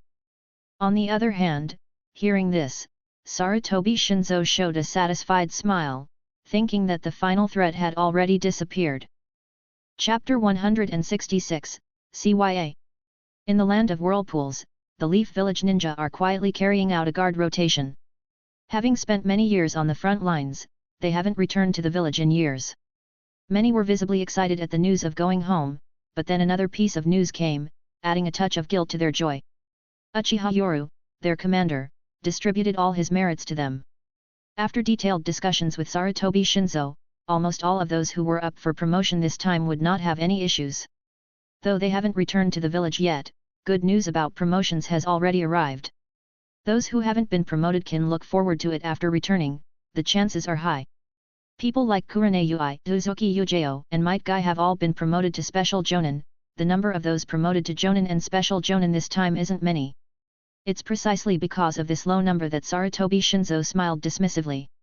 Favor? Maybe they still remember your kindness now, but time will dilute everything. Inside the tent. Is this the intel you gathered? Sarutobi Shinzo frowned at the information. It was generally in line with what he had expected, but mostly concerned their strength. Below him was Kurane, sent as a spy by the third Hokage himself. However, she felt disappointed at this moment. The village had indeed decayed to such an extent, taking others' merits, planting spies among the same village ninja, and even father and son controlling the village's power. Not just Kurane was disappointed, but Sarutobi Shinzo was also disappointed as he shook his head. Alright, since you were chosen by the third Hokage, you should continue to hide. After returning to the village this time, Uchiha Yoru will be executing a long-term mission. You will be a special jonin in the police force's 7th division, which is considered elite. Sarutobi Shinzo's meaning was clear, take advantage of Uchiha Yoru's absence to form your own faction within the police force's 7th division. Upon hearing this, Kurane bowed her head and said in a low voice, I still need to report to the third Hokage. Sarutobi Shinzo may know of the spy's existence and can share intel, but she is preparing to return to the village. Her only superior is the third Hokage, and Sarutobi Shinzo is not him. Kurane's rigid manner made Shinzo pause for a moment, then he laughed lightly and waved his hand, fine, let the old man arrange it after you return. I indeed don't have the authority to move you. At first, they referred to the third Hokage respectfully, but after being dismissed, they called him an old man. What's this if not throwing one's weight around? Because of such behavior, Kurane Ui lost her last glimmer of hope for the village. She sighed inwardly, realizing that the village had indeed decayed. Perhaps she should find a time to be honest with Yoru about everything. Sarutobi Shinzo was still unaware that it was precisely their abuse of power that had begun to disappoint people. After all, these responsibilities and rights should belong to the Hokage, he's not yet qualified. However, Shinzo had long grown accustomed to treating these overstepped powers as normal occurrences. After all, the third Hokage, Sarutobi Hiruzen, was his father. Years of habit had led him to believe that these were privileges unique to the Sarutobi clan. Kurane Ui pretended not to hear and immediately dispelled her shadow clone jutsu. With a bang, the shadow clone dispersed into white smoke, and at the same time, the smile on Sarutobi Shinzo's face gradually faded. Shinzo, did you see that? A newbie who just became a special Jonin dares to show you attitude, the mocking voice of Sarutobi Yumiko rang out. Sarutobi Shinzo coldly huffed, well, the old man is still the Hokage, so some things are normal. Even though he said it was normal, the unhappy expression on Sarutobi Shinzo's face said it all. Although he had no right to intervene, he had long been accustomed to people around him paying heed to his moods. At first, he was uneasy about overstepping his powers, but he became emboldened due to the indulgence of the third Hokage, his father. Over time, he came to believe that he was entitled to these privileges. The stark contrast today filled him with conflict. At the same time, Sarutobi Shinzo secretly resolved to become the Hokage and make those who look down on him gaze up in admiration. Brother Yoru, Sarutobi Shinzo just arrived and already changed the border defense. We've just barely stabilized the situation, and now he gets the credit. Uchiha Shisui expressed his dissatisfaction. However, having gone through so much, he had learned to control his emotions well, so there wasn't the same level of anger as before, although that anger was merely suppressed. Seeing Uchiha Shisui's displeased expression, Uchiha Yoru looked at the turbulent sea and squinted, revealing a smile. He even pointed to the ships anchored in the distance. Shisui, look at them. They started guarding the border as soon as the village's third war ended. They should have gone home, but due to the Nine Tails disturbance, they stayed on the front lines. Then, Orochimaru's incident made them afraid to go home. They've been out for too long. They can finally go home now, said Uchiha Yoru. Shisui also saw the ships in the distance carrying the Leaf Village ninjas, each of whom was eager to return home and see their families. This made Shisui silent. He then cynically chuckled and shook his head. Brother Yoru, the village has been unfair to them, but it's also been unfair to us. Fair? Turning his head and hearing the word fair from Shisui's mouth, Uchiha Yoru showed a surprised expression. Shisui, there's never been such a thing as fairness in this world. Rules are set by the strong, and the weak can only obey the rules. Understand this. The weak obey the rules, the strong make the rules.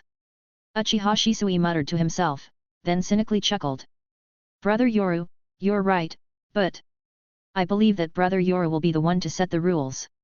Saying this, Uchiha Shisui looked at the person he believed in with a determined gaze. Faced with this trust, Uchiha Yoru squinted his eyes. Strong? The rules set by the Uchiha and Senju changed as the strong fell. So, Shisui, strive to become strong. When we are all strong, we can suppress all enemies. Reform requires blood and sacrifice, but when we try to reform without the power to suppress all enemies, the reform will turn into a disaster. So, train hard. Under the meaningful gaze of Uchiha Yoru, Uchiha Shisui suddenly felt great respect. He realized that his elder brother Yoru was truly someone with the mindset of a Hokage, leader, thinking so far ahead. Indeed, Yoru, you are correct. Reform requires bloodshed and turmoil. Only when we possess the strength to suppress all enemies can the village become what we want it to be. Just then, figures appeared behind them. Leading the group, Kakashi looked serious, as this had been his greatest concern. The louder the call for reform, the greater the conflict with the corrupt old forces. There can be no compromise in reform, only one side can win. A Pyrrhic victory or mutual destruction will both result in irreparable damage to their homeland of Konoha. But if they have the strength to suppress all enemies, then a single bloody event could solve all the problems. As figures continued to appear behind him, Uchiha Yoru turned and smiled at everyone, saying, "All right, cheer up. You're going home this time, so remember to train hard once you get back." Kurane Ui, Uzuki Ujeo, Mitarashi Anko, Shiranui Genma, Rado, Iwashi, and Hyaga Hisashi, and others were all preparing to return to the village. Kakashi, Shisui, and Might Guy stayed behind. Uchiha Shisui represented the Uchiha clan and also led the Uchiha elite on the front lines. Might Guy served as Kakashi's deputy. Sarutobi Shinzo had essentially refreshed the front lines in one go. Yoru, aren't you coming back?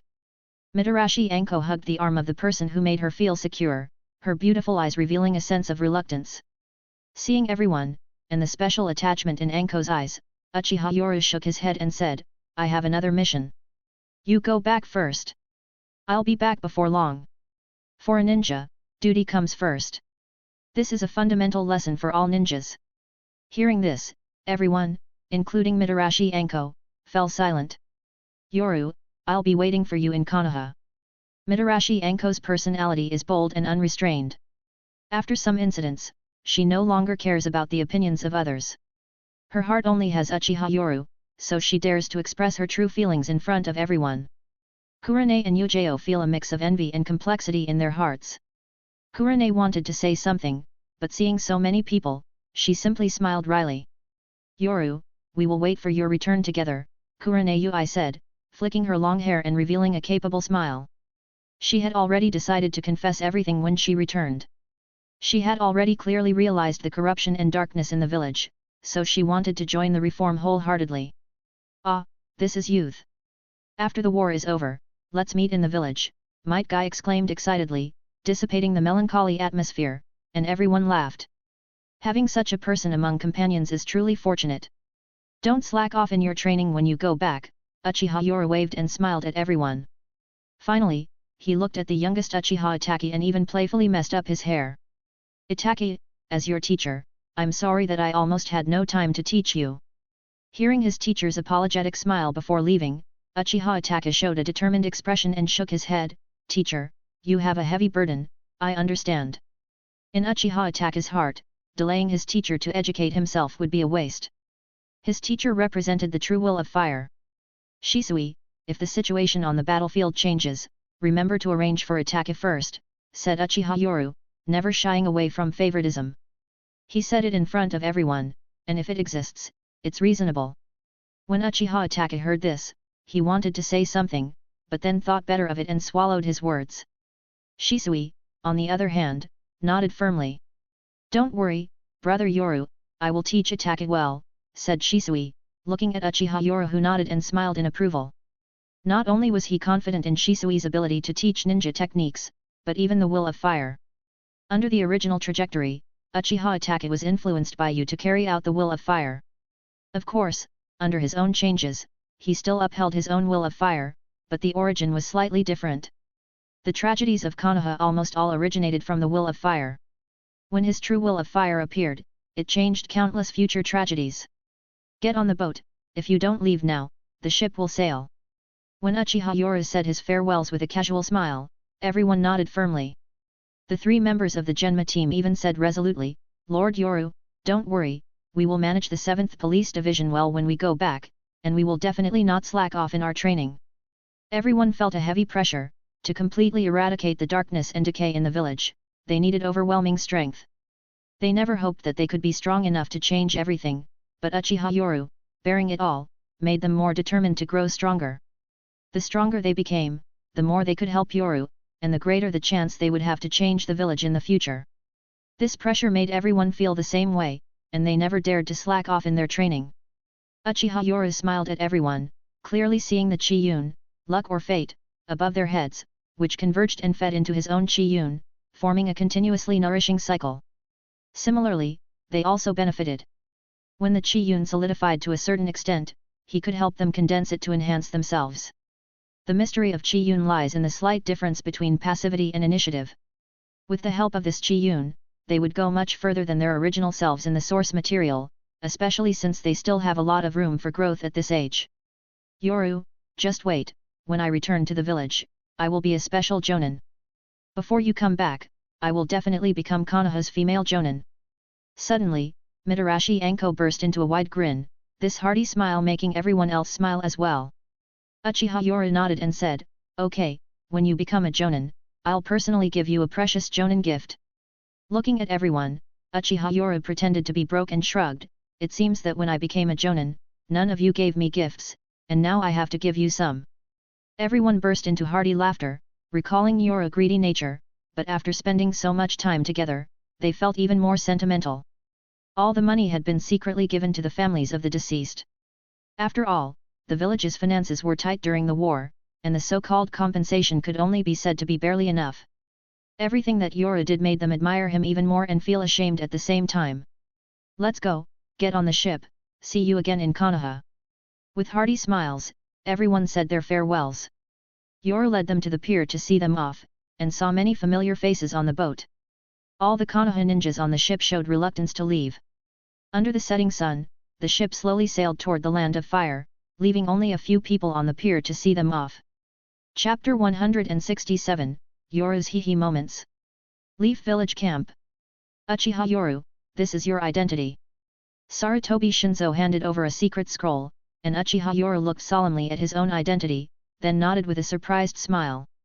Special Jonin of the Leaf Village in the Land of Fire, descendant of a fallen samurai nobility, proficient in swordsmanship and medical ninjutsu. Participated in Orochimaru's human experiment incident in the Leaf Village last year, later killed 2 Anbu members who came to capture him and defected. Listening to Uchiha Yoru recount his own identity information, Sarutobi Shinzo silently nodded lightly. Indeed, everyone is guessing about Orochimaru's human experiments. When you appear, you will attract other people's attention. Small ninja villages don't have enough intelligence capabilities, so only major ninja villages are qualified to investigate your situation. This way, you can quickly find your footing. Looking at his own information, Uchiha Yoru couldn't help but show a satisfied smile. It's indeed quite good, the arrangement is reasonable, especially about last year's human experiment, truly worthy of the Anbu, almost flawless. After all, he had also participated in Orochimaru's human experiments, and it could be said to be seamless. But what is the ultimate goal of the mission? I should be able to know that by now, right? He didn't believe that such a formal mission was just for gathering information, there was also some interest in the land of whirlpools. After all, the land of fire has the most fertile land. As expected, Sarutobi Shinzo paused and slowly said, "There is news about one of our village's divine weapons." Divine weapon? Uchiha Yoru couldn't help but show a curious expression. In the world of ninjas, there are things called divine weapons, like the Kusanagi sword, Totsuka blade, Uchiha gunbei, etc., but what exactly is so important for the village? It is a divine weapon once used by the first Hokage. It disappeared after the second Hokage was ambushed in the land of lightning. Recently, for some reason, some news has appeared in the land of whirlpools, so your target is this divine weapon. Here is the information on this divine weapon. As Sarutobi Shinzo handed over a blueprint, Uchiha Yoru's eyes twitched as he looked at it. He seemed to remember, the first Hokage Hashirama Senju had used a great sword in his battle against Uchiha Madara. This divine weapon represents some kind of meaning, which I won't elaborate on. The village doesn't want it to fall into the hands of other villages, so this is your real target. Under the serious expression of Sarutobi Shinzo, this was a great achievement for him. After all, if he could retrieve the divine weapon of the first Hokage, it would undoubtedly elevate his prestige. Uchiha Yoru became even more contemplative after hearing this. Indeed, the spies from the village of whirlpools were numerous. So, that's why he was being sent, it was for this reason. The implication is that when my identity as a rogue ninja from Konoha is exposed, some powerful ninja from other nations would want to probe and even grasp the secrets of Konoha's human experimentation. These people would then contact me in secret, given my identity as a samurai noble and the appeal of the first Hokage's divine weapon, either as a form of attraction or for bartering. Uchiha Yoru silently nodded. This identity was indeed perfect. The appeal of Orochimaru's human experimentation was enough to lure some to probe or even trade. After all, no village would be indifferent to Konoha's human experiments. Under the identity of a samurai noble, being curious about the divine weapon of the once godlike ninja was both appropriate and reasonable. Therefore, he didn't need to investigate the first Hokage's divine weapon in secret, revealing it openly wouldn't arouse suspicion. Indeed, the Anbu from Konoha had perfectly arranged this plausible identity. Being a descendant of samurai nobility, albeit in decline, still requires certain privileges. I believe Lord Shinzo understands this, said Uchiha Yoru with a meaningful look. For a moment, Sarutobi Shinzo didn't quite catch on. However, when Uchiha Yoru started listing the items needed for his disguise, Shinzo's face turned green. As a forlorn samurai noble, I can't use my Kusanagi sword for now. I need at least one or even multiple valuable samurai swords, given that I'm portraying a descendant who has a strong desire for divine weapons. Also, I don't need to mention my demeanor given my noble background, but I must have lavish yet resilient clothing.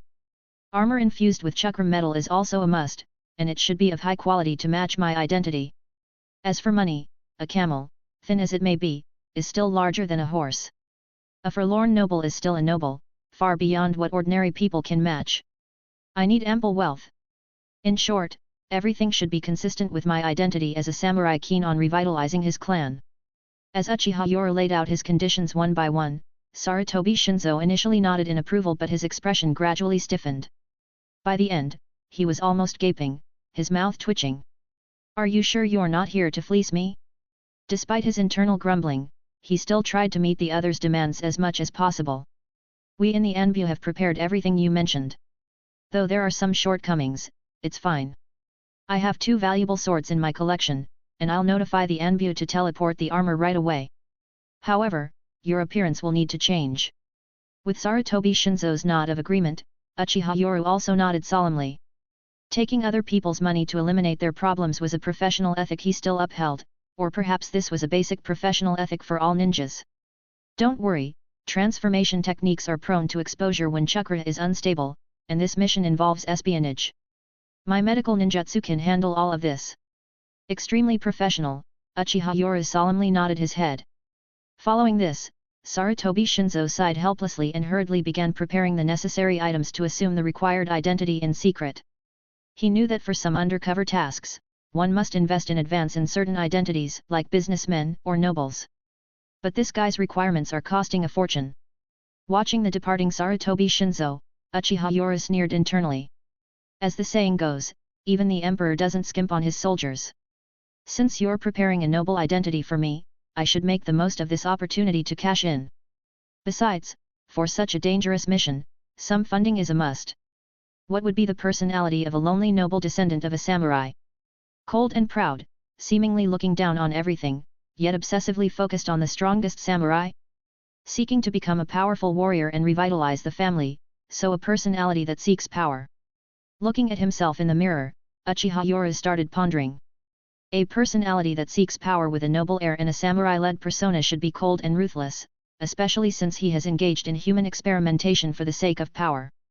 A character image gradually emerged in his mind that seemed to fit very well.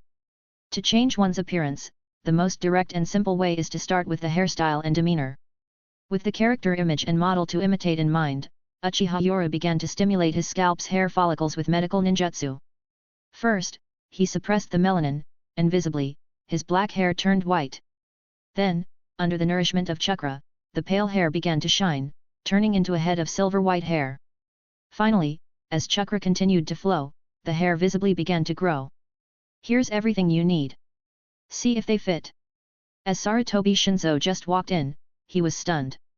The figure of Uchiha inside the tightly sealed tent had undergone a drastic transformation, or more precisely, the change in hairstyle and demeanor made it impossible to reconcile the two people as one.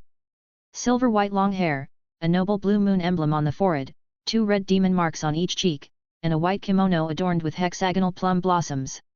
His eyes were a radiant black, and his expression was cold and emotionless, perfectly embodying aristocratic elegance.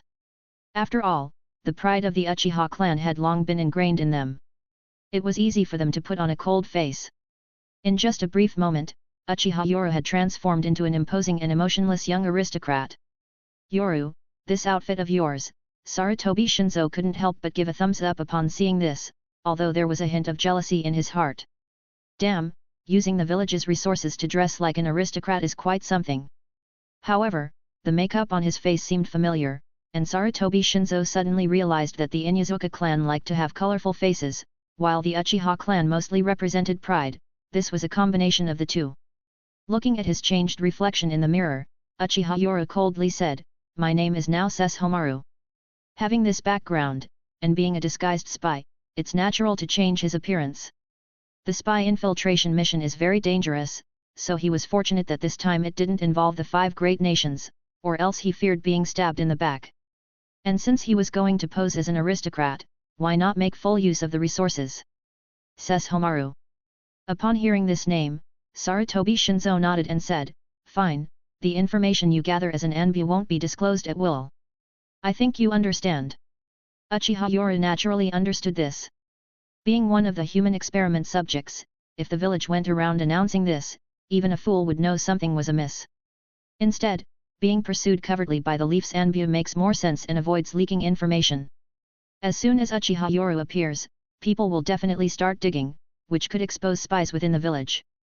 This could serve as a 2 birds with 1 stone scenario to scrutinize internal spies. The character Maru symbolizes robustness and bravery, adding an aura of intimidation to the name.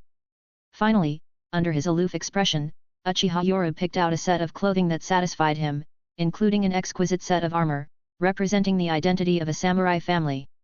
The subsequent white, fluffy shawl represents an aristocratic temperament, lined with a set of white cherry blossom patterned clothes.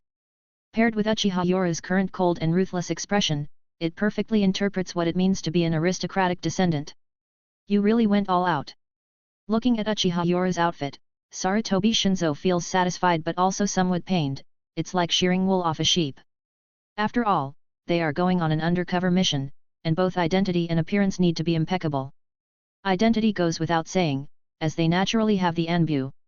As for the matching conditions, if you are going to pose as an aristocrat, you must have the temperament of an aristocrat.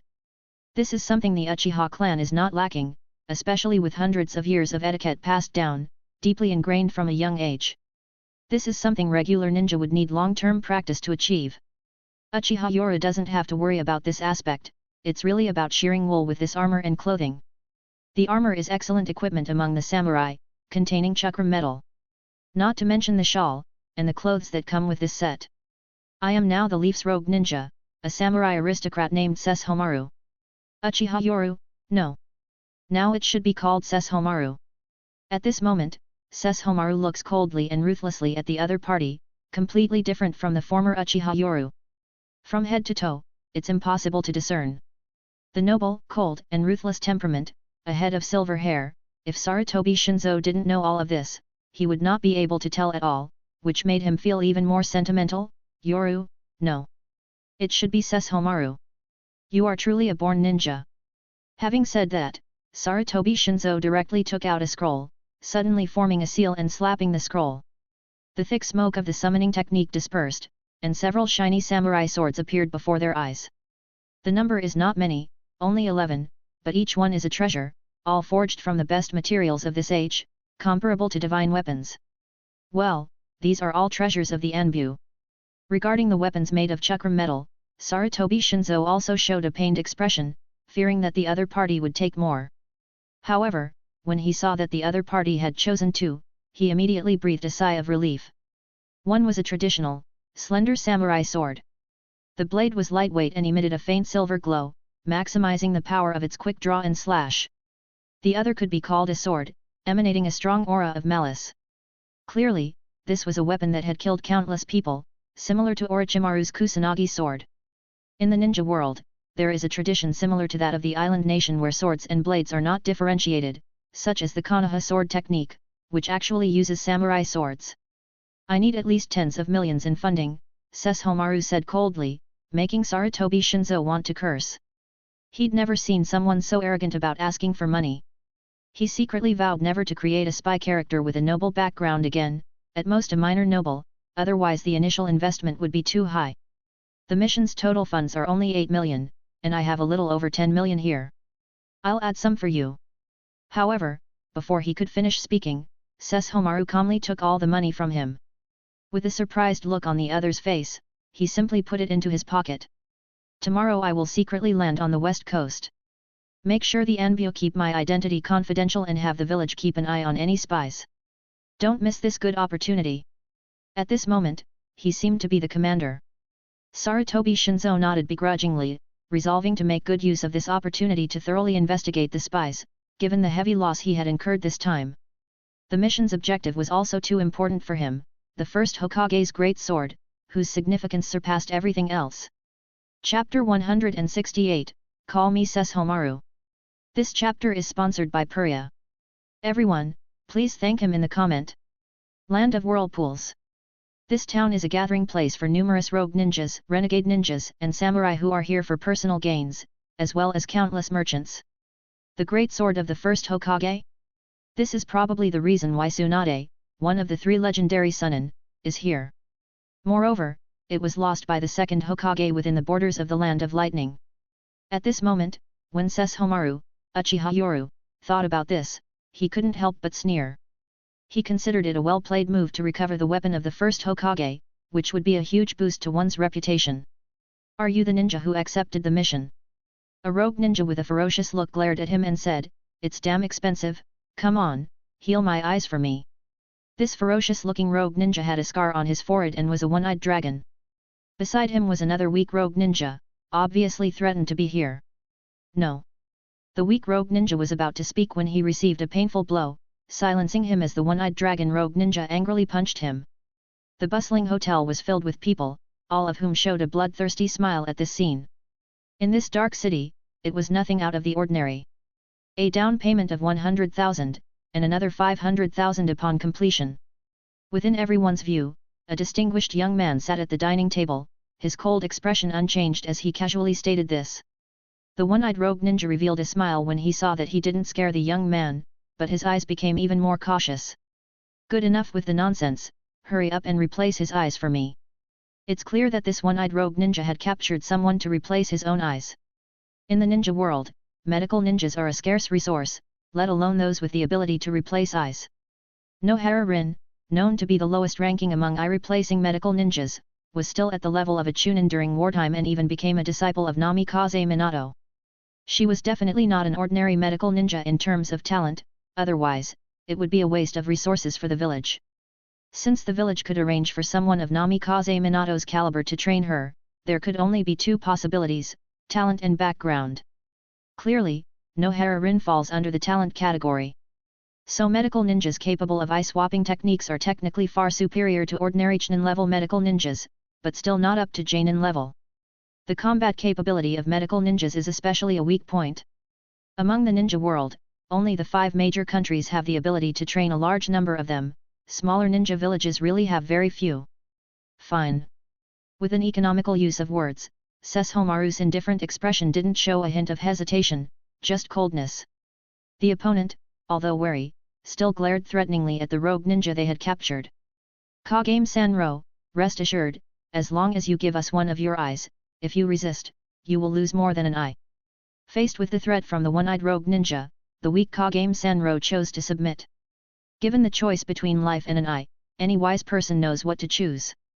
This is also the cruelty of the ninja world. A scream echoed in the restaurant. Even though medical ninjutsu had already blocked his pain nerves, losing his eyesight in one eye suddenly caused Kagame Sanro to scream out of instinct. The bloody eyeball was in hand. Even though wearing surgical gloves, Sesshomaru's eyes couldn't help but show a look of disgust, as if annoyed at dirtying his hands. Hurry up! The one-eyed rogue was excited looking at the bloody eye, he would finally regain his sight. No one could understand the pain of someone who had lost an eye. Sesshomaru coldly used medical ninjutsu to remove the damaged eyeball and replace it with a new one. With the nourishment of light green medical chakra, the optic nerves began to connect. The one-eyed rogue was immediately excited because he could see the light again. And Kagame Sanro, who had lost an eye, covered his remaining eye in pain, quickly tore off a piece of cloth to blindfold himself, and hurriedly fled. Choosing between an eye and his life, he chose life. The opponent was in the process of swapping eyes, this was his best opportunity to escape. Once the eye swap was done, his life would once again be in the hands of others. As Kagame Sanro fled in disarray, people were amazed. Such an easy eye-swapping technique probably already approached the Jonin level, but only in terms of medical ninjutsu, not combat power.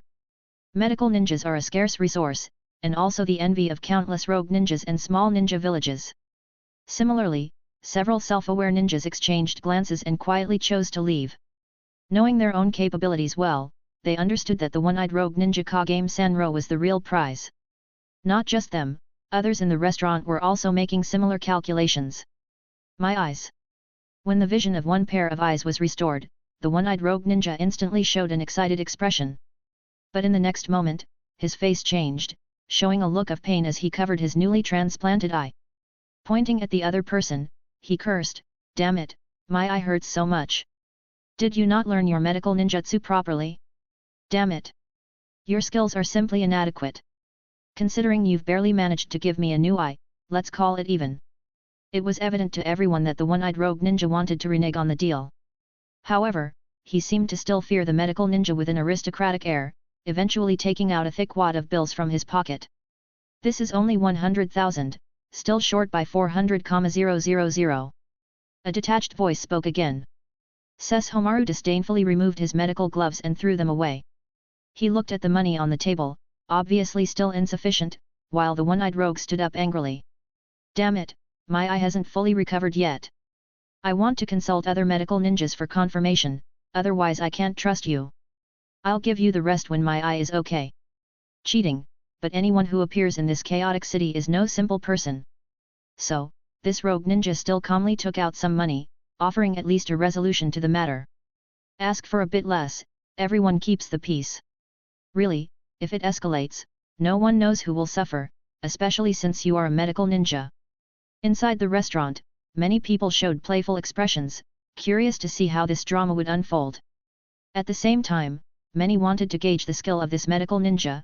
If he was ordinary, he might fetch a good price, but if he was strong, it would be good to befriend such a medical ninja.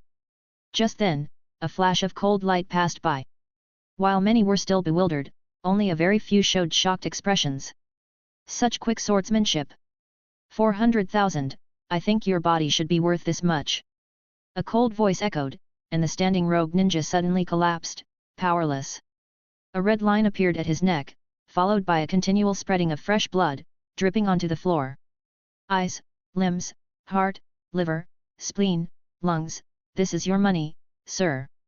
At that moment, the restaurant owner came out with a full smile, looking up and down at the corpse. He held up 5 fingers, all organs are intact, and he even has Chunin level chakra. It's just that he's a bit old. Looking at the so-called 500,000 taels in the boss's hand, Sesshomaru nodded indifferently, all right, send the money to my room. Of course, sir. Bloodshed and killing were already commonplace in this chaotic land, and almost no one was surprised. However, many were shocked when they finally realized what had happened. Such quick swordsmanship. So many of them hadn't even seen how the opponent had drawn his sword, only a few had caught a glimpse of a cold light. After Sesshomaru left calmly, people started discussing. A powerful ninja alone wouldn't impress them so much, but possessing profound medical ninjutsu under such strength was different. Rogue ninjas, defectors, samurais from small countries, and so on high-level medical ninjas were a scarce resource. Having such a high-level ninja in the wilderness was a real catch. If you say there's a powerful rogue ninja or samurai wandering in the ninja world, people would be amazed and then go about their business. But if it's a powerful medical ninja, they would certainly start gathering information. After all, who among them isn't living on the edge, licking their wounds and taking risks? Injuries and poisonings are everyday occurrences, even loss of limbs or disabilities happen often. What if they could get to know such a medical ninja? A lifesaver. This person is only known to have come from the land of fire and is descended from samurai nobility. I see, no wonder his swordsmanship was so impressive. In my opinion, this person's swordsmanship has already exceeded the scope of ordinary ninjas, we shouldn't act rashly. Amidst the discussions, everyone in this dark gathering place knew that a desolate samurai noble with advanced medical ninjutsu had arrived. Spies from various countries also began to move secretly. If it was just an elite ninja, they would only investigate, but someone with high-level medical ninjutsu is a different story. Such people aren't just treasures of the 5 great ninja villages but also of the smaller villages. Why would they suddenly appear here? It's not impossible for a rogue ninja with exceptional talent to reach this level, but the chances are slim. Back in his room, Sesshomaru looked indifferently out of the window at the bustling town, as if nothing could stir his emotions. However, he had already begun to ponder his next mission. Is it the land of lightning that wants to muddy these waters, and get more people involved? The more I think about it, it does seem to fit the land of lightning's character. Meow. Just then, a meow is heard, and a ninja cat appears, bowing respectfully before dropping a scroll from its mouth. Ninja cats are spiritual beasts with deep ties to the Uchiha clan. Go back. After softly speaking, the ninja cat nods respectfully and vanishes in a puff of white smoke, leaving only a green scroll on the table. Upon opening the scroll, a flash of crimson crosses his lowered gaze, and the scroll's true contents emerge into view. As expected, my guess was right. The first Hokage's weapons have long been lost, and people have even forgotten that the first Hokage ever had weapons, only remembering the legend of his wood style. Compared to the village and clan, he trusts his clan more. So after executing this mission, he secretly contacted both the clan elders and the clan leader. As expected, being the oldest clan and also the most powerful in the ninja world, they sent over the information in just a week.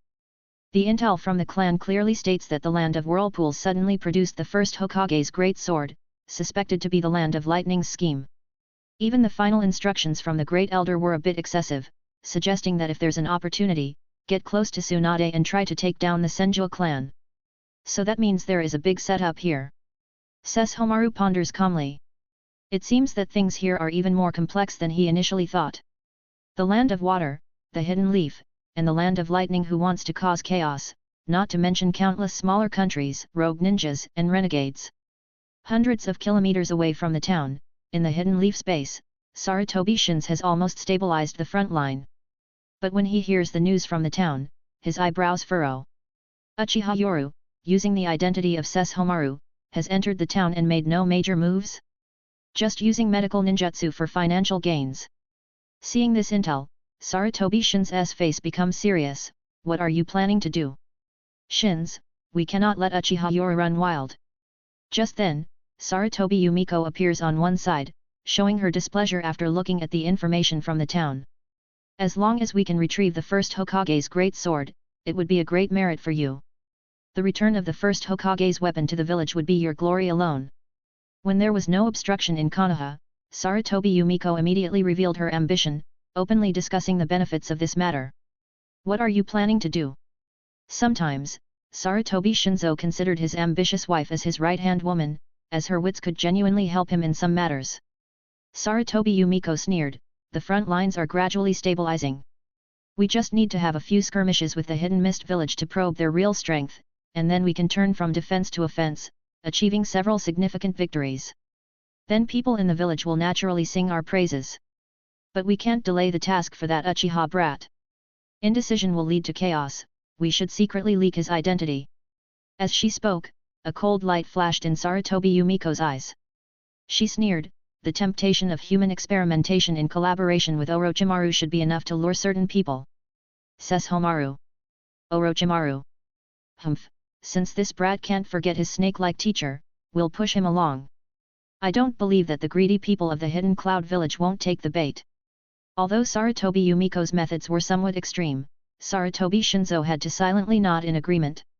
You're saying to expose the identity of Homaru and use human experimentation as bait. Exactly. The human experimentation that almost made Orochimaru defect must have long been speculated upon by the 4 great ninja villages. It's at least an S-level forbidden jutsu, otherwise, it wouldn't be worth it. And the always greedy cloud ninjas can't resist the bait. And this time, the trap for the first Hokage's weapons was probably set by the Hidden Cloud village. At this point, Sarutobi Mako sneered, first, let this brat lure out the cloud ninjas, and after defeating the mist ninjas on the battlefield, we directly take over the land of whirlpools. Then I don't believe we won't find the first Hokage's weapons. If the cloud ninjas dare to release this information, it must be true. It has to be said that Sarutobi Yumiko, once the head of the Anbu, is truly remarkable in intelligence and wisdom. Chapter 169, Princess Tsunade. This chapter is sponsored by Puria. Everyone, please thank him in the comment. In the land of whirlpools, a town. Inside a luxurious house, Terumi Mei sits behind a folding screen. On the other side of the screen is Sukazan Fugyuki, the commander of the mist ninjas in the land of whirlpools. The situation has changed.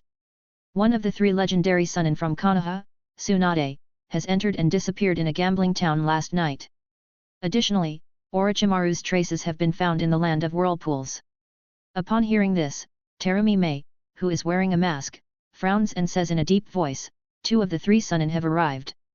It seems that Konoha is determined to get the first Hokage's weapon. Could there be some secret to it? It's just a weapon, so it shouldn't warrant the involvement of 2 Sunin-level figures. Sukazan Fugyuki silently looks at the mist ninja behind the screen, calculating the pros and cons in his mind. Eventually, he starts pondering deeply. Orochimaru may not necessarily be here for the first Hokage's weapon, but there is a mission that the village needs you to carry out. A photo passes through the screen and is casually held by Terumi Mei. As she looks at the figure in the photo, Sukazan Fugyuki begins to speak about the mission. This man's real name is Homaru. He comes from a samurai noble family and is a ninja trained by Konoha, skilled in medical ninjutsu and swordsmanship. According to our informants in Konoha, he was involved in Orochimaru's human experiment research and later defected from Konoha when he was going to be dealt with by the Anbu. His overall strength is at the level of a Jainin. The village's goal is simple: extract all the data on Konoha's human experiments from his brain. Any human experiment that could lead to the potential expulsion from the Land of Fire must not be simple. Whether it's an S-class forbidden jutsu or some top-secret experiment, there is no village that would not want it. Uchiha Yora secretly infiltrated posing as Homaru, something that Sukazan Fugyuki is not aware of. What he sees is an opportunity, a chance to gain merit and to stir the waters. After giving the instructions, Sukazan Fugyuki's body slowly dissolves into a water clone and disappears. In the empty room, Terumi Mei, wearing a mask, looks at the photo and the intelligence scroll in her hand, revealing a solemn expression between her eyebrows. Konoha really is the cradle of geniuses. First, there were the Sunin and the 4th Hokage, and then came the likes of Kakashi Hatake and Uchiha Yoru. Why doesn't heaven bestow such talents upon my mist village? Thinking about the current policies of the mist village, Terumi Mei lets out a bitter smile and sighs softly, even geniuses can be heartbroken. When will the Mist Village be able to retain its own geniuses? Is the hidden Mist Village really lacking in geniuses? No. There are also many talented ninjas in the hidden Mist Village, but they either defect under the iron-blooded policy or become extremely cruel and twisted by such an environment. Countless geniuses die under such policies before they can grow. Now, I'm not yet qualified to change all this, but I won't give up. A hint of determination appears in her green eyes. This is her ninja way, she will not give up on changing the hidden mist. In the bustling and lively town, joyful smiles are everywhere, as if it were a utopia. However, it turns into a paradise for the wicked at night. In the evening, the arrival of Sesshomaru merely lets people know that there is such a medical ninja. The 5 great nations and even the top mercenary ninja corps don't pay much attention to him. However, the ninja spies of the 5 great nations have already received the message. What's important about Sesshomaru's medical ninjutsu is not the skill itself, but the secrets in his mind about Orochimaru's human experiments from the Leaf Village, which has aroused much greed. Thank you, Lord Sesshomaru. A respectful voice rings out, and Sesshomaru coldly puts away the payment he's received. Facing the thanking mercenary ninja corps, he merely gives a bland nod. It's just a transaction. The not-so-weak mercenary ninja corps respectfully nod their heads. They don't want to get involved casually, but befriending a high-level medical ninja is extremely important. Carrying out missions often results in injuries, poisoning, or even physical disabilities, so having a high-level medical ninja at that time is crucial. No one dares to test Sesshomaru due to his imposing strength, but a high-level medical ninja is extremely important for any ninja, hence a mercenary relationship has formed. A normal transaction of you pay, I cure. Looking at the money he's received, Sesshomaru can't help but sigh. No wonder medical ninjas are in demand, healthcare is always a lucrative industry, regardless of the world. He's simply used some of his own chakra and some herbs, and the return he's gotten is 100-fold. The mercenary ninjas who hired the high-level medical ninja are all releasing goodwill. None of them are fools. Forcing a one-off deal is not as good as forming a beneficial relationship for the future. In the crowd, a pair of green eyes, the same color as banknotes, widen as they watch this scene. Especially when seeing Sesshomaru taking the money, a hint of regret emerges, as if lamenting not learning this medical ninjutsu. Radiating an aristocratic aura, Sesshomaru finds it easy to earn this reward. Being a medical ninja is the most lucrative job, with no need to face mission risks, just treating people and receiving payment. Of course, this is provided that one can defend oneself or join a certain force. Lord Sesshomaru, this is our most luxurious hotel, complete with accompanying dancers.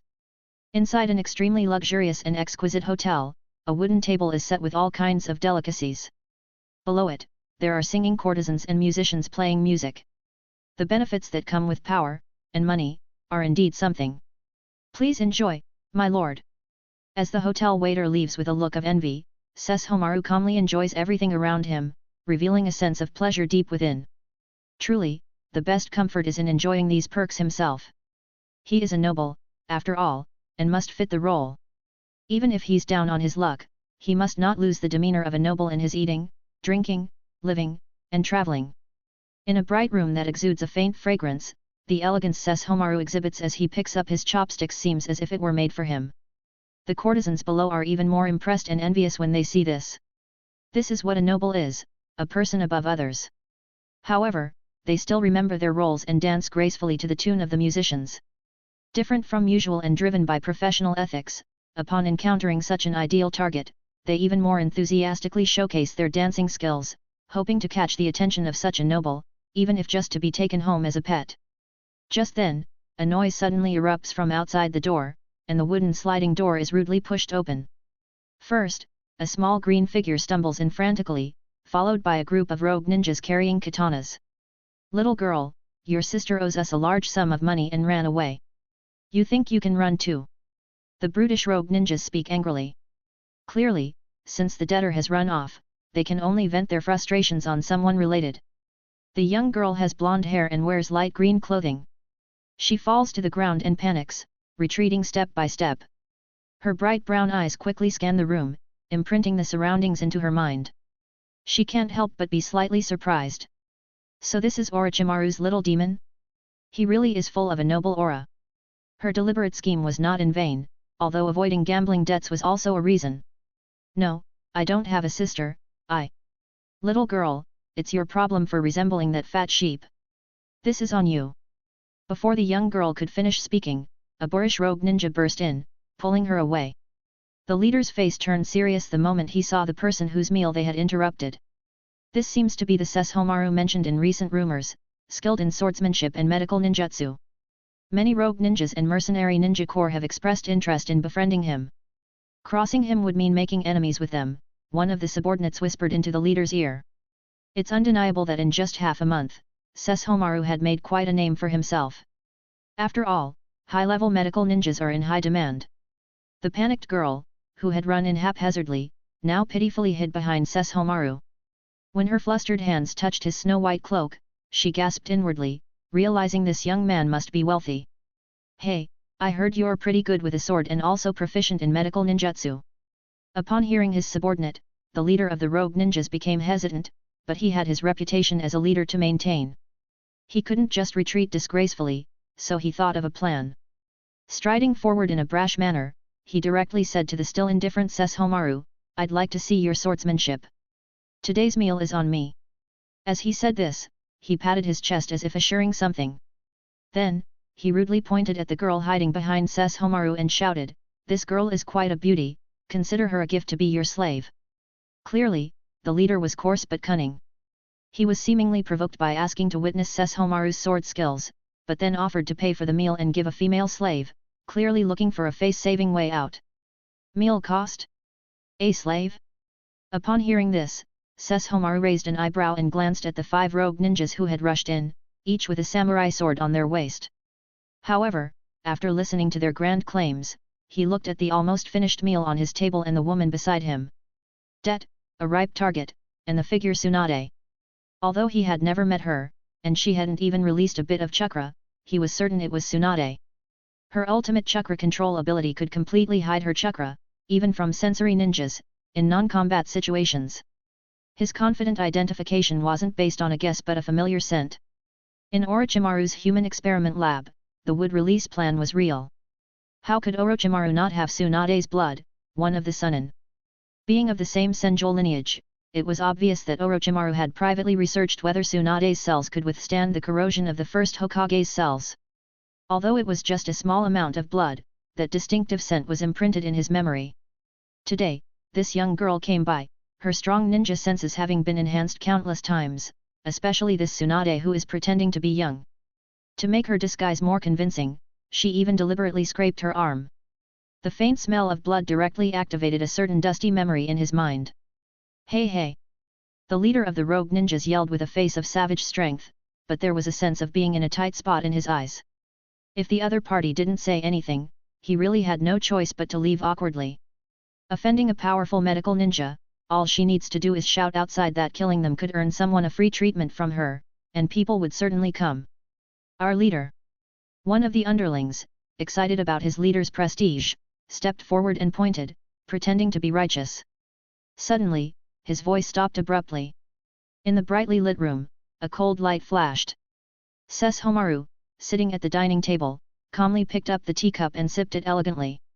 Tsunade, disguised as a young girl, instinctively narrowed her pupils under that cold light. "This kid is not simple. League leader." As the words fell, the collars of the 5 men's shirts suddenly ripped open, revealing a smooth cut. At the same time, a faint trace of blood appeared on their chests.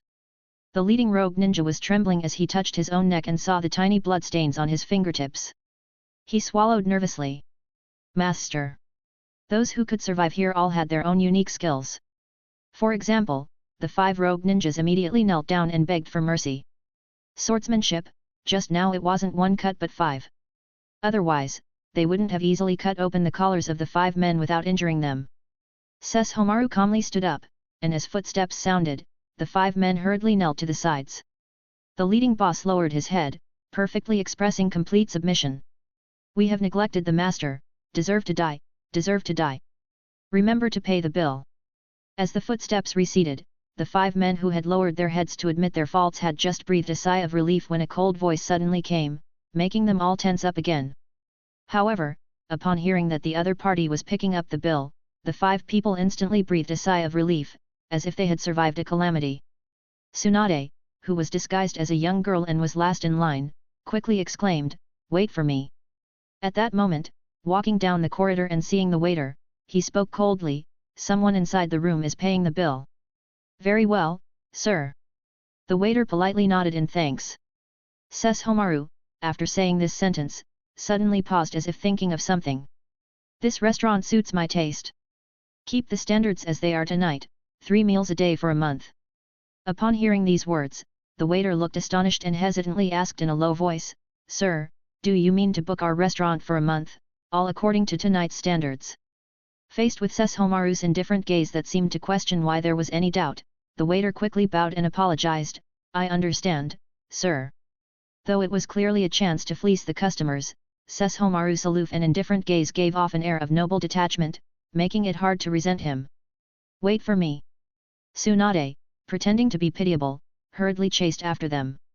She saw clearly that this little devil was ruthless, planning to eat at the restaurant for an entire month. Subsequently, the 5 rogue ninjas who felt like they had survived a great calamity had green faces when paying the bill. Wide-eyed, when the waiter fully explained, their trembling hands pulled out all the money they had hidden away. The 5 of them supported each other as they walked out, as if they were drained. They had saved their lives, but the ensuing loss of money left them in tears. Chapter 170, Kakuzu. Why is Tsunade here? Is it really to safeguard Sarutobi Shinzo? Probably not.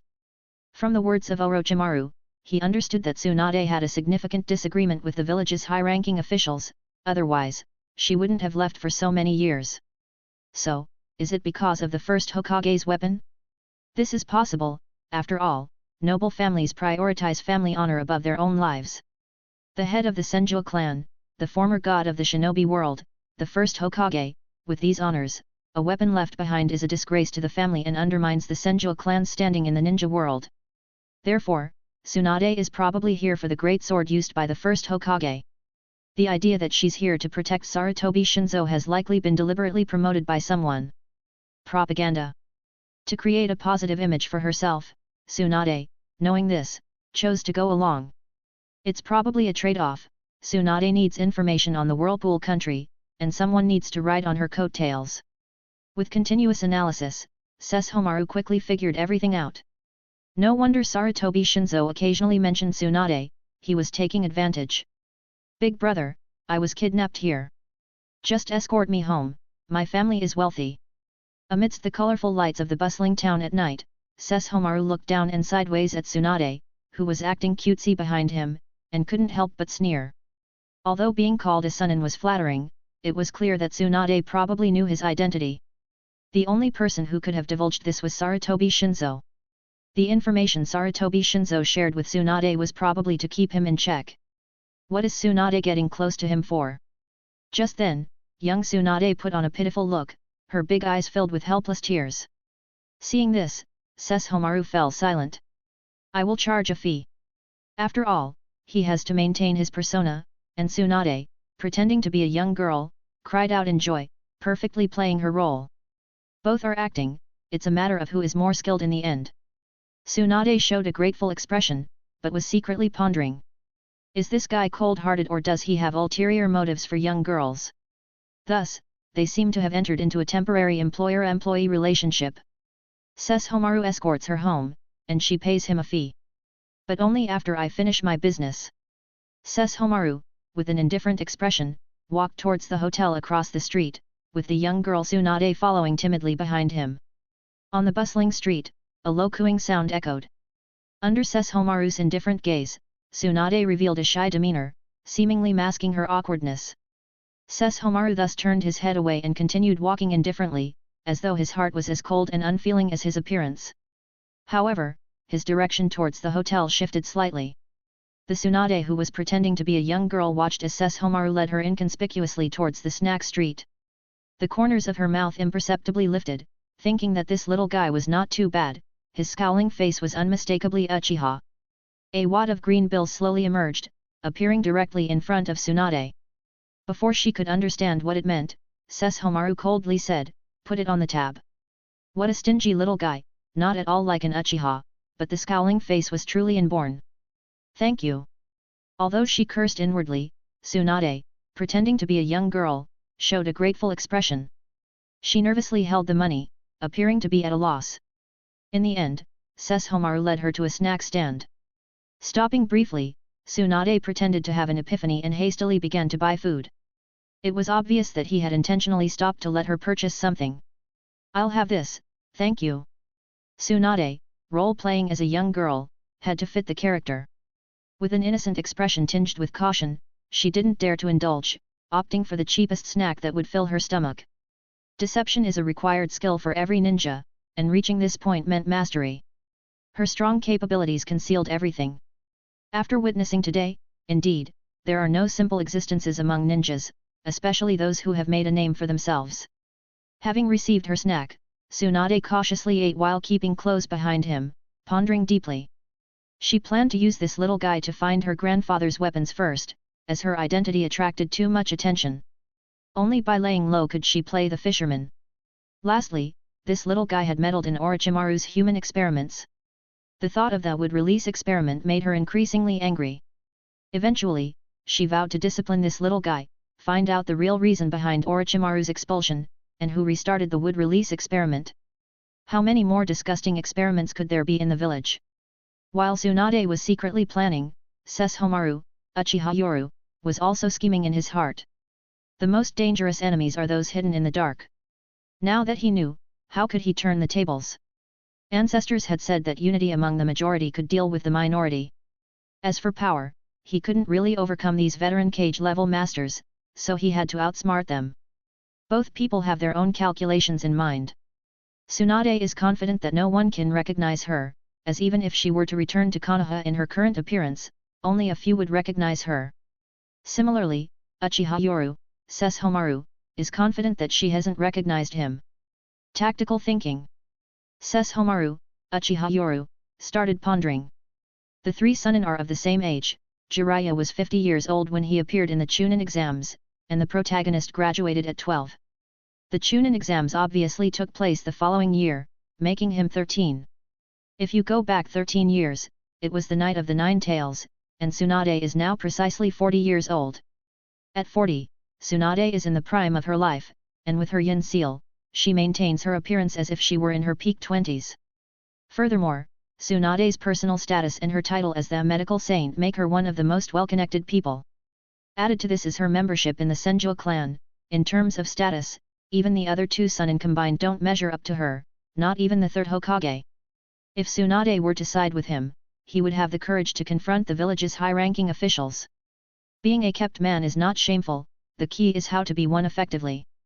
Just then, amidst the flickering lights and the joyful laughter of children in the distance, a glint flashed in Uchiha Yoru's eyes, which Tsunade behind him had yet to notice.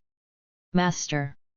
Suddenly, Sesshomaru stopped, and Tsunade, who had hurriedly finished her last bite of rice, showed a respectful demeanor. After all, she is currently playing the role of a helpless girl wanting to go home. He took out some coins and handed them directly to a nearby vendor. Before Tsunade could understand what was happening, Sesshomaru picked her up with one arm and placed her on a merry-go-round. "Play here, wait for me to come back and pick you up." Under Sesshomaru's irrefutable cold tone, Tsunade, who was acting like a pitiful young girl, nodded blankly. She was truly bewildered, surrounded by dazzling lights. A merry-go-round? Damn it! I'm a 40-year-old woman, and I have to ride a merry-go-round. Tsunade felt extremely frustrated, but she had her own plans and had to endure this embarrassment. As she watched Sesshomaru's retreating figure, she silently cursed, "Damn brat, just you wait, I'll make you pay." Sesshomaru's figure had not left her sight, he was merely talking to someone else. As Tsunade was currently disguised as an ordinary person, she couldn't easily use chakra. As the childish voices rang out, dazzling lights emerged all around. The merry-go-round started spinning, and the area was filled with the joyful laughter of excited, happy children. In a distant tea pavilion, Sesshomaru sat indifferently. At this moment, the proprietor courteously brought over 2 cups of hot tea. "Sir, here are the 2 cups of hot tea you ordered." After the 2 cups of hot tea were placed down, Sesshomaru calmly picked up 1 cup. After waiting for a moment, a figure wearing a grey ninja hat and a black face mask took a seat across from him. "When did you find out?" The eyes visible through the black face mask were cold and filled with indifference, a different kind of coldness compared to Sesshomaru's deliberately displayed aloofness. Sesshomaru's indifference was of a noble kind, as if nothing in the world was worthy of his attention, while the person opposite him was indifferent towards life itself. In response to the question, Sesshomaru lightly lifted his cup as a gesture. The other party picked up their teacup after a brief moment of silence. Thus, two strangely aura-filled individuals sat together, drinking tea. Alive or dead? Sesshomaru, exuding an aristocratic air, slowly finished his tea. After waiting for the other party to finish theirs as well, perfectly adhering to the etiquette of not speaking while eating or drinking, he then uttered a phrase that would seem abrupt to others. However, the other person showed no surprise. Those green eyes, indifferent towards life yet seemingly filled with years of hardship, looked back at Sesshomaru impassively. With a unique, husky voice, the figure said, 8 million if alive, 5 million if dead. At the mention of money, a visible fluctuation appeared in those green eyes. Sesshomaru thought to himself, I was right, it is this person. The individual was known as Kakuzu, also the representation of money within the Akatsuki organization. You're at a loss. The sparing use of words made the other party frown, responding in a puzzled deep voice, your head has already been posted on the black market. 5 million, or 8 million if captured alive. That's the usual price for an elite shinobi from the 5 great nations. The elite shinobi of the 5 major countries would naturally have bounties on them, but the price is usually around 5 million, as one would have to bear the wrath of the 5 nations. As for why the bounty for Asuma Sarutobi in the original story is so high, in one word, his identity is worth that price. Looking at Kakuzu in this state, Sesshomaru calmly looked at him, Kakuzu, a notorious figure in the black market. 10 million, 3 months. After uttering this sentence, others might be confused, but Kakuzu, who is obsessed with money, brightened his eyes instantly, you mean to protect you for 3 months for 10 million. Kakuzu started pondering silently. To capture the other for 8 million, he could probably do it but would need to fully understand the other's capabilities, which would take time. Also, he couldn't let someone else get ahead. Even if he captured him, would someone try to steal the bounty? Furthermore, based on his investigation, the other party seemed to have some background, and the price seemed off. Moreover, the other party suddenly appeared on the black market, adding to the suspicions. Kakuzu, who had not yet joined the Akatsuki, was exceptionally cautious in his wanderings through the ninja world, which is why he had survived so long. Weighing the pros and cons, he finally concluded that protecting the other for 3 months seemed more beneficial to him. 3 million for the first month, 4 million for the third month. Kakuzu directly chose the terms most beneficial to him. However, Sesshomaru shook his head, 2 million for the first month, 3 million for the second, 5 million for the third. Both were serious about the deal and seemed to resonate with each other, both having a deep understanding of money.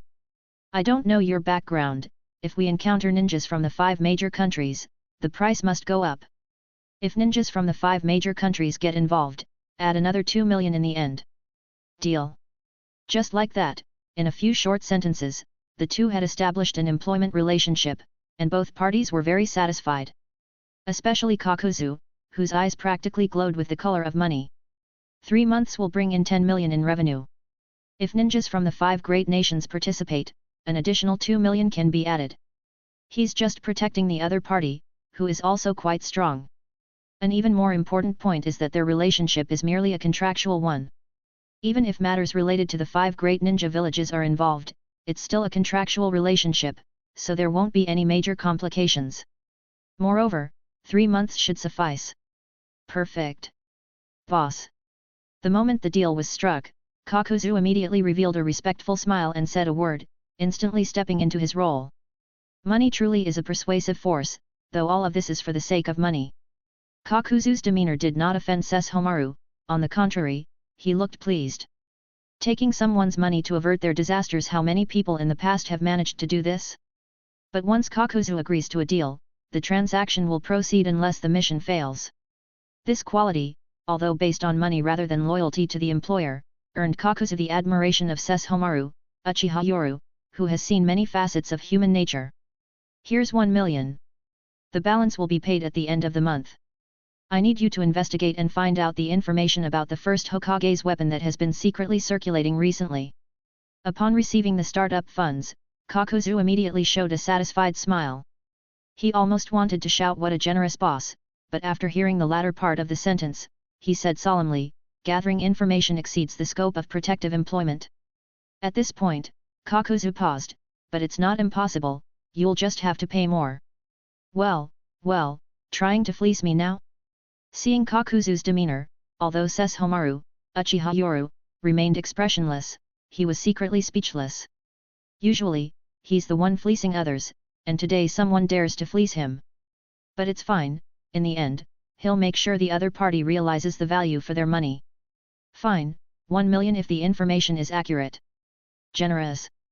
Kakuzu immediately showed a satisfied smile again. It's hard to find such an upfront and generous boss these days. In such a short time, they've already negotiated so much. This is indeed his most satisfactory deal in many years. Similarly, Sesshomaru, Uchiha Yoru, was also secretly amused. Payment will only be made if the information is accurate, and this price is entirely worth it. Chapter 171, Merry-Go-Round. This chapter is sponsored by everyone. Please thank him in the comment. Under the night sky outside the inn, dazzling colored lights spin around, accompanied by the cheerful and innocent singing of children, laughter ringing out everywhere.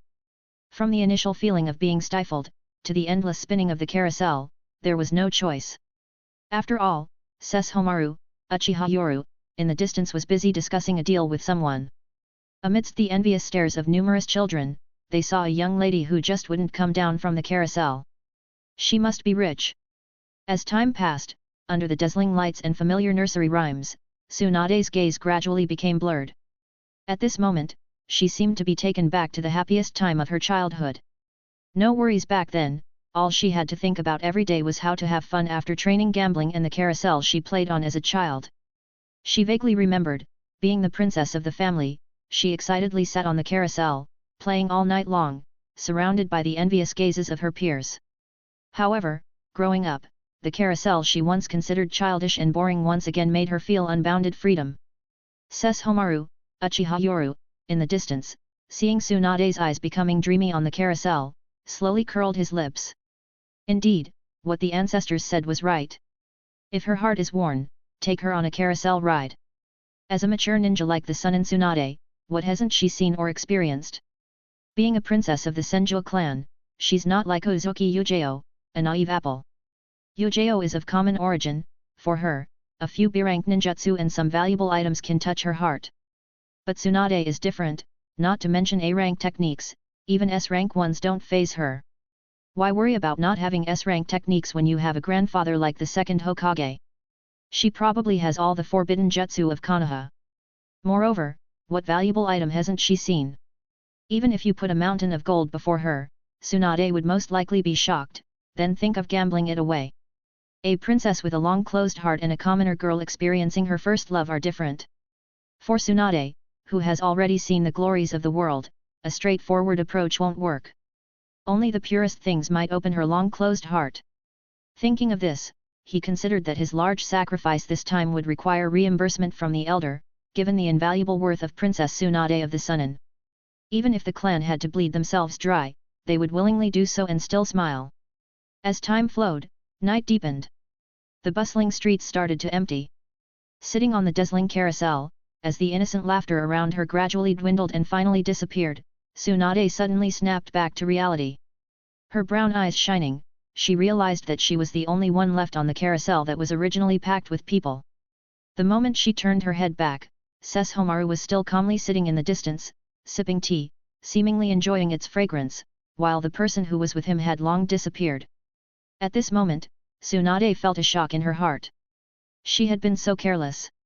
Although she had deliberately disguised herself, she found that she couldn't help but gradually get lost in the innocent and cheerful laughter.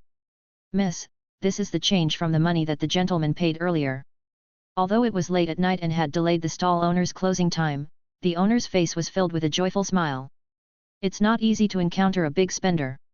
He had initially prepared to ask the little girl to close the stall, but then the tea shop owner from across the way came over and placed a large bill in his hand. He had reserved the merry-go-round until the young lady got off. Although he still needed to give change, the owner still couldn't help but smile. After all, who would dislike making money? "Sir." Coming to her senses, Tsunade hurriedly ran over. She saw that Sesshomaru, who exuded an aristocratic aura in his actions and speech, was still sipping tea. She pretended to be flustered. In response to Tsunade's role-playing, Sesshomaru gently took the last sip of tea without lifting his head, took out a bill, placed it on the table, and then stood up to leave. "Safe travels, sir." The tea shop owner sent him off with a smiling face full of courtesy. Sesshomaru gave an almost imperceptible nod. His pride represented his status, but this slight nod also represented the etiquette of the aristocracy. Tsunade also inadvertently noticed that they were the last customers left in the tea shop, and there were as many as 3 teapots left, obviously all drunk by him. At this moment, the corners of Tsunade's mouth slowly curled up. She pretended to be a flustered young girl while secretly sizing him up, and inwardly praised this little devil. "He's not bad, cold on the outside but warm on the inside. It's a pity that you're from the Uchiha clan. Given tonight's circumstances, I won't give you too hard a time later." For several consecutive days, the land of whirlpools seemed calm, even the skirmishes between Leaf and Mist ninjas had diminished significantly. Posing as Sesshomaru, he began to gain fame in the town for his excellent medical ninjutsu. Using medical ninjutsu, he befriended various powerful rogue and renegade ninjas, while also amassing funds. He even openly expressed interest in the weapons of the first Hokage, without any concealment. Collecting famous swords, making foreign allies, and doing so with complete transparency, all for the purpose of reviving his clan. In this chaotic area, it may be hell for those with weak abilities and ordinary people, but it's a paradise for the powerful. So, it wasn't surprising for people that Sesshomaru planned to rejuvenate his clan here. After all, this lawless land is their best sanctuary. What's different is that Sesshomaru now has an extra tail.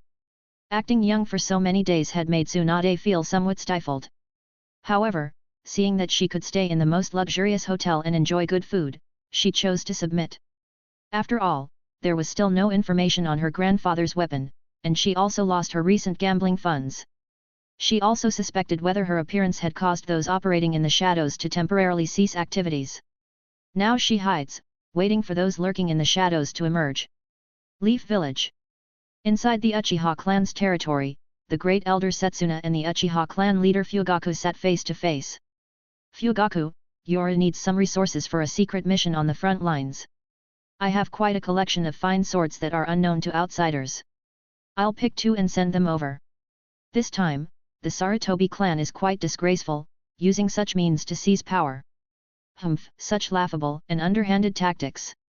Daring to covet the position of Hokage without strength is ridiculous." Elder Setsuna couldn't help but scorn and mock, a ridiculing smile appearing on his face. If the village's higher UPS really intend to elevate this person, then it would be a joke.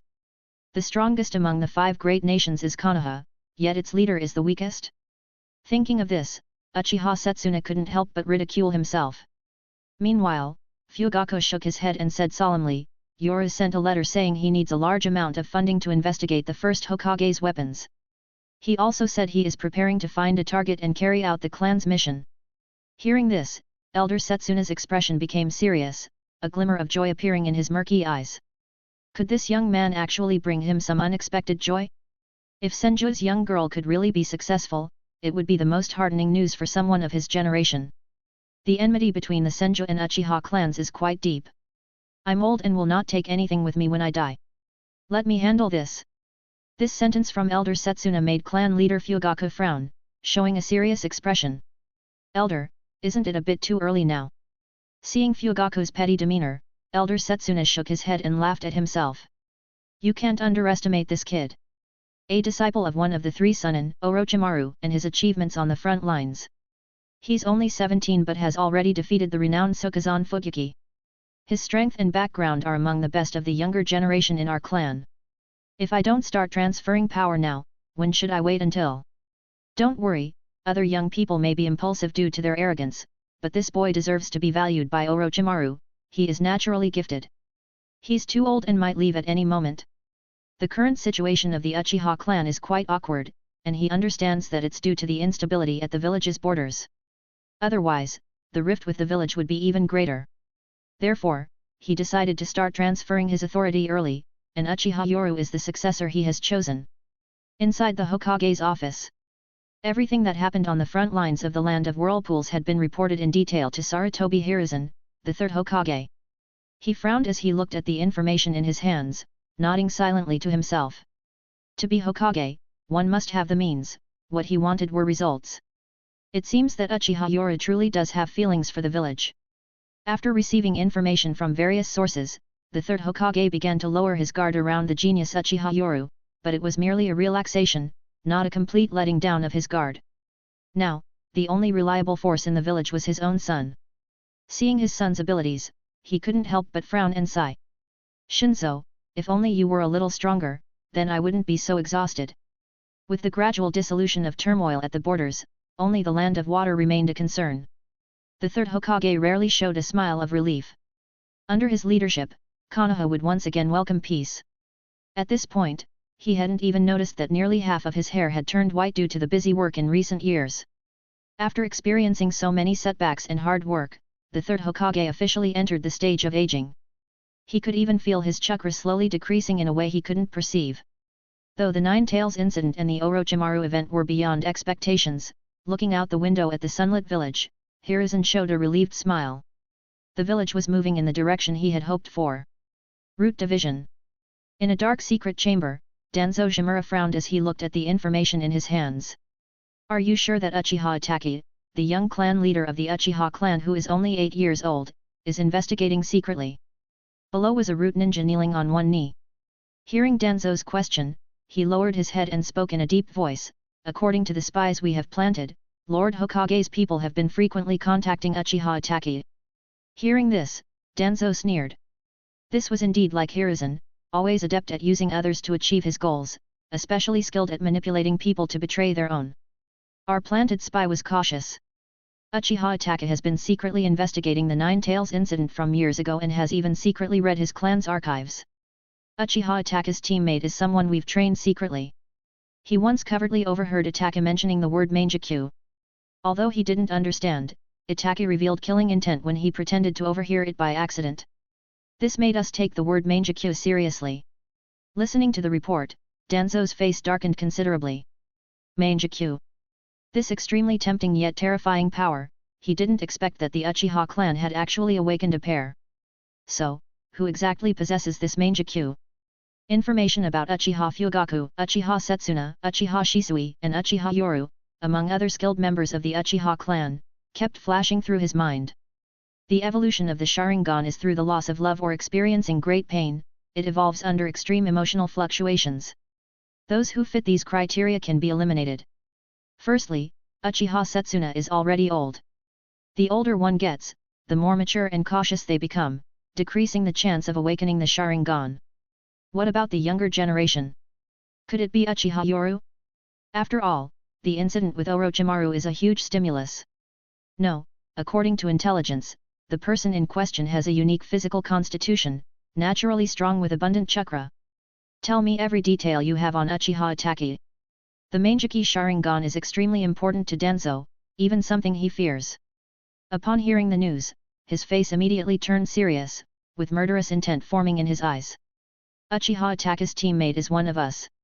According to the description, Itachi showed killing intent after hearing those 3 words. He then hid but also warned the other party using his identity. It's clear that they are hesitating, but ultimately chose to let it go. No. I want to know what Uchiha Itachi has been doing at the front lines. Who among the Uchiha has he been in contact with? Isn't Uchiha Yoru his teacher? Has there been any contact? As Danzo's mood grew darker, his subordinates continued to report in detail, even repeating some events several times, but Danzo still seemed impatient. In the end, Danzo concluded that something as important as the Manjiki Sharingan wouldn't be disclosed by Uchiha Yoru to a disciple with whom he is not very close. Uchiha Shisui hasn't had significant emotional fluctuations lately. Considering his age and other factors, it's unlikely that he would disclose this, especially since it's the Manjiki Sharingan. Even ordinary Uchiha don't know about the Manjiki, and it's not surprising that Uchiha Itachi, as a young clan leader, would know. What's surprising is how old is Itachi? An 8-year-old child, even if he's a genius, according to intelligence, has only evolved to have double Tomo in his Sharingan. So how did he know about the Manjiki Sharingan? There's only one conclusion. The person who activated the Mangeki Sharingan must be someone close to Uchiha Itachi. Uchiha Itachi's closest person could only be his parents. Uchiha Fugaku. Upon reaching this conclusion, Danzo suddenly gasped, unable to hide his astonishment, saying, "Well done, Uchiha clan leader, I have underestimated you." Although this is just his speculation, once he had this doubt, he needed to come up with a counter-strategy. Chapter 172, Sponsored Chapter 172, Test. This chapter is sponsored by everyone, please thank him in the comment. The Whirlpool Country, a town. As time passed, someone eventually couldn't help but reveal their intentions, or perhaps someone in the shadows wanted to stir up chaos here. Inside a high-end hotel room. Lord Sesshomaru, we know that you have been secretly looking for the weapon of the first Hokage of the Hidden Leaf Village. We have this information. A ninja who came to deliver the message was wearing a mask, showing no flaws. Sesshomaru, who sat across from him, looked at him indifferently, as if no news could cause any emotional fluctuation in him. After the other party threw out this clue, the pair of eyes revealed under the mask stared at him, seemingly waiting for an answer. Can the weapon of the god of shinobi compare to my sword? Under a cold and arrogant demeanor, the other party immediately fell silent. Well, this excuse was good and strong. Upon careful thought, it seemed to align well with the mentality of someone descended from a samurai lineage. The weapon of the first Hokage was indeed tempting for a samurai.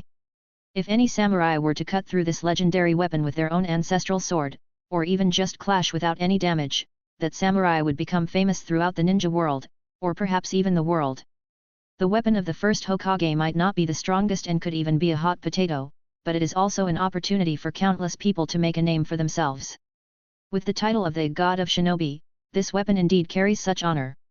Sesshomaru, looking indifferently at the other party, seemed to read their mind and coldly said, "I will not join any of your forces. I will prove everything with my sword. When the time comes, I will carry this honor and establish my path in a village that satisfies me." At that moment, the other party understood. The recent appearance of this noble young master, Sesshomaru, had made them all covertly investigate him. As for his identity, leaving that aside, the fact that he wants to make a name for himself with this they believed it. After all, since this rumor spread, many samurais have come from the nearby Iron Country. They all want to make a name for themselves, and those who do? They will likely choose a country that can give them glory, pledge allegiance to a lord, and establish their own family, becoming a noble samurai family. Down-and-out samurai nobles are naturally included in this list. As for this weapon in the context of ninjas, although it is a divine weapon, it's clear that it would offend the Hidden Leaf. Many people have come for the rich rewards on offer. For ordinary ninjas, it's just a divine weapon, but for Konoha, it is practically a symbol of identity and the honor of the village. As for the numerous rogue and renegade ninjas wandering the ninja world, aren't they all doing it for money? How many would refuse such an offer? As for the allure of a divine weapon? Haha, no one would think that Konoha would be reluctant to give up a decent weapon. Replacing it with a top-tier weapon forged from chakram metal, along with a generous bounty, would hardly be a problem. It's all about chasing fame and fortune. The loyalty and bravery of samurais are well known. My lord, if you wish to revive the reputation of your family, you will also need a battlefield. The masked rogue ninja's eyes revealed a touch of sadness as he solemnly said, "This place could serve as the stage for you to rebuild your family's reputation." As for the information on Sesshomaru, the current situation roughly aligns with their estimates. A samurai originally needs to be loyal and then receive recognition to gain honor. As for the surname, although it is not yet known who Sesshomaru is a descendant of, it is clear that hiding his surname fits well with the pride of a samurai. The family surname will be used again when the family is revived. However, Sesshomaru frowned upon hearing this and coldly said, "This place is purely a land of chaos, there is no opportunity to rebuild the family's reputation. A samurai needs to be loyal to their lord to receive recognition and honor, similar to the concept of mastering both the pen and the sword, which is the same logic as the royal family. My lord, this place is the ruins of the Whirlpool Country. Although Whirlpool Country is destroyed, the blood of its revival is still burning." At this moment, the masked rogue ninja directly threw out the tempting offer, "In times of chaos, if aiding in the revival of the Whirlpool Country is successful, your family's reputation could be rebuilt in an instant."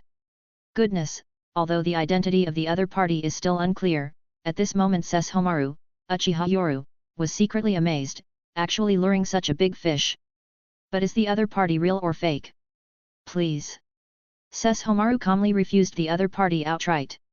One reason is that he doesn't have the capability to restore a country, and the other is the other party really a descendant of the Whirlpool clan? And what is their ultimate goal? My lord. After being coldly rejected by Sesshomaru, the masked ninja was momentarily stunned. Isn't the spirit of a samurai about loyalty and bravery? The great merit of restoring the country has been presented, shouldn't every warrior entertain the idea? A samurai assisting in restoring a nation. This could be a legendary story that becomes well known among households as legendary samurais and ninjas. But he refused? At this moment, Tsunade, who was on the other side of the room, almost burst into laughter after seeing this scene. Do you really think this kid is a samurai? Moreover, which samurai is so thoughtless to think that restoring a country is as simple as eating? The land of whirlpools has long become a thing of the past, and its remaining citizens have almost forgotten their former country. Restore the nation? With what? Do they have a powerful army of ninjas? Or is there a major country backing them? If there were indeed remnants of the land of whirlpools, Konoha would be the first to help in their restoration. After all, with the restoration of the land of whirlpools, Konoha could benefit from a puppet state, which could also serve as a buffer against the hidden mist village.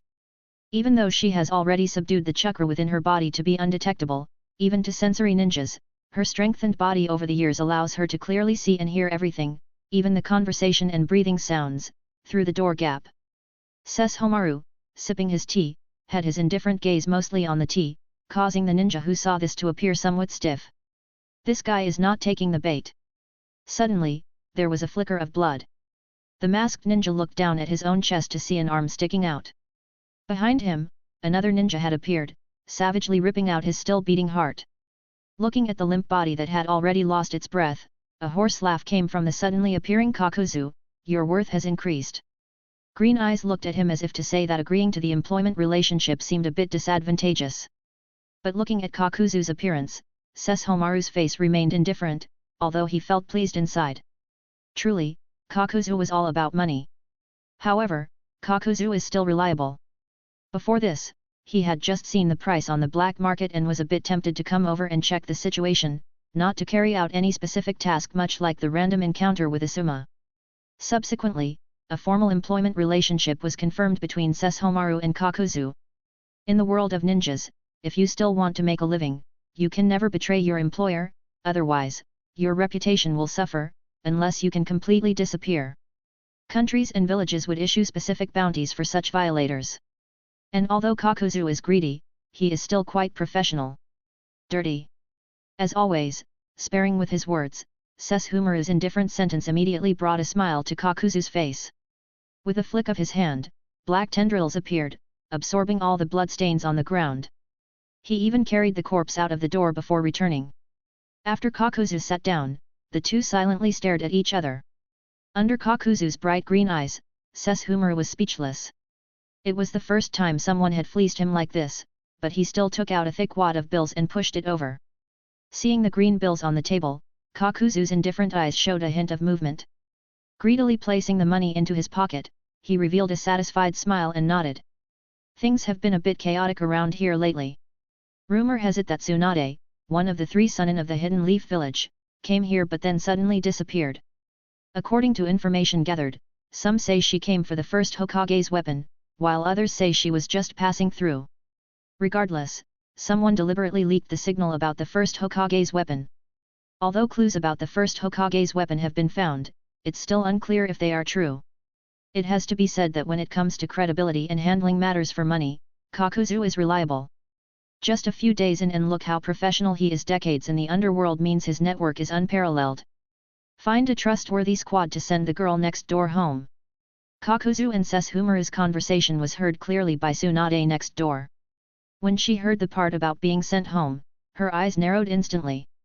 Is this brat suspicious of her identity? Or does he intend to send her home out of kindness? Kindness. Upon this thought, Tsunade became increasingly cold. She didn't believe in any kindness. Any ninja who had made it this far had climbed up from a pile of corpses. She realized she needed to make plans. Kakuzu, I also need to secretly investigate whether the first Hokage's weapon really exists. Alright, but it will cost extra. The two continued to converse, with Sesshomaru secretly feeling somewhat frustrated. Thankfully, he only needed to maintain his stoic expression each day. The waters in the land of whirlpools were deep indeed, someone was trying to stir things up. Meanwhile, with Tsunade around him every day, what was he to do? He wasn't someone who'd be stopped by a young girl, and besides, there were plenty of pitiful people in this chaotic land. Kindness? If the other party didn't make a move, then he'd have to force them to. Otherwise, how could he go on? Both sides were locked in a battle of wits and courage. As the night gradually fell, Sesshomaru, lying on the soft bed, suddenly opened his eyes. There seemed to be some movement outside. Just as he was about to gather his chakra on guard, his expression changed dramatically. Poisoned. He circulated the chakra within his body and found it incredibly awkward, stumbling like a baby who had just learned to walk. Sesshomaru narrowed his eyes and took an inconspicuous glance outside. At this moment, Tsunade, the girl lying outside on the sofa, slowly curved the corners of her mouth. The poison I've developed is colorless and tasteless. Not just you, even if Jiraiya and Orochimaru came, they would be affected. Inside the room, Sesshomaru's mind began to race quickly. The chakra circulating within his meridians was extremely uncomfortable. He couldn't gather his chakra, and his body was numb. His strength could only be utilized to a fraction of its potential. And this poison is weird. He had been immunized against most toxins by Orochimaru's serum, but this time he was affected without any notice. Truly deserving of being one of the three Sunin, Tsunade. Colorless and tasteless, and this sense of awkward chakra. He immediately thought of the plot in the original story after the Chunin exams, when the three Sunin met. Jiraiya seemed to have been poisoned like this. It's probably Tsunade's doing. Is she testing me? Or is there someone else plotting something? Just as Sesshomaru was thinking, the window slowly opened, and two black-clothed ninjas quietly walked in. In the dark bedroom, the sound of shurikens cutting through the air came. Sesshomaru suddenly opened his eyes, and his treasured sword was instantly drawn. Clang, clang. Sparks flew as the shurikens were either cut or deflected. Seeing that they had been discovered, surprise showed in the eyes of the two ninjas. Kill. Sesshomaru suddenly rolled up, feeling dizzy, cursing inwardly. The potency of this drug is too strong, no wonder even peak Jiraiya could only summon a small toad with his summoning technique. Due to the discomfort of the chakra, his body felt awkward, as if it had rusted. His limbs were not as nimble as they normally would be. Crack! The wooden door was directly knocked down, and the sound of fighting simultaneously woke up Tsunade, who was sound asleep on the sofa. Seeing this, she immediately put on her nearly flawless acting skills. Ah! A sharp, fearful cry from a girl echoed throughout the room. Thanks to living in the most luxurious hotel here, the soundproofing was surprisingly good. Water clone jutsu. In an instant, several figures appeared in the room. Sesshomaru's face changed immediately, holding his long sword in one hand to fend off the attack while making hand signs with the other. Bang bang! After the smoke from the shadow clone jutsu cleared, there appeared on the left a Sesshomaru as thin as a stick, and on the right, an exceedingly fat Sesshomaru. What was most unbearable was that both figures were less than a meter tall. Seeing this, Sesshomaru's face turned green. Damn it! He could finally understand how Jiraiya felt, the drug was too potent.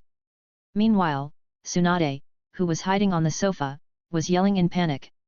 However, seeing this scene, she was secretly delighted, almost bursting into laughter. Haha, kid, not just you, even if Jiraiya and Orochimaru were poisoned, they wouldn't be able to casually perform jutsu. She was also secretly amazed by the large amount of chakra this kid had. She knew better than anyone how powerful the after effects of this drug were, any average ninja would become incapacitated, let alone fight. Yet this kid could still muster the strength to fight, showing the enormity of his chakra. The larger the chakra, the stronger the resistance to poison, just like someone with deep internal strength. In the original story, Jiraiya was so poisoned that he said he couldn't even muster chakra, was completely paralyzed, and didn't even have the strength to throw kunao. Only with Shizun's help did he barely recover 30% of his fighting ability, showing the potency of the poison.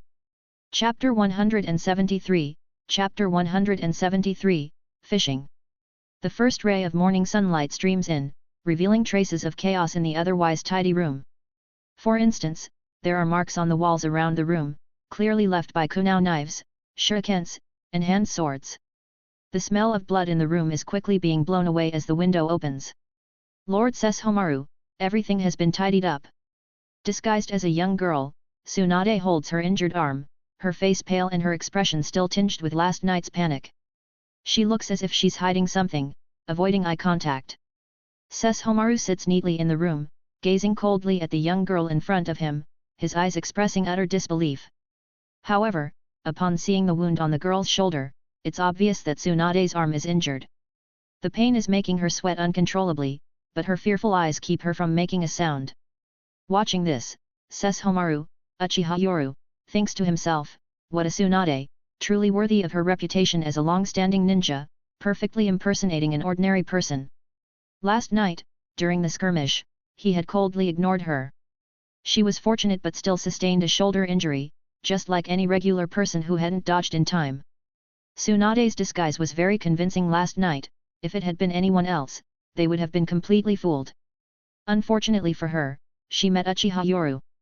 At the same time, Tsunade, who is also pretending to be a frightened young girl, sneers inwardly. Good job, you little devil. Not only are you ruthless, but you're also meticulous, trying to test me at the same time. Both are acting. Tsunade is confident that her actions last night at least dispelled the notion that she is a ninja. Drag those two bodies to the door and let the inn staff take care of them. Keep everything as usual, don't reveal anything, Sesshomaru says coldly, his voice tinged with weakness. Watching this, Tsunade sneers inwardly again. Well done, you little devil, still testing me at this point. She knows exactly how potent the medicine she administered is, and she's well aware of the little devil's injuries from last night as a medical ninja. This little devil still has some fight in him, but he's pretending to be this weak. Clearly, he wants to lure her into a trap. Lord Sesshomaru, are you all right? Tsunade fakes a concerned and fearful expression, making it almost impossible to spot any flaws. If Sesshomaru, Uchiha Yoru, hadn't known her identity, he might have fallen for her act. Facing the girl's concern, he directly swept her with a cold gaze, immediately causing the girl Tsunade to shrink her neck and take 2 steps back. Tsunade, somewhat flustered, supports 2 corpses leaning against the corner of the wall. Due to her arm injury, she strains, her face flushed, while forcefully enduring the pain in her arm. Plop! After doing all this, Tsunade, out of breath, panted heavily. Her complexion became even paler by 3 shades, and she couldn't help but break out in a cold sweat. A thin layer of cold sweat broke out on her forehead. The girl's face showed signs of pain, but she dared not express it. She could only curl herself up in the corner, like a little wild cat that has been hurt. Come here. Observing all this from the shadows, Sesshomaru sneered in his heart. If you want to play, let's see who's more skilled. He spoke coldly. Upon hearing this, Tsunade's eyes were filled with alarm. She wanted to flee but hesitated, seemingly concerned about the injured Sesshomaru. It must be said that Tsunade expressed her emotions of concern, fear, and confusion quite vividly. Dragging 2 adult corpses, coupled with her restless night and arm injury, left her feeling rather weak. Moving cautiously, her legs trembled with weakness. Her eyes were filled with timid glances, clearly a normal yet kind-hearted girl. She had not taken the opportunity to escape earlier. Was this young devil still suspicious of her? Don't move.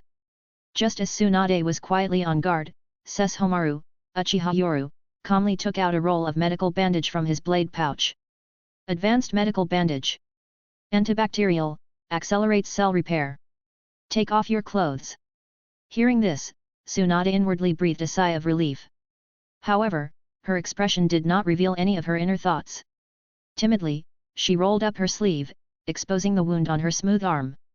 Her skin turned slightly red as it made contact with cold fingers, and a layer of goosebumps appeared. With skilled fingers, he wrapped the bandage around Tsunade's shoulder. The art of this single wrapping action made Tsunade think that he was extremely proficient at it, likely having wrapped many wounds for others and himself.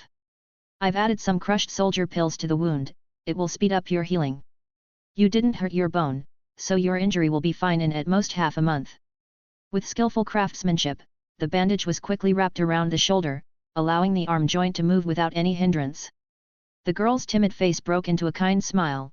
Thank you, sir. Everything seemed calm as if nothing had changed. However, Sesshomaru, who was now sitting semi-reclined against the wall, looked weak. He felt numb all over, which was really bothering him. It felt as though his body had gone numb from sleep. It was that kind of full-body numbness. The effects of the medicine were strong. It seems he still had a long way to go in building immunity to toxins. Just then, a knock sounded from outside the door, and a familiar voice called out, "Sir, your meal has arrived." Seeing this, the girl Tsunade instantly showed an innocent smile and turned to walk towards the door. Behind her, Sesshomaru, Uchiha, revealed a cold glint. He discreetly used a towel to wipe away the residual blood on his nails from the earlier bandaging, and licked it with his tongue. The sensation on his tongue told him that this life-filled blood confirmed that she was indeed Tsunade, one of the three ninjas.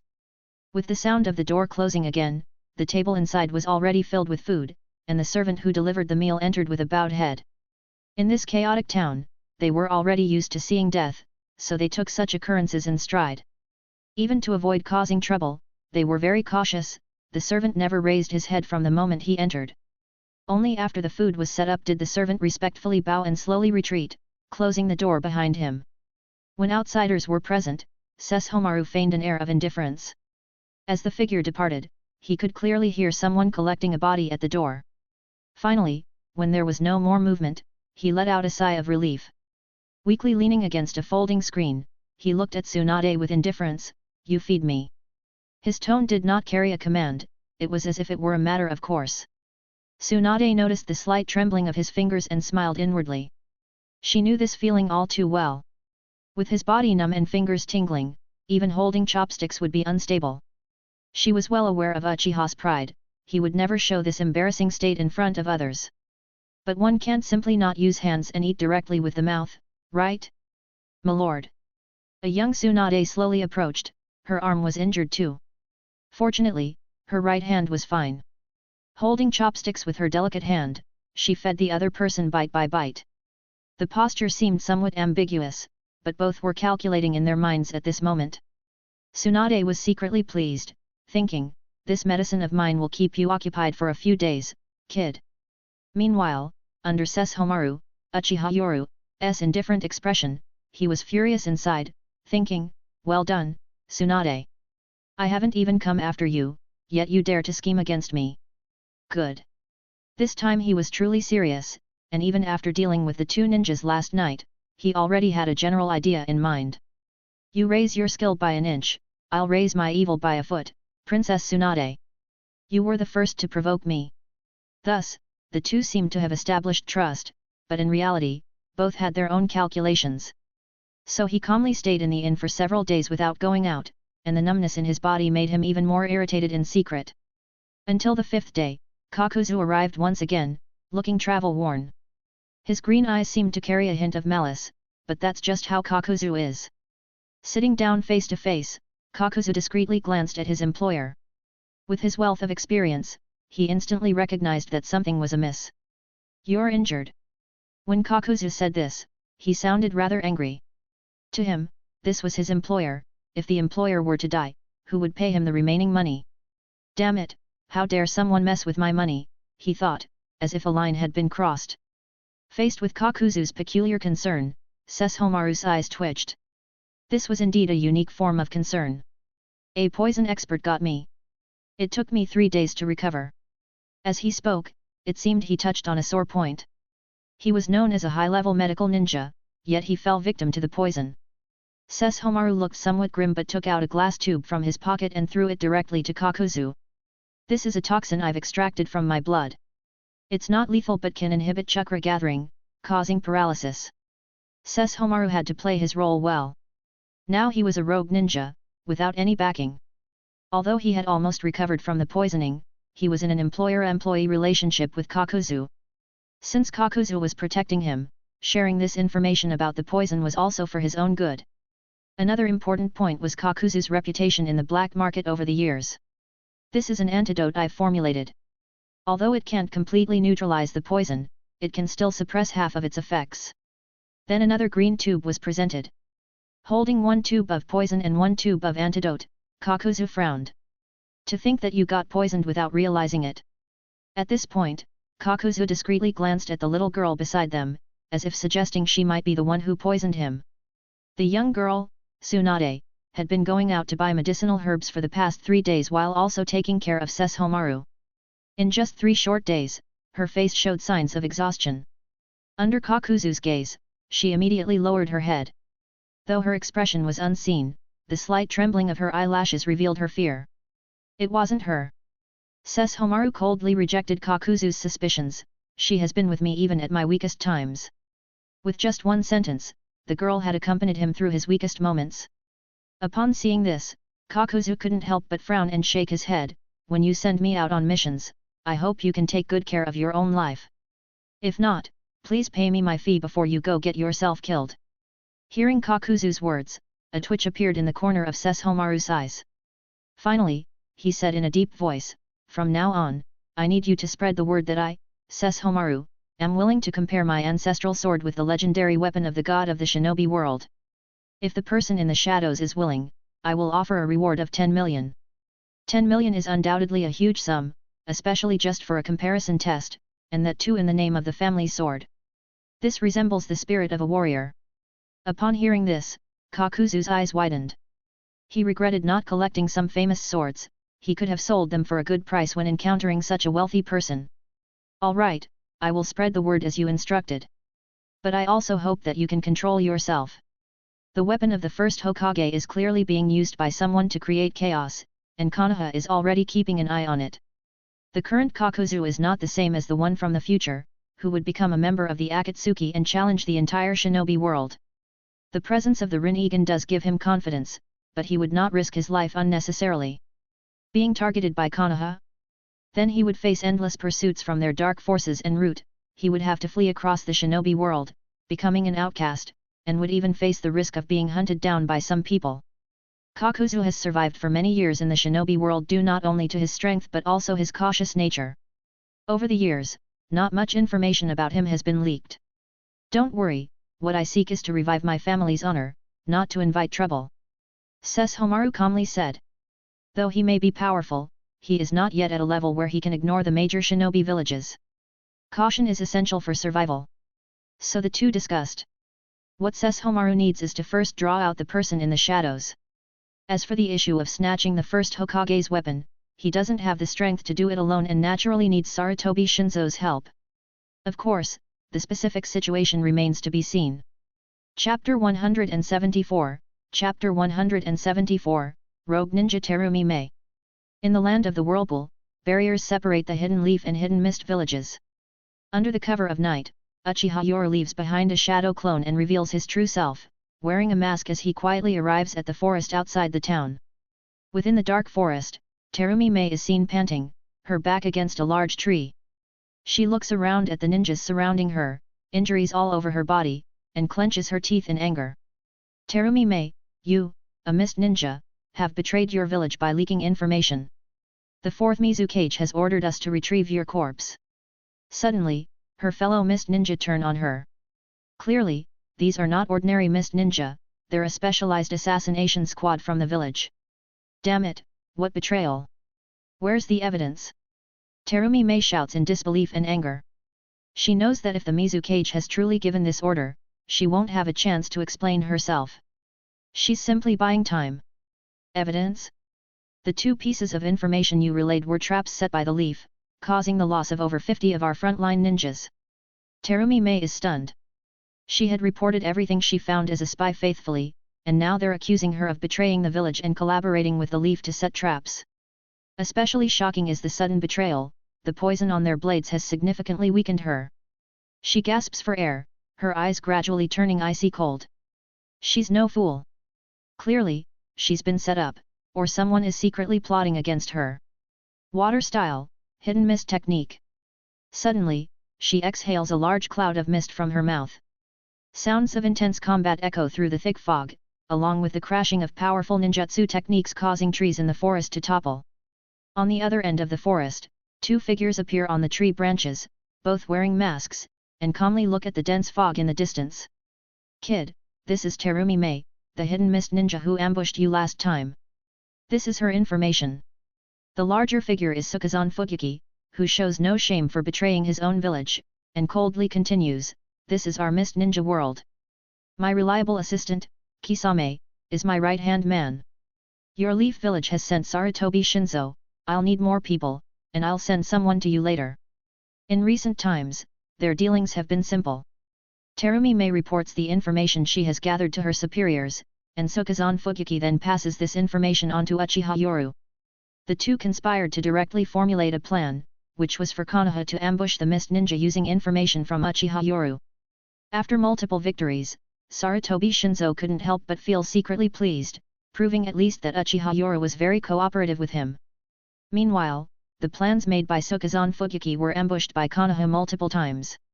It was clear that there was a leak in the intelligence, and all signs pointed to the source of the intelligence, Terumi Mei. After several losses, the evidence was irrefutable. All signs pointed to this dark department genius, and with the rise of resentment towards Bloodline Ninja in the Mist Village, the 4th Mizukage naturally branded this dark department genius as a rogue ninja. As for the 4th Mizukage, or rather Obito, he was more than happy to see the village that killed Rin being punished, and naturally would not stop it, but rather would add fuel to the fire. Moreover, the current Terumi Mei is just a genius and not a peak shadow-level powerhouse. After weighing the pros and cons, the Mist Village elders finally chose to remain silent. An elite ninja is not worth the risk, so Terumi Mei was branded as a rogue ninja. Terumi Mei. Uchiha Yoru slowly hooked up the corners of his mouth as he looked at the information in his hand, and even showed a smile on his face. He didn't care what changes would come, what he wanted was in his own interest. The information in his hand simply recorded Terumi Mei's details. Sokazan Fugyuki said solemnly, Terumi Mei is a dark department member of the village, and all information has been sealed. This is the only available information. The information is so rudimentary that besides the name, gender, and approximate age, it only includes the history of the dark department's mission execution. There isn't even a single photo. When will my same Hada return? Sokazan Fugyuki's eyes revealed a trace of murderous intent, clearly his patience was nearing its limit. On the other hand, Uchiha Yoru calmly put the scroll into his bosom. The next time you send out Kisame, same Hada will return to you. Hearing this, Sokazan Fugyuki immediately showed a trace of killing intent. Kid, my patience has limits, don't push me. This is information from Whirlpool Country's town. Faced with Sokazan Fugyuki's anger, Uchiha Yoru calmly took out another piece of information that he had prepared long ago. He naturally knew that he couldn't always take without giving, it's time to give the other party some incentives. After obtaining all the information on Konoha, the anger of Sokazan Fugyuki had slightly subsided, but he still snorted coldly. He glanced at the information and tucked it away. Next time, bring me Kisame, and I will bring your same Hada, Uchiha Yoru calmly said. He had two objectives in his elaborate planning for Kisame and Terumi Mei. The first objective was to experiment. For future cage-level fighters, one being an important member of the Akatsuki, and the other being the future 5th Mizukage, they should both be people with great destinies. What would happen if he managed to turn them against each other or subdue them?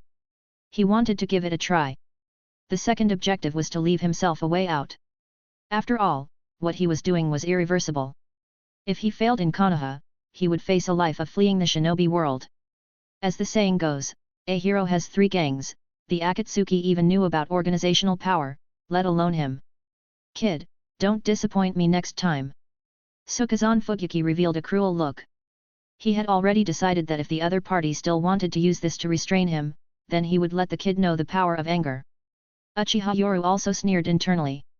The cooperation between both sides was inherently fragile, a slight misstep could lead to a falling out, which he was well aware of. It seems that your target has escaped. During their conversation, the dense fog in the distance gradually dispersed, the sounds of fighting disappeared, and instead, they saw the figures of mist ninjas chasing Anbu. Sokazan Fugyuki gave a cold smile, and Uchiha Yoru shrugged, saying in an unconcerned manner, that's fine, as long as the body of the Kekii Genkai ninja is left.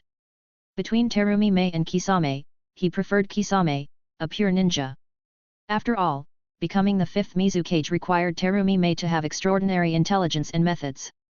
Subduing her would be too troublesome and require constant vigilance in the future. So if Terumi Mei were unfortunately killed by mist ninjas, he would simply collect her body. Cold-blooded kid, said Sokazan Fugyuki coldly, finally adding, recently, too many Kekii Genkai ninjas have died or gone missing on the front lines, and it has already attracted the attention of some people in the village. After hearing this, Uchiha Yoru shrugged casually and said, "No problem. When the time comes, just say that according to the investigation, we suspect we've found traces of the sun in Orochimaru." The two exchanged glances, and looking at Uchiha Yoru's mocking expression, Sokazan Fugyuki couldn't help but curse him as shameless in his heart. Indeed, whenever there's a problem, he brings up his own teacher. One reason is to intimidate him, implying that he has someone backing him. The other is to use this as an excuse to sidestep Mist Village. After all, the situation with Orochimaru is known to all major ninja villages. He's obsessed with forbidden jutsu research and has conducted human experiments, so it's normal for him to appear on the battlefield collecting bloodline shinobi. A night breeze blew through the treetops, and under the moonlight, the figure of Sokazan Fugyuki gradually faded away. Before leaving, he looked at Uchiha Yoru with a warning, menacing gaze. "Next time, bring my same hata." As the figure disappeared, Uchiha Yoru looked at the bright moonlight and murmured with a smile, "Terumi Mei, what a pity. Let fate decide whether you should die or not. If your fate ends here, then in consideration of the luck you've provided, I'll collect your corpse. If fate has other plans, I'll try to see how much luck subduing a future Mizukage can bring me." A gust of night wind blew through, and amidst the rustling treetops, the figure had already disappeared without a trace. The belly of the early morning sky is just beginning to turn white, and there is still a faint mist lingering in the woods. "Hey! Hey, wake up, are you all right?" A dewdrop falls between her eyebrows. At the call of a familiar voice, Terumi Mei slowly opens her weary eyes.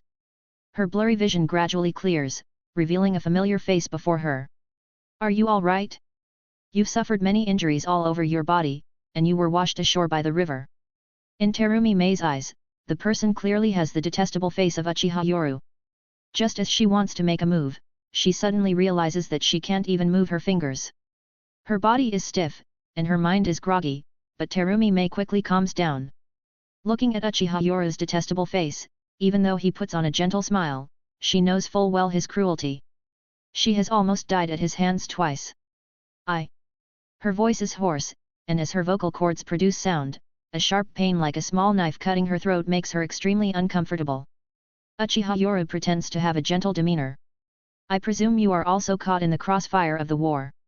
This is the cruelty of battle." At this moment, Uchiha Yoru's face is full of a gentle smile, but he sighs about the cruelty of war. In Terumi Mei's eyes, however, it's hypocrisy. "You nearly killed me on the battlefield, and not just once. My name is Kobe Yoru, don't worry, my carriage is nearby." Kobe Yoru? Only now does Terumi Mei notice the difference in the other's attire. Gone is the flamboyant look, he wears simple ninja clothes, and his hair is slightly curled, with a ninja sword on his back. His image has completely changed, and also this so-called Kobe Yoru. In an instant, Terumi Mei realizes Konoha's front line has been replaced, it seems he has been exiled here. In a flash, she starts to quickly analyze the current situation. She is clearly labeled a rogue ninja by the village. Thinking about this makes her feel a dull pain, but more than that, it's anger. She must find out who has been secretly framing her. "My name is Mei, our trade convoy was attacked." In a weak voice, Terumi Mei takes great effort to utter these words, and she also feels that the mask on her face has shattered during last night's battle, revealing her true identity. In an instant, she sneered in her heart, "Kobe Yoru. Even if you turn to ashes, I'd recognize you. Uchiha Yoru. You may not recognize me, but I recognize you. Don't talk for now, let me treat you first." Kobe Yoru revealed a caring smile, appearing like a kind-hearted person, as he began to dress her wounds. What is his purpose for disguising himself like this? And why did he save her? For her beauty? No. Just as Terumi Mei was quietly guessing his motives, Kobe Yoru softly spoke while dressing her wounds, "Don't worry, I'm a blacksmith. I've heard that this place is rich in fine iron and chakra metals, so I've come to purchase some. By the way, are you from around here?" Kobe Yoru asked, seemingly out of nowhere, making Terumi Mei realize that he wanted to find out if she was a local. If she was, he could use her identity to infiltrate without raising suspicions. After quickly deducing his intentions, Terumi Mei weakly rasped, "I'm from the West Mountain village, but our village was destroyed in a war not long ago." Upon hearing this, her face displayed immense sadness, and she also noticed the flash of delight in Uchiha Yoru's eyes after learning she was a local. As expected. It's all right. Your injuries are severe, and it seems you've also been poisoned. Let me help you onto the carriage. Under Uchiha Yoru's gentle and kind smile, both of them clearly had their own schemes. Terumi Mei was not only heavily injured but also deeply poisoned, unable to move. She had no choice but to play the role of a wounded commoner. And Uchiha Yoru played the role of a blacksmith who came to purchase fine iron and some chakram metals. In Terumi Mei's eyes, he needed to use her identity to infiltrate the city. Likewise, she wanted to seize this opportunity to hide until her wounds healed. And he obviously didn't know her true identity. Terumi Mei feigned fainting, while Uchiha Yoru had his own plans. Her injuries were indeed severe, but her inability to move was due to the poison he had extracted from himself a few days ago, enough to make her incapacitated. He wanted to subdue the future 5th Mizukage, and although she was now a rogue ninja and almost certainly lost to him, she wasn't as easy to subdue as Gurren. If you're destined to live, then perhaps I can add you to the script I've carefully crafted. The stage is set, and I'm just waiting for the supporting characters to appear one by one. I hope you don't disappoint me. He also wanted to see how many fates he could accumulate by subduing the future cages of the 5 great shinobi countries. Chapter 175, Chapter 175, Forbidden Technique, Chimera. In the Whirlpool country, outside a town, there's a small mountain village. The sun shines on the dilapidated wooden house, the furnace in the yard radiates heat. A man with his upper body exposed to the air sweats under the heat, his strong physique gleaming oddly in the sunlight. Leaning against the door is a tall girl, who is 1.74 meters tall, currently showing a shy smile as she looks at the man in the yard. She has green eyes and auburn curly hair that covers her right eye, and pink lips. Her beauty is evident, and in this seemingly cozy scene, after exchanging glances, both smile. But both are harboring hidden intentions. Ming, it's hot here, stay back. I've cooked some hot porridge, take a break. It's a warm scene, as if both are affectionate toward each other. But the moment they turn around, Terumi Mei shows a dangerous smile. Kobe Yoru. Haha, Uchiha Yoru, you didn't expect to fall into my hands. I won't let you go for almost stabbing me to death last time. Clearly, Terumi Mei thinks that Yoru didn't recognize her when she wore a mask last time. She doesn't know that he had already identified her pretending to be naive. As Uchiha Yoru bends down to pour the refined iron into a container, he also reveals a slight smile, thinking that he has become the prey while considering himself the fisherman. The mantis catches the cicada, but the oriole is behind. For the past 2 weeks, Kobe Yoru pretended to be unfamiliar with the area and used Terumi Mei's knowledge to secretly buy some ore from various villages. To Ming, townspeople also sell refined iron, but it's a bit expensive, so it's better to collect it from different villages and resell it in town. So for half a month, both thought they were hiding their true identities well. The door wide open, in front of a simple square table, Terumi Mei awkwardly tucks her hair behind her ears, revealing the uneasy expression of an ordinary woman. I'm clumsy, so the meal is simple. Now, Terumi Mei is posing as an attacked merchant whose entire family died in battle, leaving her alone. That's her current identity. And to Terumi Mei, Kobe Yoru, or Uchiha Yoru, is posing as a spy here to buy refined iron, secretly collecting information. The two seem to turn into ordinary people, and only the sound of them chewing slowly can be heard at the table. After finishing the meal, Terumi Mei shows a gentle smile. Yoru, I'll wash the dishes. Wait a moment. In half a month's time, both sides have become almost familiar with each other, but only under their disguised identities. Suddenly, Uchiha Yoru hesitated and said, wait a moment. Terumi Mei showed a hint of curiosity without changing her expression, but she was already on guard in her heart. She wondered if she had given herself away. Uchiha Yoru's face revealed a touch of hesitation, and he finally said, almost unable to look her in the eye, it's a bit unsafe here recently. You might want to leave. This sudden statement seemed abrupt, and Terumi Mei was taken aback. However, upon seeing his anxious and worried eyes, her heart skipped a beat. Could it be? Could it be this kid? Although they were the same age, Terumi Mei felt more mature both mentally and physically. Her eyes widened, and then she pinched herself secretly, pretending to blush. Yoru, where am I supposed to go alone? The awkward atmosphere turned a bit chilly. After a long pause, Terumi Mei began to clean up the tableware. With her head lowered, Her ears were flushed.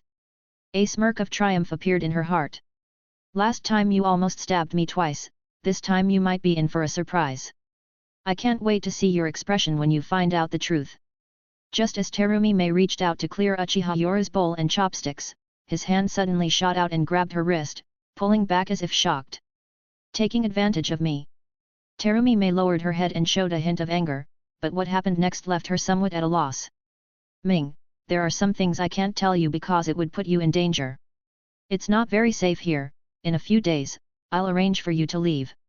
His tone was full of difficulty, and the latter part left no room for refusal. He had made the decision for her. Uchiha Yora pretended to be in a dilemma, giving off a vibe of there are things I can't tell you, but it's for your own good. Where are you going to send me?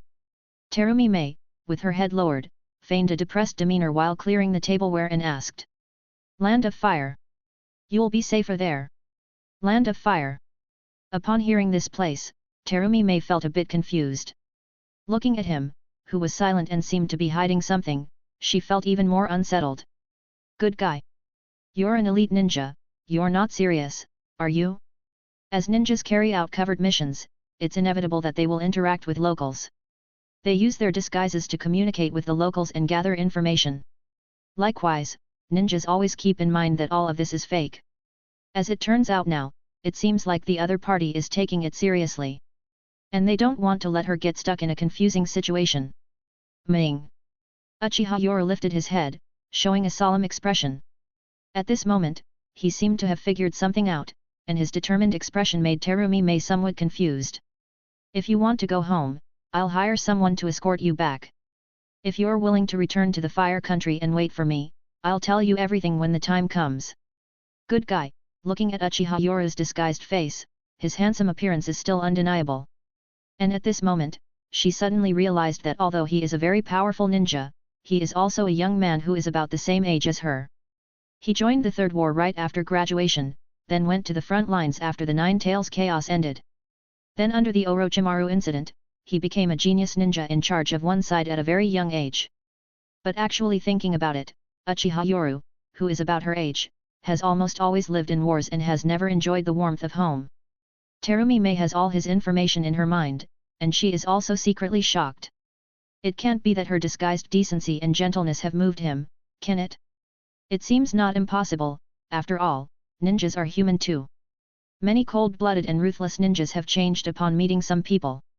They might just be ordinary villagers on a mission, yet it's so unreasonable. The distorted ninja world makes ninjas powerful but also gives them an extremely sensitive heart.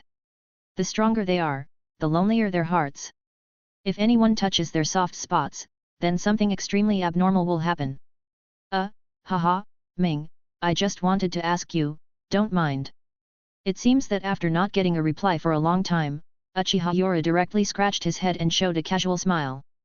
The wave of his hand that dismissed everything as trivial was tinged with the concealed loss in his eyes.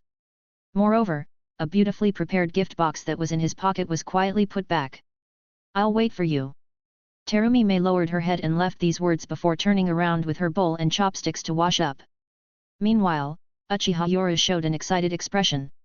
Ming, after you've cleaned up, I'll take you to the city today. Light laughter echoed, but as soon as the two turned their backs, the corners of their mouths curled up, revealing a confident smile. Today is rare, he has closed up the furnace. The two slowly head towards the town in a horse-drawn carriage. Town. Following behind, Terumi Mei has been disguising herself. After the two entered the town, Uchiha Yora was shopping for travel necessities like an ordinary person. Changes of clothes, dry food, and some daily necessities. Seeing all this, although Terumi Mei felt somewhat complicated, her ninja instincts still made her calm down and not waver. All of this is because the other party doesn't know her identity. If they knew, she'd probably get another cut. By sunset, the town had already become lively. Everywhere were playful children following their parents. Although the city is chaotic, it also has local residents. Ming, I'll take you to play with something fun. Uchiha Yora looked up at the sky and couldn't help but smile. Turning his head, he even casually grabbed the other person's hand. The moment their palms touched, he pretended to avoid looking at her. When no refusal came, a smile appeared on his face. And Terumi Mei, following behind, took a deep breath. Steady. Steady. I'm still injured, wait until I recover, find an opportunity, and then take revenge. Boss, 2 horses. Sorry, we only have 1 horse left this round. Why don't you 2 young people sit together? In front of the brilliantly lit carousel, Terumi Mei was stunned. She hadn't expected him to bring her here, it was indeed a bit unexpected. When I was a kid, I always wanted to play, but unfortunately, my family was quite strict. Almost letting the cat out of the bag, Uchiha Yoro quickly corrected himself with a smile. Terumi Mei, hearing this, also smiled. The other party's words probably mean that the family clan is strict. Considering the Uchiha clan's proud character, it's indeed possible. Together. Uchiha Yoro seemed afraid of rejection, jokingly speaking. Terumi Mei listened and gently smiled, nodding her head lightly. At this moment, her heart felt somewhat complicated. Hatred nearly turned fatal by 2 slashes, and the other party was also a leaf ninja. Her own situation was not good either, clearly becoming a rogue mist ninja. No, this person might be the breakthrough point. She had to find evidence to prove her innocence. Upon a white horse, after Terumi Mei got on, a strange aura emanated from behind her. It was obvious that both were somewhat tense in their movements. As the music started, the dazzling lights flickered in their line of sight, but neither of them was focused on it at that moment. Amid the joyful music, it took less than 5 minutes for the merry-go-round to stop. Uchiha Yoro softly said, "Wait for me here. I'll go buy something and be right back." Amidst the cheerful laughter of children, the merry-go-round began to sway again slowly. She saw him hand a banknote to the vendor, then he smiled, waved at her, and ran off towards another street. "What kind of person are you, really?"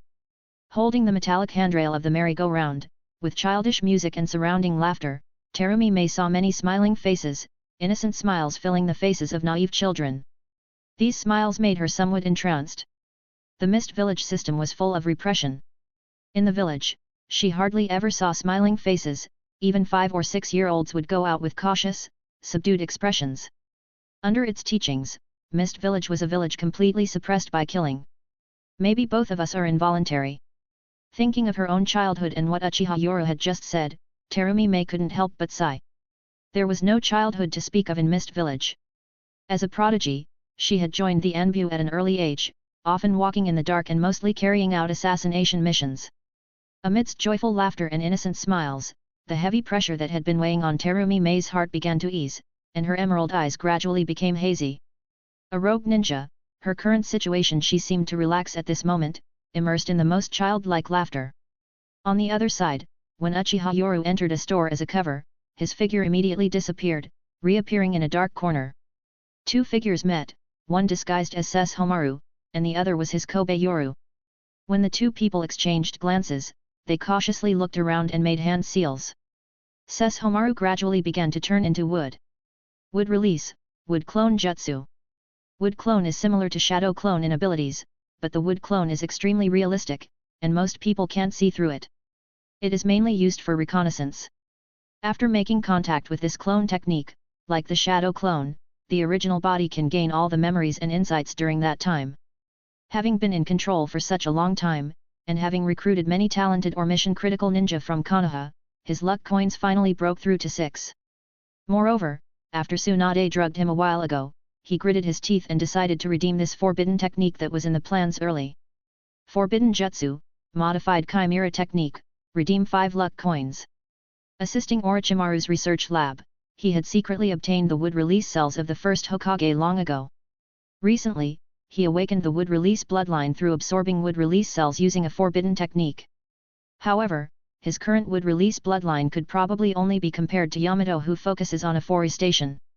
The Chimera Technique, a forbidden jutsu, allows the ninja or summoning beast to merge with their own body, inheriting their abilities, and even merging bloodline limits.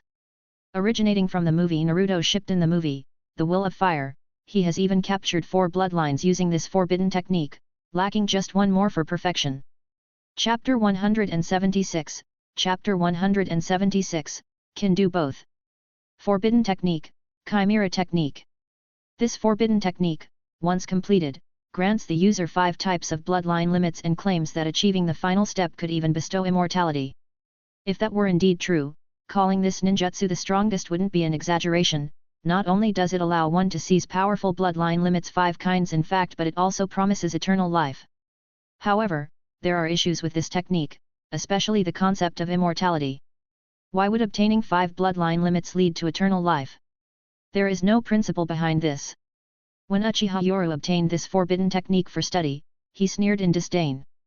The so-called immortality is nothing but a hypothetical advancement of life after fusing 5 bloodline limits into one, merely a speculation. It's like the final stage of the fabled universe-moving technique which even its creator failed to achieve. It's all conjecture. There are downsides to seizing bloodline limits as well. Can they be easily taken? Certainly not, but Uchiha Yoru still chose this forbidden technique he had planned for long. It seems someone has set their sights on me. In the dim corner, Uchiha Yoru created a wooden clone in the image of Sesshomaru. After exchanging a look, Sesshomaru left first. As being in the company of 2 powerful cage-level fighters, he was the most likely to give something away. The marvel of ninjutsu lies in its ability to exchange information so swiftly. In the shadowy corner, Uchiha Yoru looked at the wooden statue before him and shook his head. The downside of a wooden clone is that it leaves a trace. Unlike shadow clones that vanish after dispersal, wooden clones, though developed based on the shadow clone to withstand impacts better, leave behind wooden statues upon dispersal. Placing his hand on the shoulder of the wooden statue, he swiftly applied his lightning-style chakra, reducing the solid wooden statue to ash in an instant, leaving no trace as it was swept away by the wind. The memories gained caused him to look contemplative and then sneer coldly. It seems someone is too impatient to step onto the stage I've set. The main character I've prepared is also in place. Uchiha Yoru muttered to himself with a chuckle, feeling the changes within him. Tracing back, the blood of the Uchiha must originate from the Otsutsuki. The Otsutsuki bloodline, with 6 clear descendant families. The Senju clan, Uchiha clan, Uzumaki clan, Hyuga clan, the Otsutsuki on the moon, and the Kagaya clan. There remain 2 other unspecified families, the Hago Romo clan, and another being the Gold and Silver Horns clan. Even knowing this much, there are still countless secrets in the ninja world. Uchiha Yoru muttered to himself. As it was impossible to recount all the anime from his previous life, the ninja world was filled with too many secrets. However, he was certain of one thing: the bloodline that combined Uchiha and Senju would definitely produce a synergistic effect. The power of Uchiha and Senju combined is called Shinra Bansho, or perhaps it should also include the chakra of Ashura and Indra, but what I want is not just these. A light-named ambition shone in Uchiha Yoru's eyes. Ever since he merged with the Senju bloodline and activated wood release, even though its power was only on par with the greening level of Yamato, he could feel the recent changes in his body. His chakra had reached a stable phase, but it suddenly started to surge again, and now he could feel the daily changes in his body. At the same time, the strengthening of his physical capabilities beyond the usual indicated that his bloodline had evolved.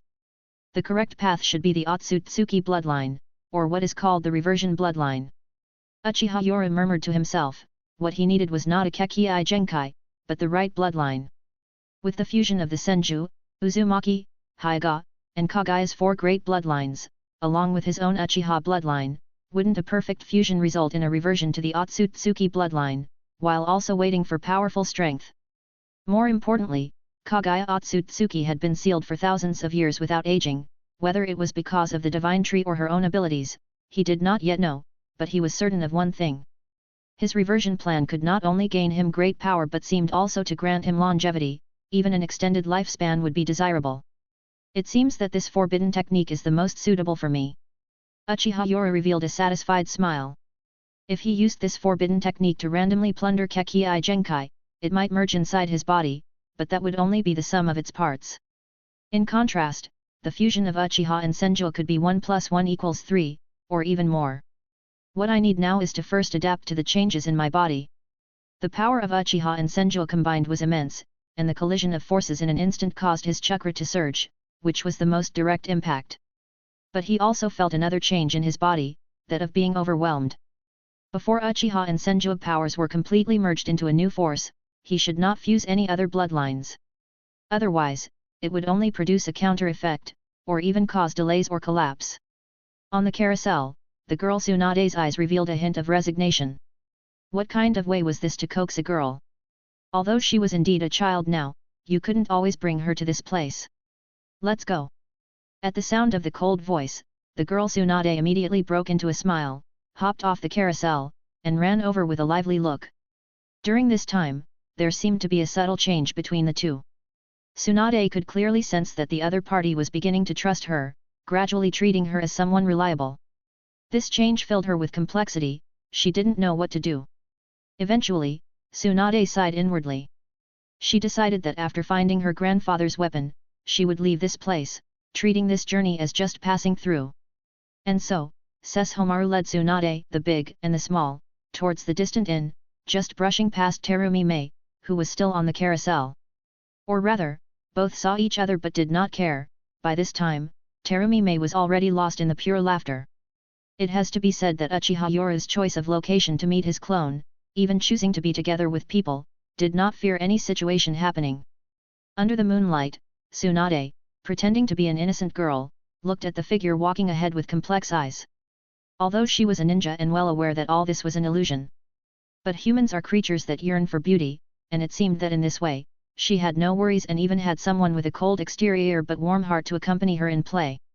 Although she had a small regret of not having indulged in her usual pursuits for a long time, the relaxed mood she currently felt made it hard for her to let go. With another inward sigh, she knew that all was ephemeral, like flowers in the mirror or the moon's reflection on the water, and perhaps her quiet departure, turning this experience into a memory, would be the most beautiful outcome. On the other hand, Ming. As the carousel came to a stop, Uchiha Yoru appeared before her, both showing happy smiles. Having walked for such a long time, it seemed that they had gone for some unspeakable purpose. Despite the speculations in her mind, Terumi Mei's face still wore a smile. At that moment, under Uchiha Yoru's tender smiling face, he slowly took out a sachet. Ming, this sachet is for you. Looking at the red sachet embroidered with exquisite patterns and emitting a faint fragrance, Terumi Mei revealed a smile. With her delicate fingers, she tucked a strand of hair behind her ear and softly said, "Thank you," as she accepted the sachet. "Let's go, it's getting late, we should head home." Under the starry night sky, a carriage carrying the two of them slowly left the town, the scene filled with warmth. Konoha's hidden base. Shinzo, this is the latest news, the Uchiha brat has sent a message wanting us to escort a girl back to the land of fire. After reading the intelligence in her hand, Sarutobi Yumiko revealed a cold smile. Do you think this is a weakness deliberately exposed by the other side, or is it for real? Sarutobi Shinzo frowned after hearing this and said in a deep voice, "What are you trying to say?" "What am I saying? The first Hokage's weapon is clearly something the Hidden Cloud Village wants to use to create chaos. Now, the people from the Hidden Cloud Village have made it clear that as long as we are willing to hand over this person, the first Hokage's weapon is ours for the taking, and at the same time, they will withdraw from this place." As she spoke, Sarutobi Yumiko's eyes revealed a greedy look. "Shinzo, those who achieve great things must be willing to make sacrifices. By forsaking a little Uchiha brat, we gain a much more advantageous situation. With the name of the first Hokage's weapon, glory will be upon us, and at the same time, a power will withdraw from the territory of the whirlpool country." "Shut up!" Sarutobi Yumiko became bolder and more reckless with her words, prompting Sarutobi Shinzo to shout out in frustration, his eyes wide with anger. At this moment, his eyes were filled with fury, yet Sarutobi Yumiko showed no sign of fear, and with a cold laugh said, "As a superior, you are not an ordinary ninja. If you get angry over such a sacrifice, how will you become Hokage in the future? Do you realize what you are saying?" Sarutobi Shinzo's face turned grim as he lowered his voice, "Have you gone mad? Do you not realize the status of Uchiha Yoru within the Uchiha clan? Of course, I know, but how do you think that compares to the position of Hokage? Or to put it another way, sacrificing him would eliminate a great enemy from the front lines." Sarutobi Shinzo fell silent, and after a long while, he lifted his head, his voice hoarse and low, "What are you planning to do?" Seeing this scene, Sarutobi Yumiko's mouth slowly curled into a smile. She knew her husband was tempted. "Shinzo, in the future, you will be the Hokage of Konoha, a being bathed in sunlight. These are things you cannot do. I think perhaps the route might be a good choice, after all, isn't that the very purpose of its existence?" With a meaningful smile, Sarutobi Shinzo fell silent again, and after a long while, he uttered a phrase. "I shall pretend I know nothing of this matter." Sarutobi Yumiko laughed. Seeing her husband's consent, she showed a relieved smile and nodded, Don't worry too much about this matter, our spy has brought us an interesting piece of intelligence today. The Uchiha brat you arranged seems to be secretly assisting with another identity. As the two conversed, they were unaware that a sinister Sharingan eye was exposed under the night sky, revealing a fierce color. Kobe Yoru's identity had been discovered, or rather, Uchiha Yoru intentionally exposed himself to lure the hidden enemy into action. To draw the snake out of its hole, of course, whether one can kill the snake or end up being bitten by the venomous snake depends on the skill at hand. Route of the Hidden Leaf Village. In the dimly lit secret chamber, Danzo Shimura perused the intelligence received from the front lines, deeming it significant enough to inspect personally late into the night, as it pertained to the head of a certain important person. As he unrolled the scroll and read through the information, a slow, cold smile crept over his lips. So, the widow dares to use my route to strike against the Uchiha brat, he sneered. Does she truly believe the position of Hokage is so easily obtained? His mocking laughter was a testament to his contempt for the Sarutobi couple. Hidden though he was in the shadows, Danzo felt they were unworthy of their strength. I have agreed to your request to mobilize the frontline route at your command. In return, this time I shall claim the Sharingan of the genius Uchiha as recompense. Danzo was disdainful of the petty scheming at the front lines. Did they really think they could so easily ascend to the position of Hokage? Ridiculous. No matter how much one praises their own achievements, without the corresponding strength, how can one convince the village's powerhouses?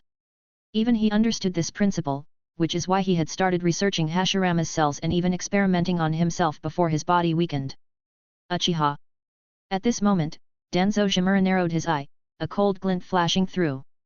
Once he began to suspect another pair of Mangekyo Sharingan within the Uchiha clan, things spiraled out of control.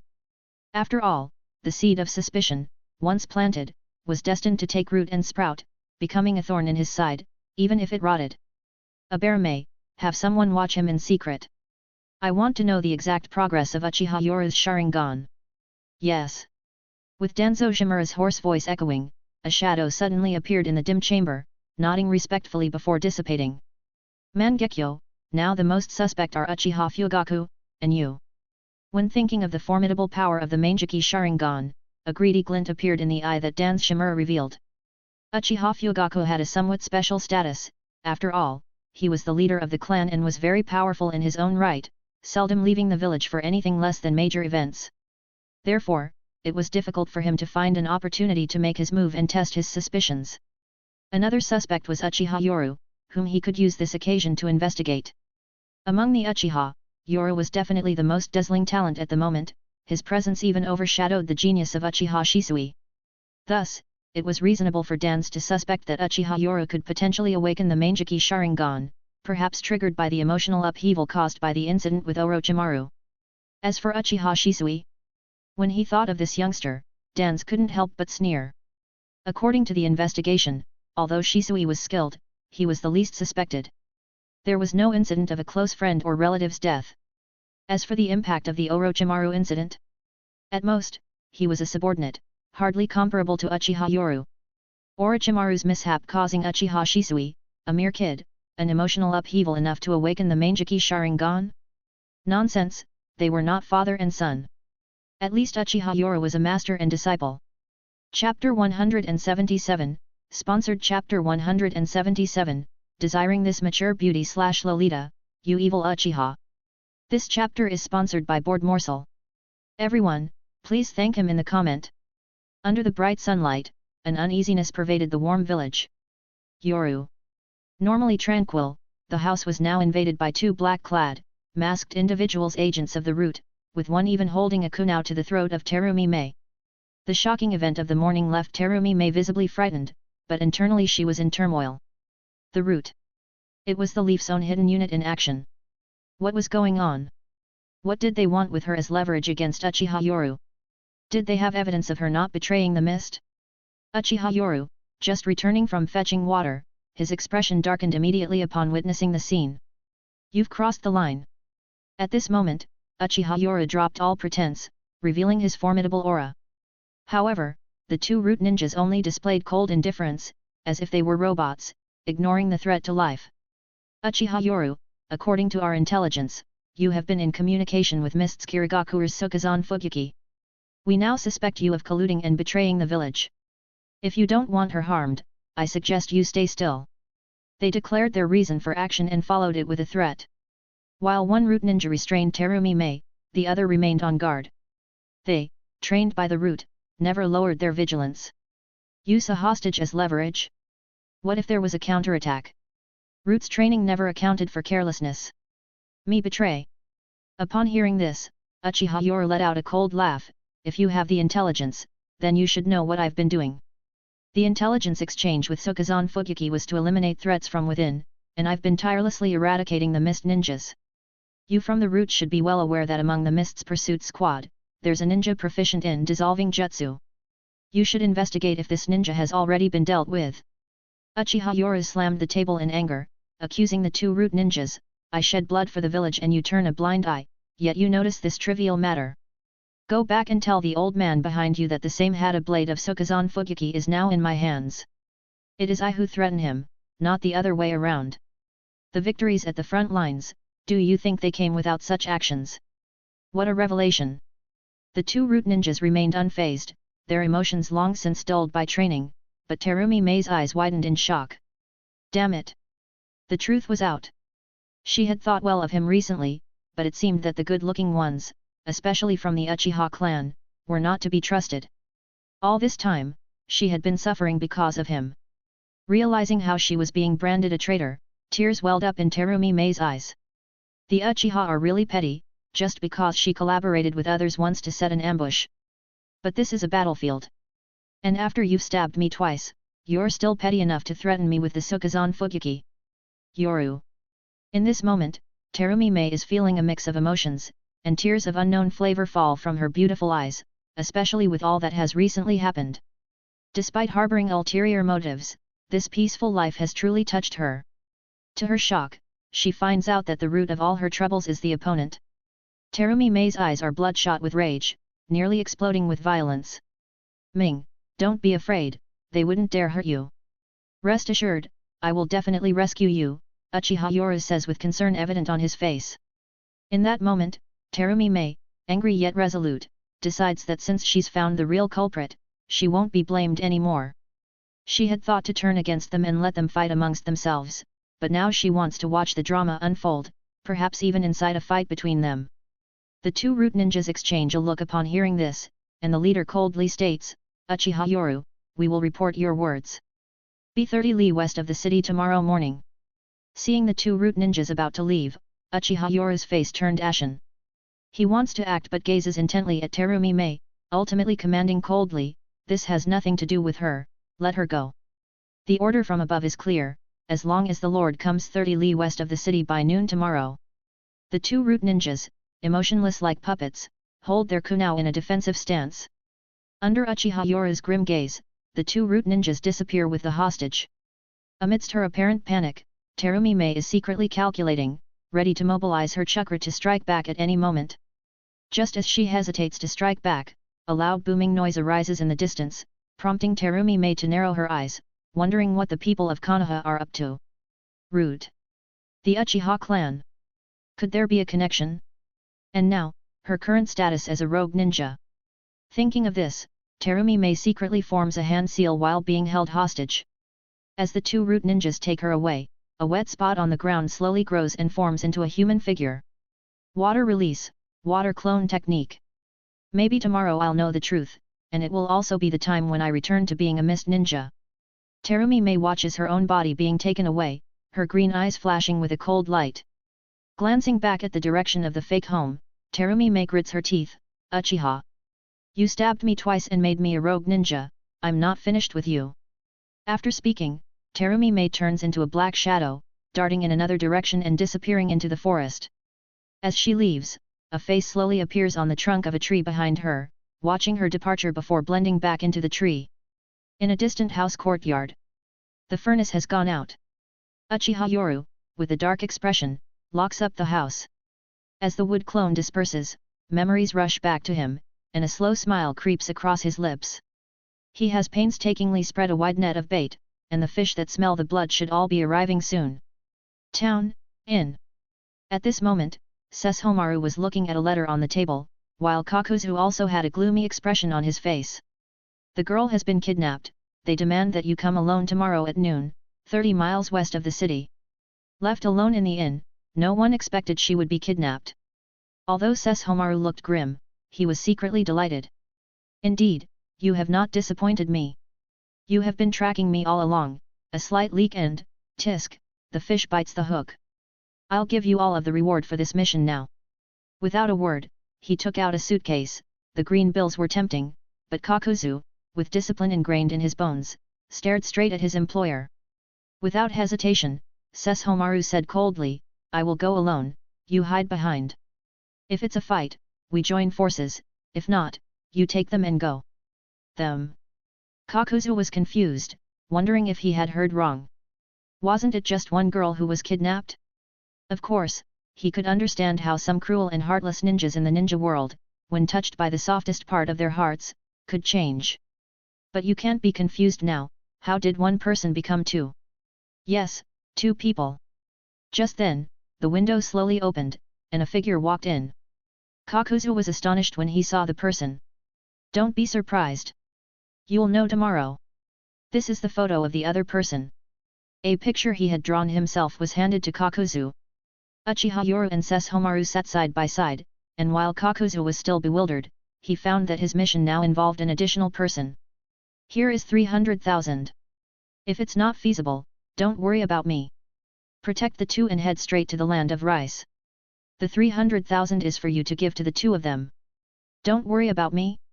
A single word made Kakuzu look at the two in front of him in astonishment, and then he realized with a start, you are one and the same. As Uchiha Yoru and Sesshomaru nodded, Kakuzu shook his head in admiration. I've lived for decades, seen many lustful people, those who would sacrifice for a woman too, but you are the first of your kind I've ever met. To use shadow clones to court two women at once, and with sincere affection, impressive. Looking at the photo he had drawn, Kakuzu, although he had lost all interest in the opposite sex due to his practice of forbidden techniques, couldn't help but remark on its beauty. After all, he still possessed the ability to appreciate a woman's attractiveness. One a young girl, the other mature. Following behind Sesshomaru was none other than a blonde, twin-tailed young girl, and the other, a dignified and mature woman exuding feminine charm. Truly having the best of both worlds, Kakuzu, even after living for more than 80 years, inwardly exclaimed that the world of the wealthy indeed knew how to live it up. Perhaps the creator of the shadow clone technique never imagined that his jutsu could be used in such a manner. Indeed, learning is endless, and today was a day for new lessons.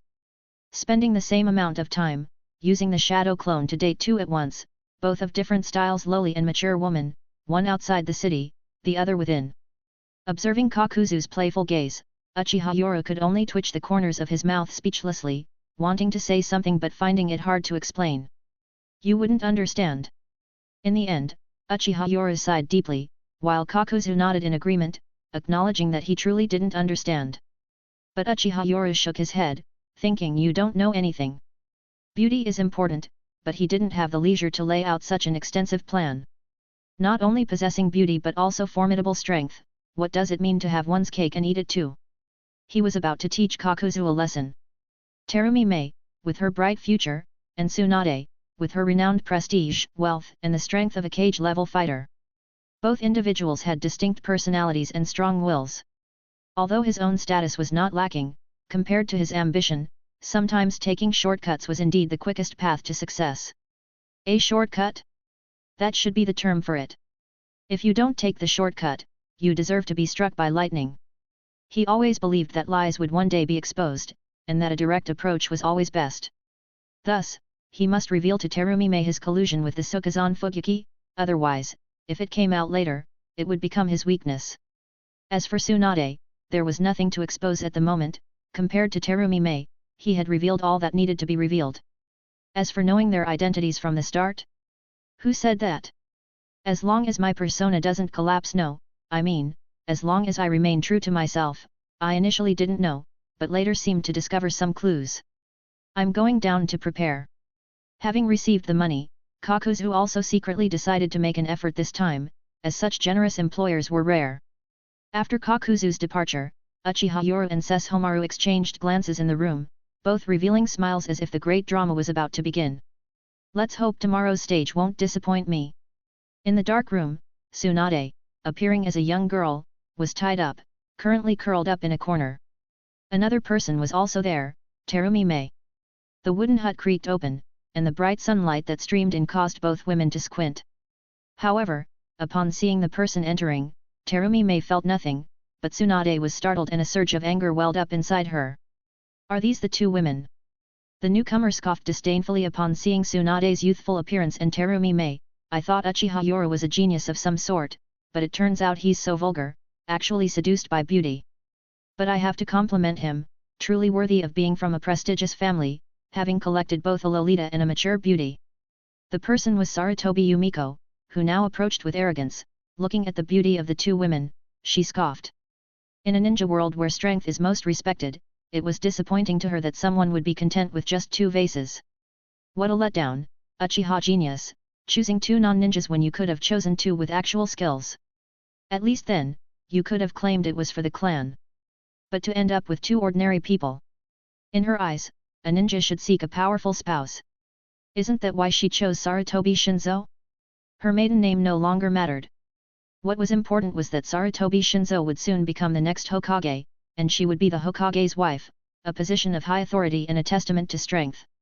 Lowly civilians only tarnish our noble lineage of ninjas.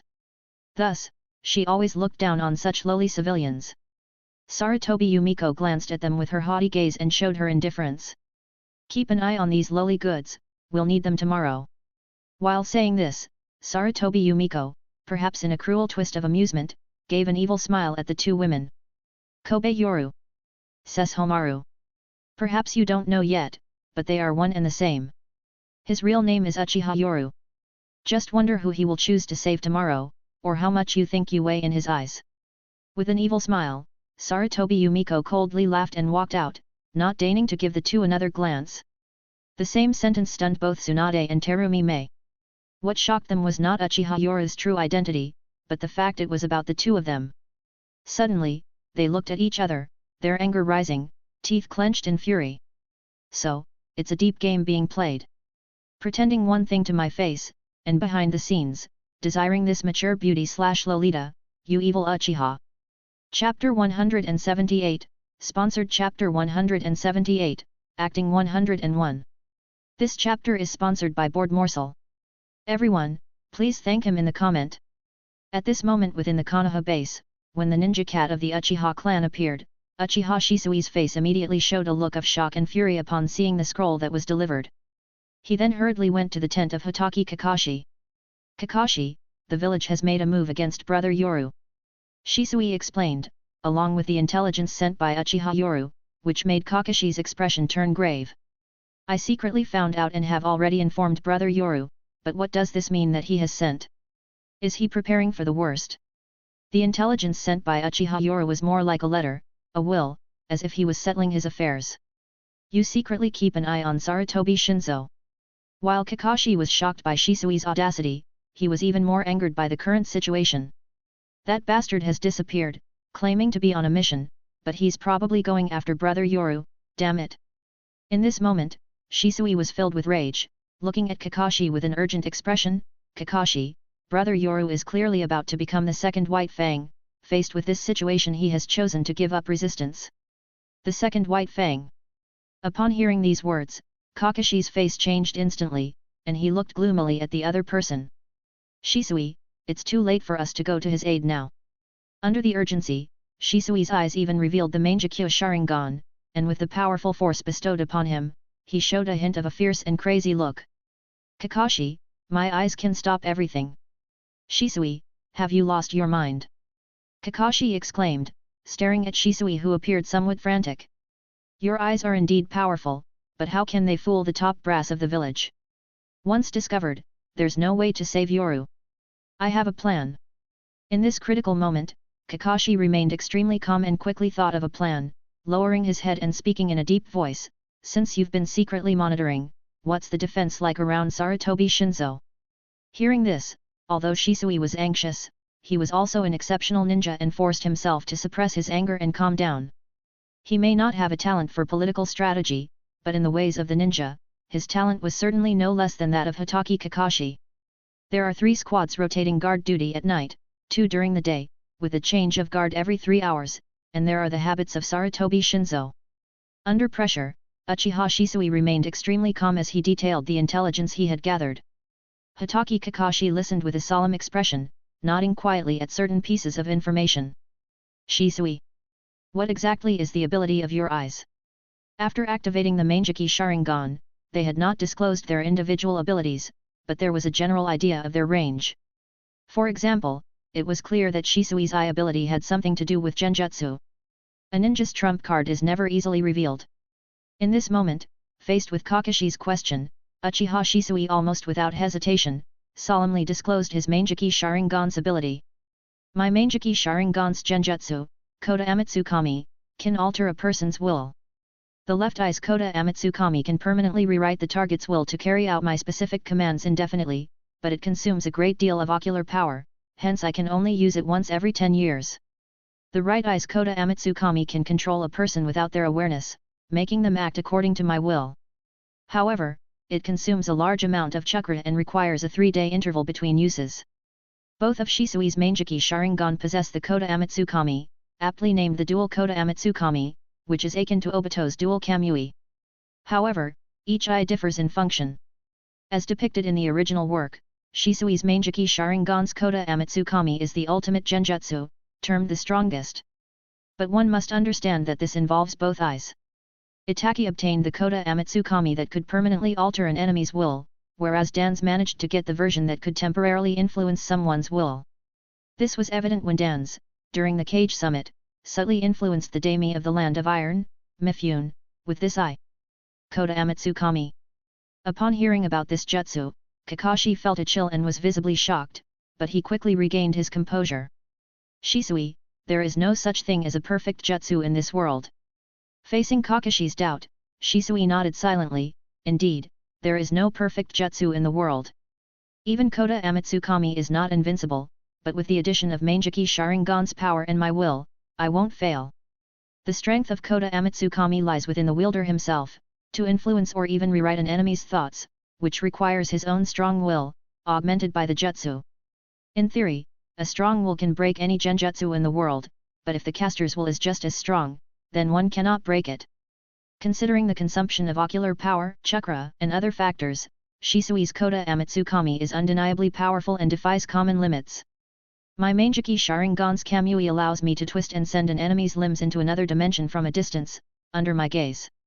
Now, as they were allies, Kakashi also calmly revealed his Manjiki Sharingan ability after Shisui shared his.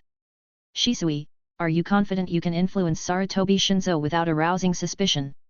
In response to Kakashi's question, Shisui, a genius ninja in all aspects except politics, immediately grasped the meaning. Shisui nodded calmly, facing the mere Sarutobi Shinzo, my left eye will have no issues. Completely rewriting a person's will, they themselves may not notice, but what about those who are familiar with them? What happens when they return to the village? Hence, Kakashi never considered completely rewriting someone's will from the start, especially since Shisui's jutsu was akin to a one-hit kill technique with the significant limitation of a 10-year cooldown. I think such a powerful illusion that influences the thoughts and actions of the opponent, the more it goes against one's own principles and ideas, the greater the amount of eye technique and chakra required. Indeed, as expected of Hitaki Kakashi, he is best at analysis, pinpointing the enemy's weaknesses every time, achieving the greatest effect with the least cost. Faced with Kakashi's analysis, Uchiha Shisui simply nodded in agreement. All right, later you and I will report in, and then you take the opportunity to secretly influence Shinzo's thoughts, making him go to the rear for inspection. Then we will make our move outside. As Kakashi spoke of making a move, a rare glint of cold light appeared in his eyes, and he said in a deep voice, we will capture Sarutobi Shinzo at the fastest speed while disguised, and then create the impression that the frontline commander has been ambushed and captured by the mist shinobi. As long as there is turmoil at the base, Sarutobi Yumiko will not be in the mood to cause trouble outside, and Yora's predicament will be resolved. It must be said that Hitaki Kakashi's considerations are thorough, and Uchiha Shisui is not a fool. After the impulse, he calmly agreed to this hastily made and somewhat rough plan. I understand your concerns. During the ambush, we will be disguised. I will control the enemy with an illusion while you seal him directly. Don't give the enemy a chance to react. And that despicable Sarutobi Yumiko, I want her dead. Sarutobi Shinzo, being the son of the third Hokage and also the frontline commander, was a significant figure, so they could not act against him directly. But they had no intention to endure a mere servant any longer. After hearing this, Kakashi also showed a killing intent towards the fellow villager Sarutobi Yumiko and nodded firmly, considering the incident with Orochimaru, and this time, this person's ambition and malice are too great, she cannot be left alive. Even Kakashi agreed with the idea of killing Sarutobi Yumiko. After all, based on the rules, considering the incident with Lord Orochimaru, Sarutobi Yumiko deserved death, and even 100 deaths would not suffice. The comparison was stark, igniting rage and dissatisfaction in Kakashi's heart. His father, the White Fang of Konoha, failed in his mission, causing significant loss to the village and chose suicide under great pressure. So what about Sarutobi Yumiko? Framing and plotting against Orochimaru, a candidate for Hokage, and causing chaos in the village due to her ambition, the border instability of the village was her doing. In terms of the damage to Konoha, it surpassed that caused by his father's failed mission, but what about the treatment each received? The whole shinobi world knew about the White Fang's mission failure. And Sarutobi Yumiko? Hardly anyone in the village knew, and the initial righteous execution turned out how? Raised high only to be let down gently, it indeed seemed like the village belonged to the Sarutobi clan. It was this abuse of power by the Sarutobi clan that turned Kakashi's dissatisfaction into the idea that it might be necessary for the village to bleed. Reform requires bloodshed. He hoped to start with those who trample on the village's rights without restraint, using their blood to have Konoha reborn from the ashes. Good, time waits for no one. We don't know the specifics of this wench's plan to start a war. I'll go now. Shisui chose to act swiftly and decisively, while Kakashi began to prepare the necessary disguises in secret. A mask was essential, and so were sunglasses, to hide their Sharingan and prevent any accidents that could reveal their identities. After all, if the Sharingan was exposed carelessly, it could bring disaster to the entire Uchiha clan. Meanwhile, Uchiha Yoru, who was heading out of town, was unaware of the situation here and couldn't imagine the extent to which Kakashi and Shisui had become dark. They were ready to lay hands on the village's shinobi and, after witnessing so much shocking corruption, were more determined to reform, even if it meant bloodshed. Now, during his time in Anbu, Kakashi, after turning dark, became incredibly formidable, silently vowing to be the sharpest blade on the path of reform. The sharper he was, the smaller the loss to the village. 30 miles west of the city, a fresh breeze stirred up a cloud of dust under the bright sunlight, marking a vast wilderness. A cloud of dust appeared, revealing two figures. It was Kobe Yoru and Sesshomaru, or perhaps more accurately, Uchiha Yoru. Above, a massive cloud shifted, slowly casting a large shadow over the land as it obscured the sunlight. The sound of clapping hands echoed as a group of about a dozen masked figures appeared atop a mound, the leader evidently a woman, who was applauding. Hehe, well done, truly worthy of the proud Uchiha clan to have the courage to meet here. With masked faces and disguised voices, their identities were obscured. If you're from the root, then you should know the consequences of slandering our Uchiha clan. Release them now. Uchiha Yoru faced the root ninjas with a grim expression, unusually invoking the threat of his powerful backing. Don't worry, they're fine. The masked Sarutobi Yumiko revealed a smile, gesturing to bring forward two captives, Terumi Mei and the young Tsunade, held hostage. Look, they're definitely unharmed, but... Sarutobi Yumiko's eyes gleamed mockingly as she spoke. Should I call you Kobe Yoru, or Sesshomaru? Or perhaps Uchiha Yoru is more appropriate? Faced with Sarutobi Yumiko's provocative revelation of his name, Uchiha Yoru fell silent. Sarutobi Yumiko laughed unrestrainedly, placing a kunai provocatively at Terumi Mei's neck and taunted, "Don't be scared, I'm actually saving you too. You've been deceived. They are all the same person. Let me tell you, a man from a great clan, the most dazzling genius of a noble family, do you think he would marry a commoner? Would he truly be with you? He has always been using your identities to conceal his own. The fairy tales of heroes saving princesses are all lies. Even if the hero is real, what about you? Are you princesses?" The sarcastic gaze fell upon Tsunade in her youth and Terumi Mei, as Sarutobi Yumiko displayed a profound disdain in her eyes. "Lowly is as lowly does, but you proved somewhat useful, actually managing to lure this brat here." Under Sarutobi Yumiko's provocation, it was clear she was aiming to disrupt her opponent's mental state, as ninja battles never adhere to the code of martial honor, and an impulsive person is likely to reveal their weaknesses. Meanwhile, Tsunade and Terumi looked on with mixed feelings at the two figures in the distance, knowing their identities from the start, yet the fact that they had come was somewhat troubling and annoying to them. Ninjas are deceivers by nature, employing all manner of tactical deceptions, but this deception was somewhat against their principles. What now? Planning to woo girls with two identities? Tisk, I must say, a noble scion really knows how to play the field, using shadow clones to entertain two stunning beauties, with one being a young girl. As Sarutobi Yumiko spoke, she provocatively poked Tsunade's chin with a kunao, her gaze then shifting to Uchiha Yoru with a mocking laughter. How old is this girl? 12 or 13? Tisk, it's well known that the great clans love this kind of game, and today it seems their reputation is well deserved. The two figures in the distance revealed Uchiha Yoru's true face as the shadow clone dissipated, his expression grim. The great sword Samehada is with me, you should be able to investigate everything clearly, let them go. After dispelling his shadow clone, Uchiha Yoru summoned the great sword Samehada, as if to prove his innocence.